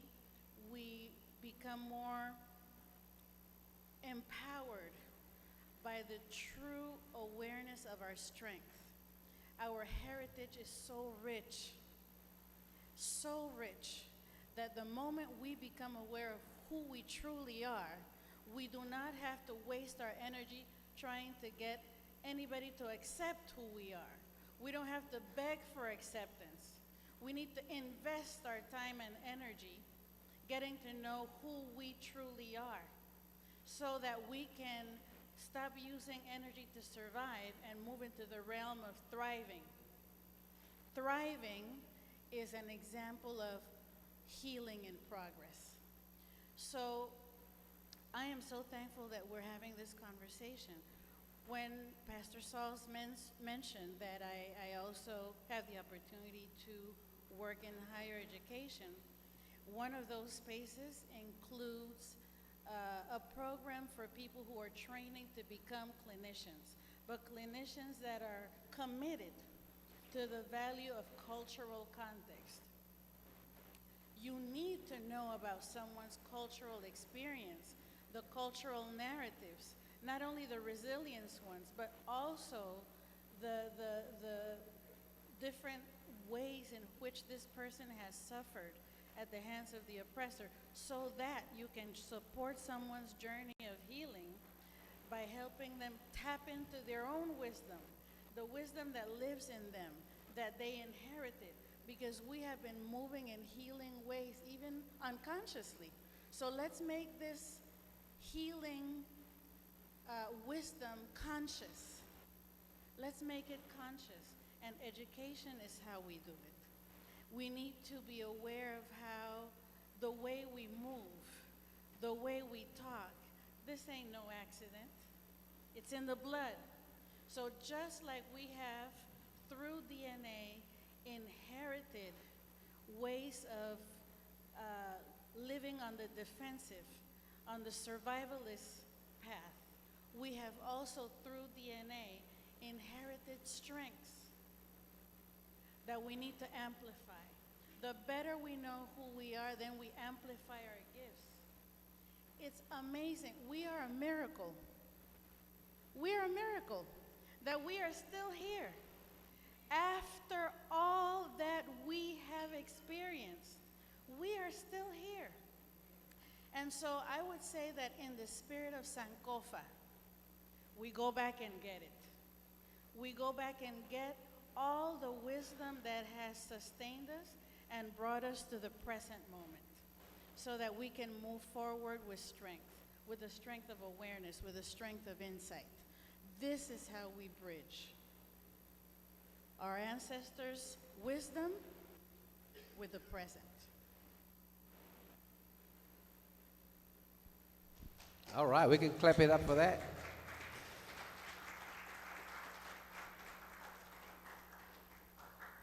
You know, we all talk about generational trauma, but I'm always amazed at how we can talk about generational trauma, but we don't want to talk about the results of generational trauma is generational wealth.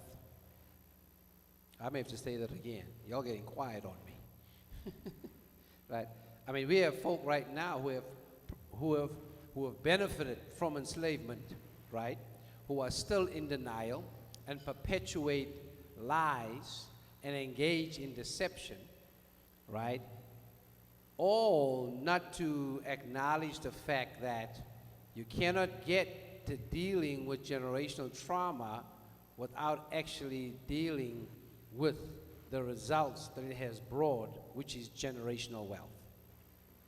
That's why racial reconciliation without racial equity is an exercise in futility. If we are to break down the walls of lies around truth, then we can actually continue to construct these courageous bridges, right? Build these bold bridges, right, towards our worthiness and the fact that we do matter around what needs to happen. So we're going to try and get into that a little bit later on as we move forward, okay? And I want to let you know that as the audience, you will have the opportunity to ask some questions and also to make some comments, as we move forward. I want to bring in a dear sister of mine who's joining us actually from Gary, Indiana, who is a co-creator of this forum with me, and that is, Derica Rollins, and I hope that she can hear us to be able to also share some thoughts, again, as a young adult, an African-American, a young adult who is a woman, and also dealing with this generational trauma caused by enslavement, right? And this is basically the area and the work that she's an ardent advocate for. So I'm going to invite, Derica to see if she can join us, for some thoughts. And I hope that she can hear us and unmute herself to join us. I'm going to try and see if I can unmute her from here. Let's see, ask to unmute.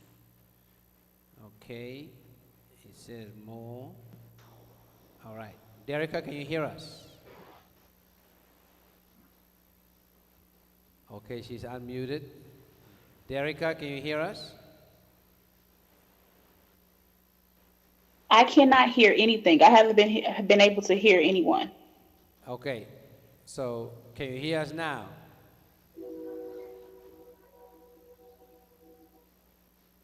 Okay, she, for some reason, cannot hear us.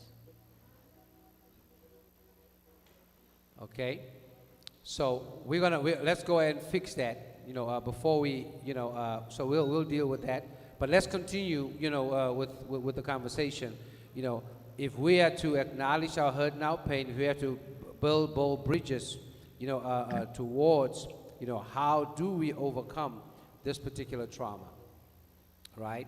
The question then, how do we collaborate, locally, in Panama, right?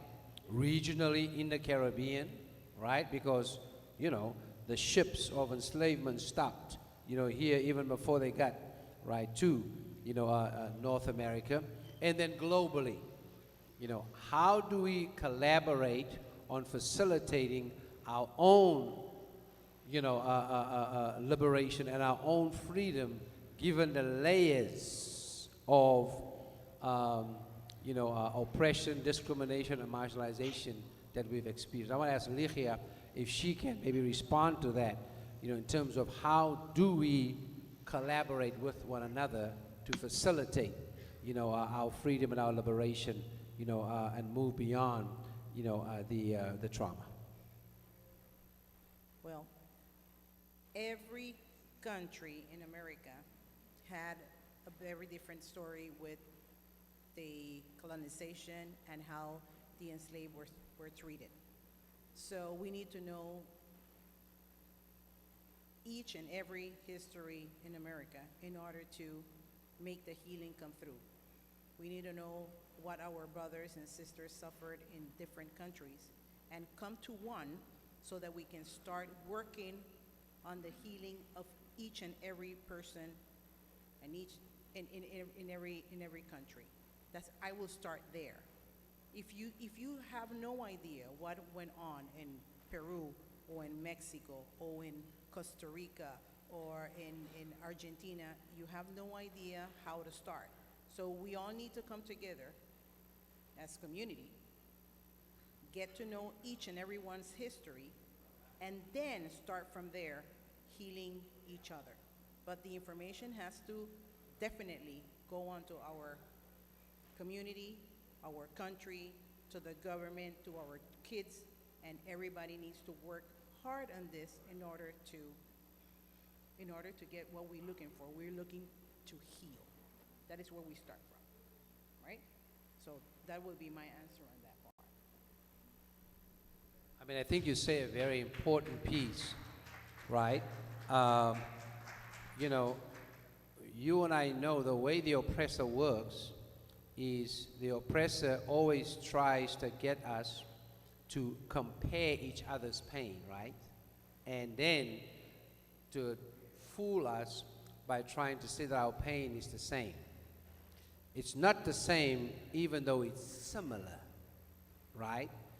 And as Ligia mentioned, around how do we get into close proximity, right, to the pain of our sisters and brothers. And not think that just because I have the dagger of oppression in me 9 inches and somebody else may have that same dagger in them 6 inches, and somebody else, somewhere else may have that dagger in them 3 inches, right? The dagger's in you, all right? You got the dagger of oppression, marginalization in you, right? So how do we collaborate? You know, Melissa, as we're dealing with this psychologically, as we're dealing with this mentally, how do we collaborate around getting into close proximity of each other's pain in such a way that it broadens, right, our concern and our horizons for collective work towards our freedom and liberation? Well, I feel I'm learning that thankfully, because our cultural narratives are so much about the collective, it is in coming together and listening to each other more deeply. It is in reaching out to the different leaders in communities who can galvanize gatherings. Dr. Barrow is doing it today. You know, because that way we hear each other's stories. This is how we listen to each other's stories, the similarities in our stories, the nuances in our stories, so that we tell our stories.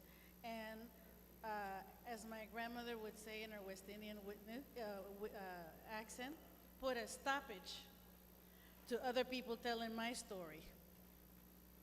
You know, other people being the members of the community of oppressors. We need to tell our stories. One of the things that I'm learning, and you and I, Pastor Sauls, in LA have a chance to experience and work on this together, is the power of the arts. Because we work in collaboration with artists, we affirm that pain and healing cannot be explored without the arts.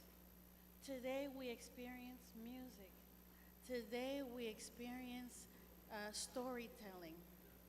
This is all in the world of the arts, and that's how we're getting to know ourselves, so that we can heal through knowledge.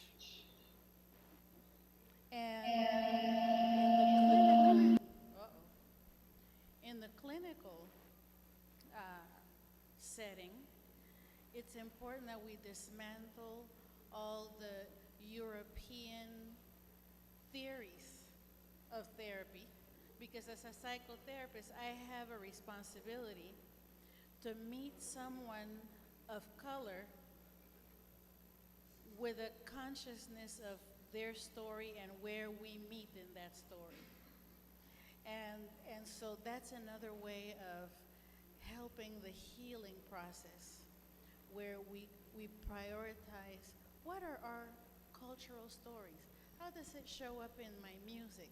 How does it show up in my food? You know, the ways in which we stayed connected with Mother Africa, making the most of what was in our location and replicating these foods that connect us to home. Fufu is no accident. Mofongo is no accident. We find a way to connect ourselves to Mother Africa. And so healing is in acknowledging those ways.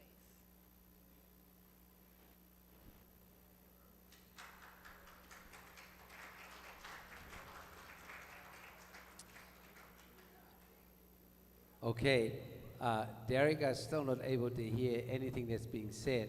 So, Derek, can you hear us now?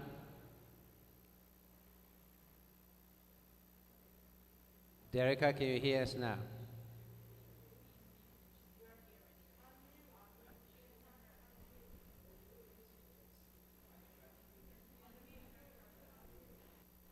Okay, so we're gonna see if I can mute it from another device.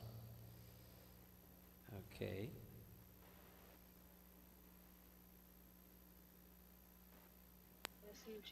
Okay. Okay. Can you hear us Yes, now? now. Derek, Yes, I can hear now. Can you hear Can us you hear us now? now?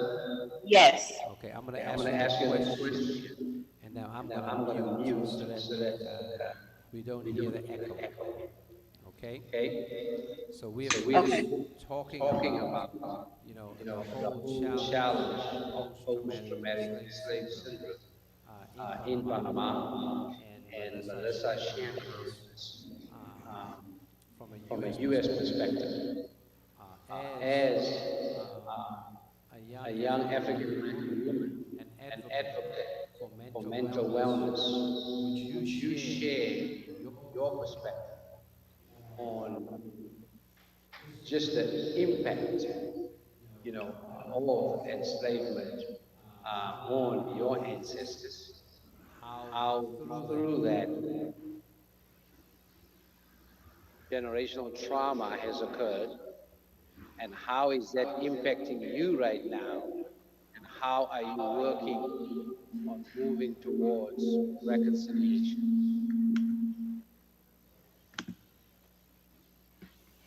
Okay, hi everyone. Thank you for having me. I'm Derica Rollins, and I am currently in Gary, Indiana, in the United States.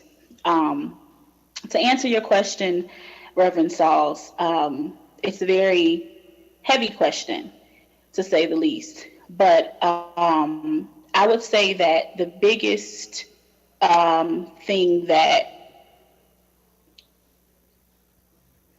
my personal life, as well as my community, has shown a result of post-traumatic slave syndrome is the breakdown of the family structure. And without that structure, you leave people to have questions within their identities. You have addiction. You have violence. You have crime. And all of these things also contribute to poverty. It's very layered. And I would say for myself, my personal story, being the daughter of two teenagers who came from two different backgrounds. My father came from a two-parent household, working class parents, whereas my mother came from a single mom household where her mom suffered drug addiction. And I eventually ended up with my father and his parents because the courts decided that that was the most stable place to be. And even though that's what the courts decided, growing up as a young woman without my mother created a lot of insecurities within myself, questions about who I am as a woman, as a person. And I developed depression, I developed anxiety, I developed low self-esteem, and it led me to make choices that were self-sabotaging. And it was while my grandmother, my paternal grandmother, while she was an intricate part of my life, it was her influence that allowed me to recognize that something was wrong, and I needed to figure out what that was. And I began to seek. I began to seek Christ as a Christian, as a believer. I began to seek Christ. I surrendered my full life, my full heart, my full soul and mind to seek spiritually. And then I found a therapist who is actually on Now Watching, Ms. Keisa Hamilton, who has been a very, very, very big part of my life over the past couple of years, helping me unpack all of these things and to heal. And so I'm thankful for her for going through this journey with me. But it has been both spiritual impartation as well as therapy. I like to say Jesus in therapy is the answer. And so when I think about my peers within my community and recognizing how even in the music that we listen to, a lot of my experience has been shown in my community with lacking parental impartation and the love that we need as young people. We're missing that. And so you have a lot of people who have turned to gang violence or just gangs in general, looking for a partnership, looking for love. You have a lot of young women who are seeking attention from young boys who are not able to even give them what it is that they need. And they're having multiple children. And so now you have more children being born out of wedlock, being born into dysfunctional situations, being born into families that are broken from the start. And that is creating more angry children. And as you can see, if you look on the news and you hear about things like in Chicago, where there's a lot of crime and there's a lot of violence, that is a result of having the lack of parental impartation into these children and not having the love that they need. So they're seeking outward, or they're not having the finances because parents are not able to provide for them financially, and they are turning to drugs and selling drugs or robberies and things like that to make ends meet or to get the things that they desire. Then you have depression, you have anxiety, you have other mental health issues, ADHD, where they have learning disabilities. And because Black people have this way of the stigmatization, they have this stigma on mental health and mental wellness and seeking help. There's a lot of things that are gone untreated because of the stigma in that treatment. So there's so many different layers to unpack.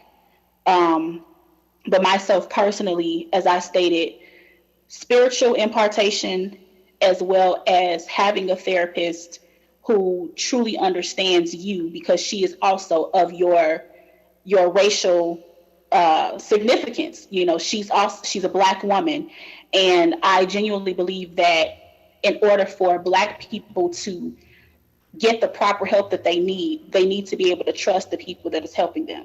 So a Black man would need a Black man therapist. A Black woman needs a Black woman therapist, because you understand us, you understand our struggle, you understand what it is that we are dealing with on a day-to-day basis, as opposed to someone who may not look like us, who does not have our experiences. Absolutely. Thanks so much for that, Erica. Yeah, let's clap it up for her. I want to pick up on a couple of things that Erica mentioned and see if we can dig a little deeper. The whole piece around stigmatization, especially as it relates to mental wellness, that's real for many of us in so many different ways, depending on which community and country that we are in. And so part of today is to see how we can move beyond stigmatization and actually get to compassion. Part of that stigmatization is integral to the generational trauma that we are experiencing. And because of that, we then engage in what is called internalized racism, right? That's where this unworthiness we hear is coming from, right? This whole piece about us believing that we don't matter. And so when we talk about mental wellness in the Black community or the African American community, you know, we talk about it by way of a stigma.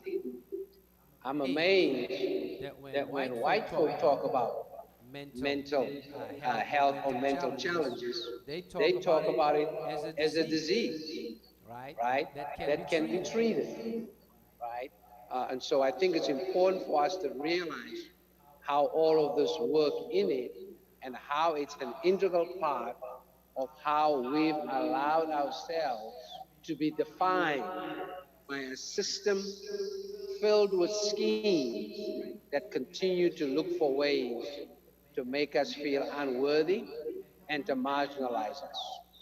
Truth be told.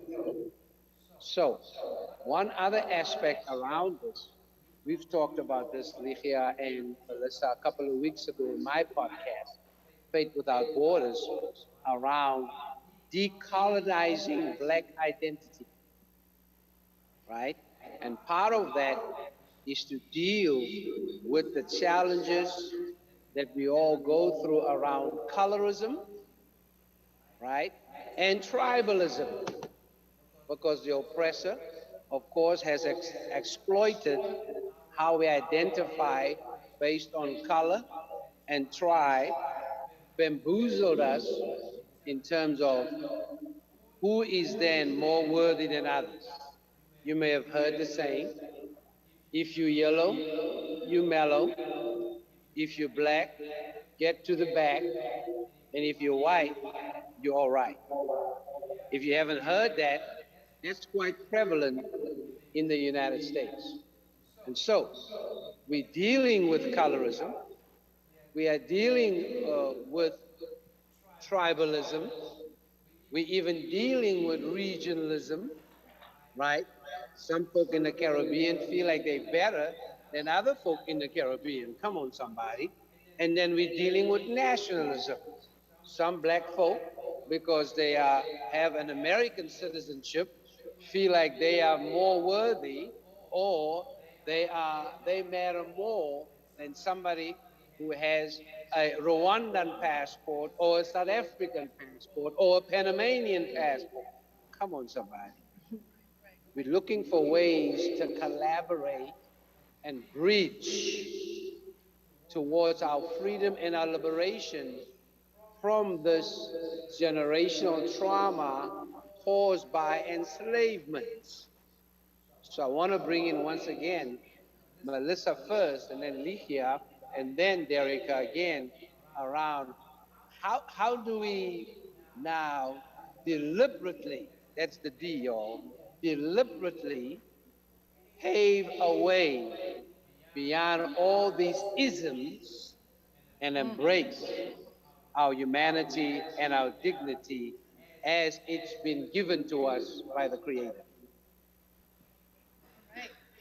These isms are keeping us from moving, and they're venomous, these isms.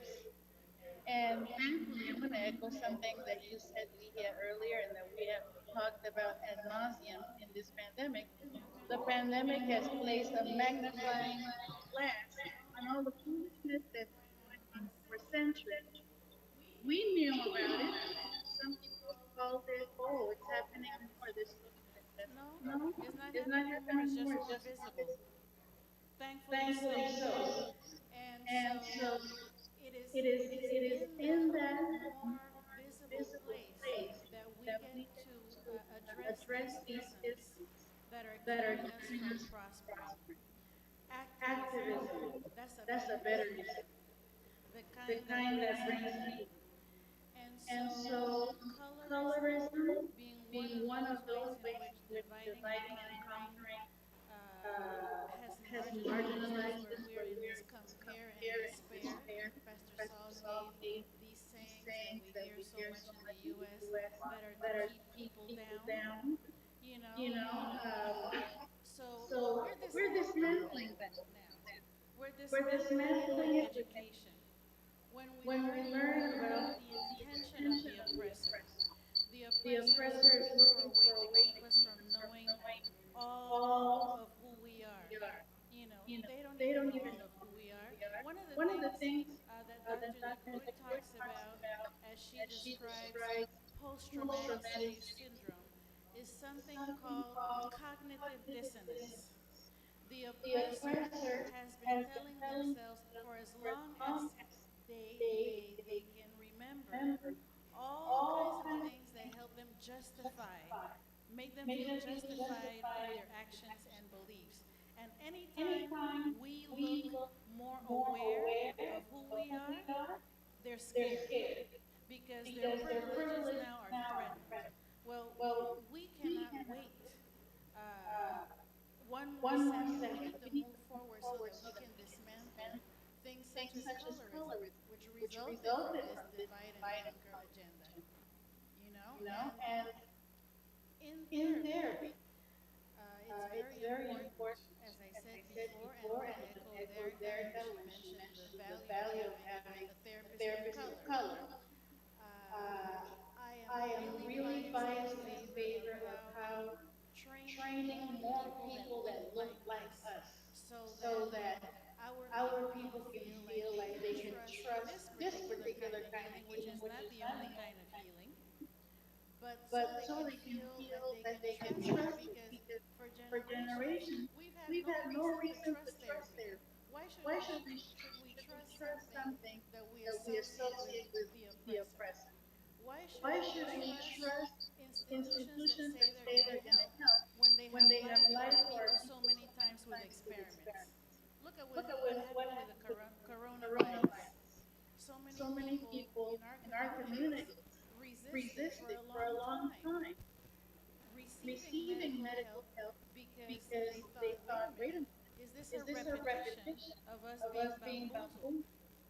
So the more people of color, the more of us black people are in the helping profession, we are inviting our community to trust this form of help, which is not the only kind, but to collaborate with other healing ways.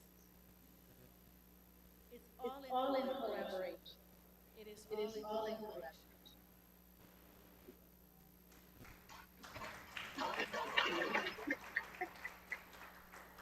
I want to add something else to what Melissa has just mentioned. And is that this I have taught and spoken with my students in the past. In the black ethnicity, we have 101 tone colors. Melanin is that sort of one that gives us the color of our skin, hair, and eyes. It protects us from UV, but it gives us a certain privilege of getting into the sun. The oppressor for many years had that pyramid inverted.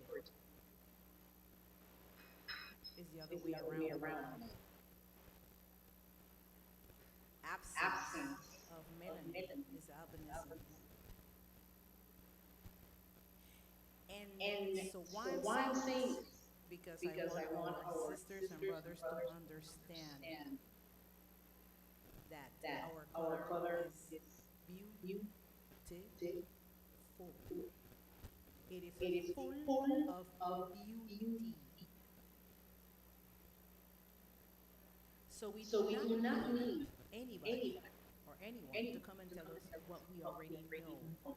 What we need to do is embrace what we know and move on. It is time for us to do that. There is no reason for anything else. There is no space for anything else. And as I said before, 2020 was for me, it was a 2020 vision. Perfect moment. Perfect moment for the Pandora box to open. And for everything, all the injustices in the world to come out. And for everybody to see this, what we have now is our tool for information, for education. If we use it well, if we use it well, we can inform and we can make changes all over, and we can heal as fast as we can, because this tool right here gives us information in seconds. In seconds. Before, we didn't have that opportunity, so information was hidden, and we never knew what was going on until this appeared. And now there's nothing that no one can write or do that my sisters and brothers on the other side of the country won't find out in seconds. So we need to start using our tools in order to educate, in order to feed, and in order to do the right thing for us to be healthy, better, collaborative, and worthy, more worthy because we already are. We We already are. So So what do you think about that?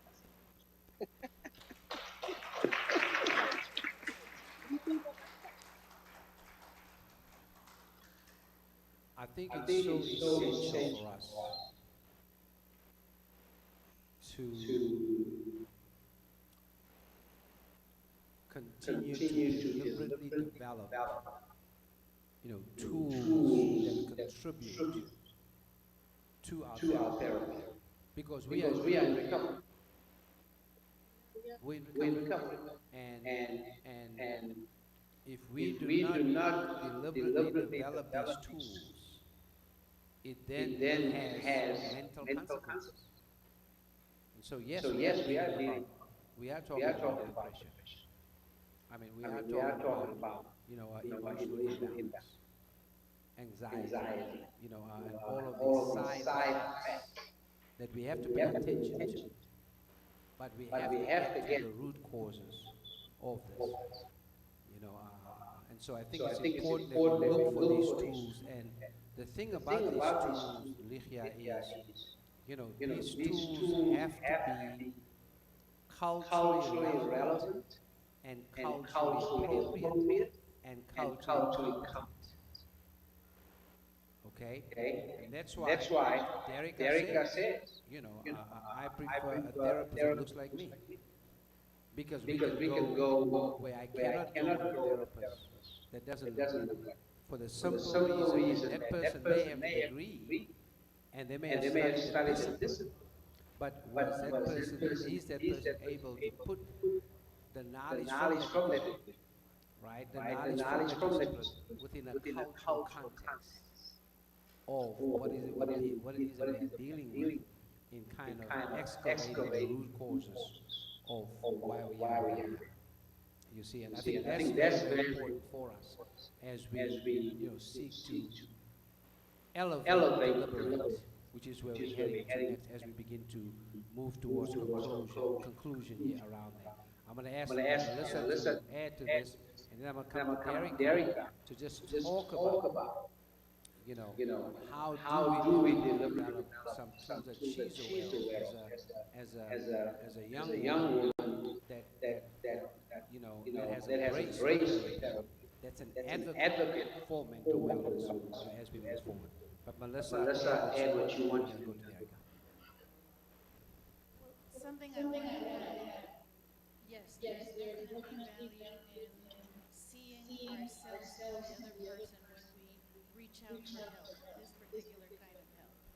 And so I'm glad to be part of a program that trains Black therapists to go into this with consciousness.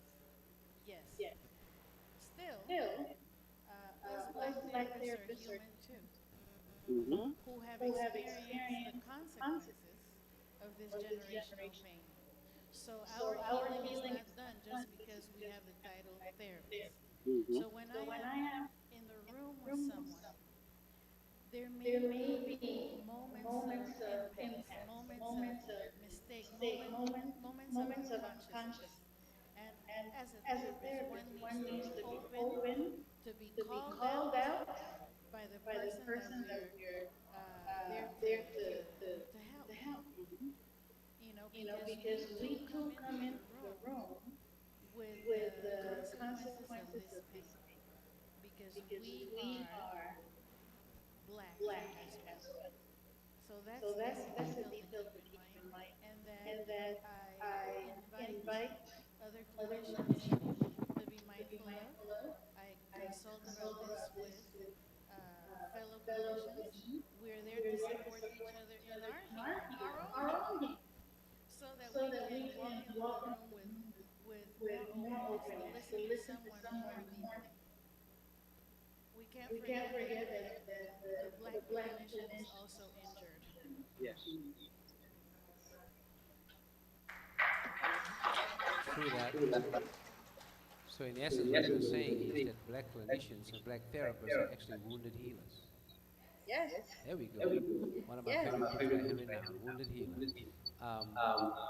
Derica, we want you in just to share again, how do we deliberately move towards, some tools that are culturally relevant, competent, in this journey, towards, one, reconciliation with self first, right, as Brother Garvey put it, this morning, and then extending, that reconciliation, to others as we move forward. Derica, any thoughts from you?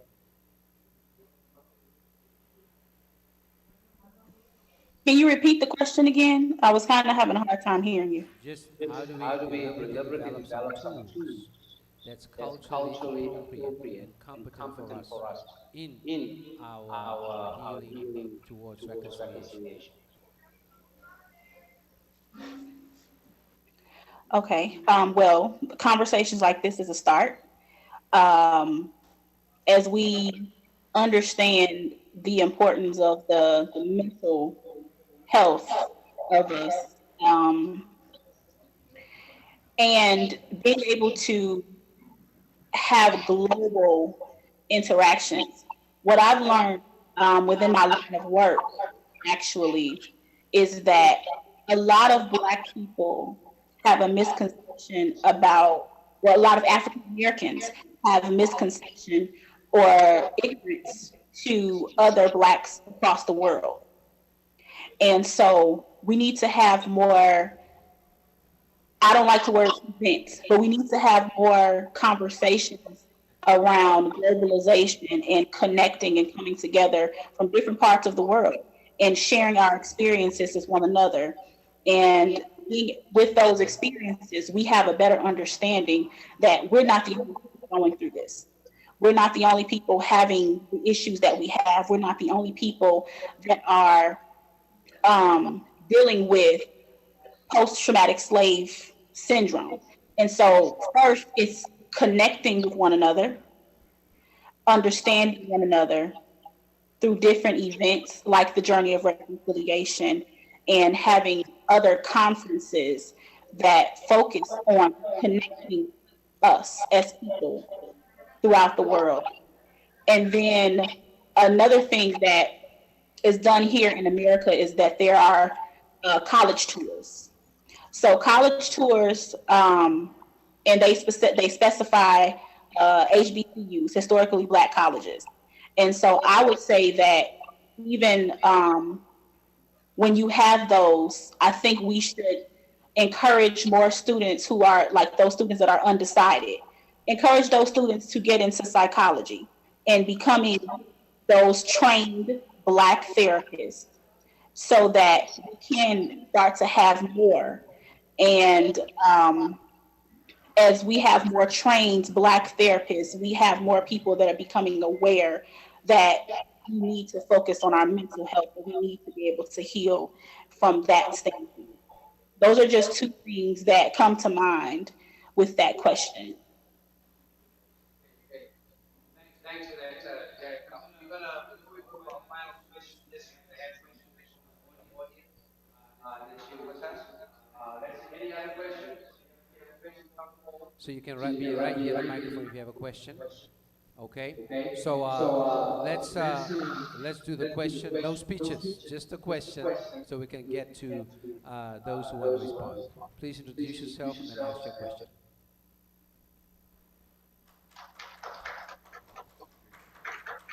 I'd like to know, my question is, does a Black person need a visa to go anywhere in Africa? The question is, does a Black person need a visa to go anywhere in Africa? As far as I know, if you are, in terms of your citizenship, in any country, on the continent, you can basically get to, any other country. So I'm about to go from South Africa. From here, I go to South Africa. From South Africa to Namibia, I don't need a visa. When I go from Namibia or South Africa to Zimbabwe, I don't need a visa. Around it just depends what the African Union has worked out among countries. around who needs to go where as we move to that. But again, just to say, that's part of what we're dealing with, because these borders that we have on the continent are not borders that's part of our DNA, right? These borders, basically are borders set up by the colonizers, right? That Africa conference that took place in Europe, right? Where the Europeans divided up Africa in terms of who's going to get which particular country, etc., etc. We are still living under decisions that were made for us by colonizers, right? And the African Union has to deal with that at some point. You see, right? Because there are tribes in South Africa, right, that also, are in Zimbabwe. You see? And so, and that means there are traditions that are the same, of the Pedi people, for instance. But because of a border that was drawn by colonizers, now they are Zimbabwean and we are South African.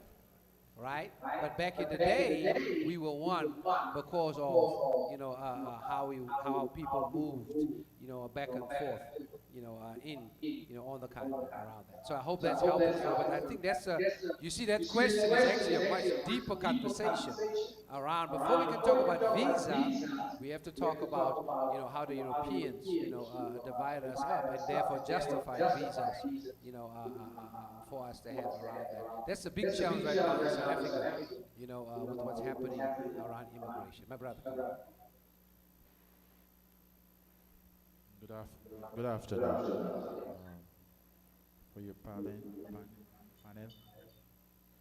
First, I must give thanks to the Most High that we're here on the mission. With Him, it is possible. I heard the word education from the sister, but I wanted to hear it like black education. Okay, I want to say black education. I would like, because I heard she said education, which she explained education, but black education is bold. And as we're into the trauma, what we call it, we have to say the words, we have to hit the nails on use the hammer, hit the nail on the head. It's black education. I am suggesting what she talk about education. Because black people are educated, and a lot of people have a lot of degrees and a lot of things here, doctor, but the grassroots education is what they don't have, which is what we as INA need to bring forward. And again, the page of Rastafari, instead of we look for the out from next people, as we look for within ourselves, there's a page of Rastafari that want black people, because Rastafari stand up for black people every time. And not me, I'm just a small dot of Rastafari. But I want black people now to accept Rastafari as their own. That's the way we can move forward with the whole thing supposed to go. Because if it wasn't Rastafari, black people today would not even stand up a certain way. Because, of course, you're afraid that the slave master will be. Because to be a slave, you don't be a slave because you tell me to be a slave. I be a slave because I was whipped and I was caged. That's how I become a slave. So I don't want to get whipped and be a slave again. So black people, if you're going to pretty it up, it look nice, because I don't want to feel that slavery. Okay, let me give you one for you. Oh, you have to go on it. Just one line. Never fail to reflect the patient faith of all people, that only through discussion, collaboration, she used a lot, agreement and enforcement of the will of mankind. We are talking about mankind generally, can the world peace and stability be achieved. Rastafari. Okay, thank you. We want to deal with education. We're talking about a different kind of education, right? A pedagogy that enables us to retain and gain consciousness. Not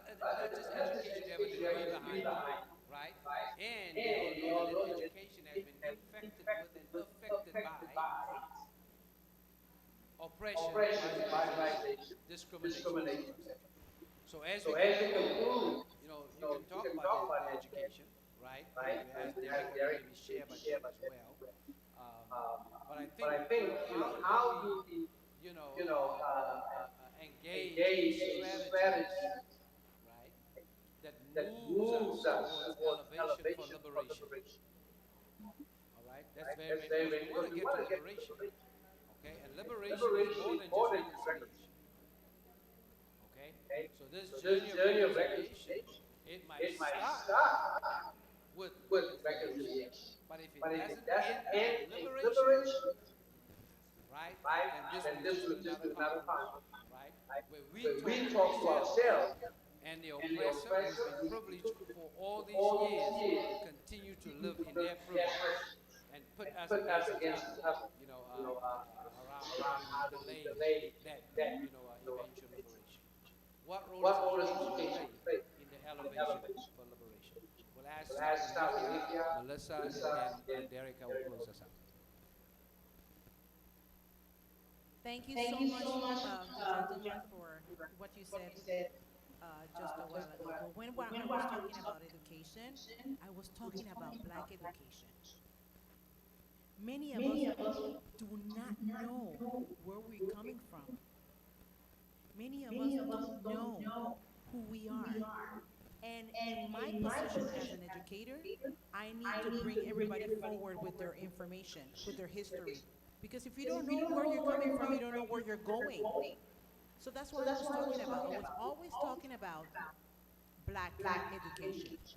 And how we move from here on is we need to work with information, gathering information first, investigation, giving our people this information and this education for them to know who they are and where they're going. And we need to change the narrative. We need to change the narrative. We have been receiving all type of indoctrination. All type of things that weren't ours, that were lies, onto lies, onto lies. Now we have the opportunity to give ourselves to the world and show them who we are, but we need to do the work. And the work starts with me. The work starts with each and every one of us, and then we need to share and spread the information all over the world. So it always ends up in education. That's the only way to get out of here. If we all know where we are on the same page, we move on. If not, it's just going to be another conference, just like Pastor Sosa. So education will always be, for me, the key of getting knowledge and just going, in the future, into the future. All right? Does that answer your question? All right? Okay.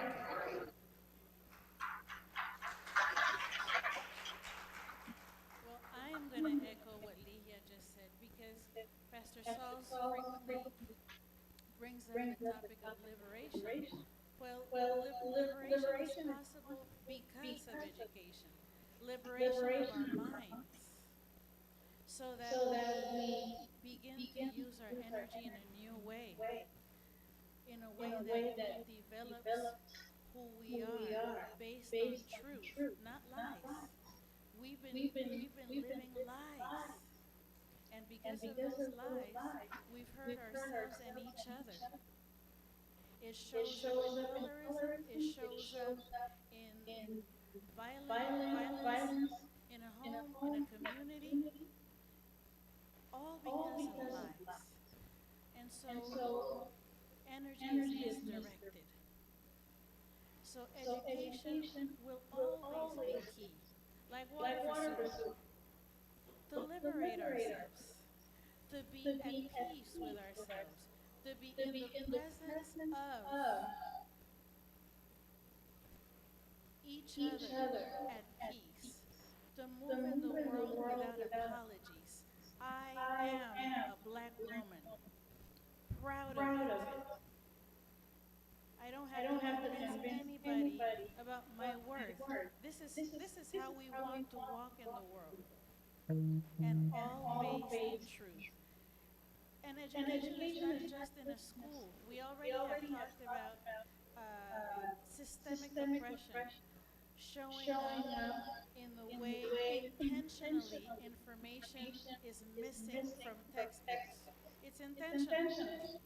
And so we need to think of education as something that happens not only in school. It happens when we do our own research.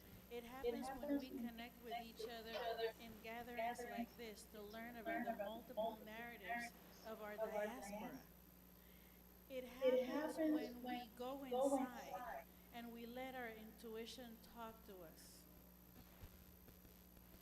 And this is where liberation lives. Insight, reflection. Speaking of reflection, a traumatized people is very disconnected from that part of us that's about reflecting, catching a panoramic view of something. When you're traumatized, you live in that part of the brain that's all about survival. It has tunnel vision. So education, again, is about expanding the vision and allowing us to go deeper into who we are. So education will always be the answer to liberating ourselves and each other.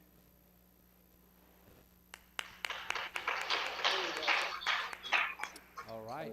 Derica, you want to share some final thoughts? And then we move to closure. So Derica?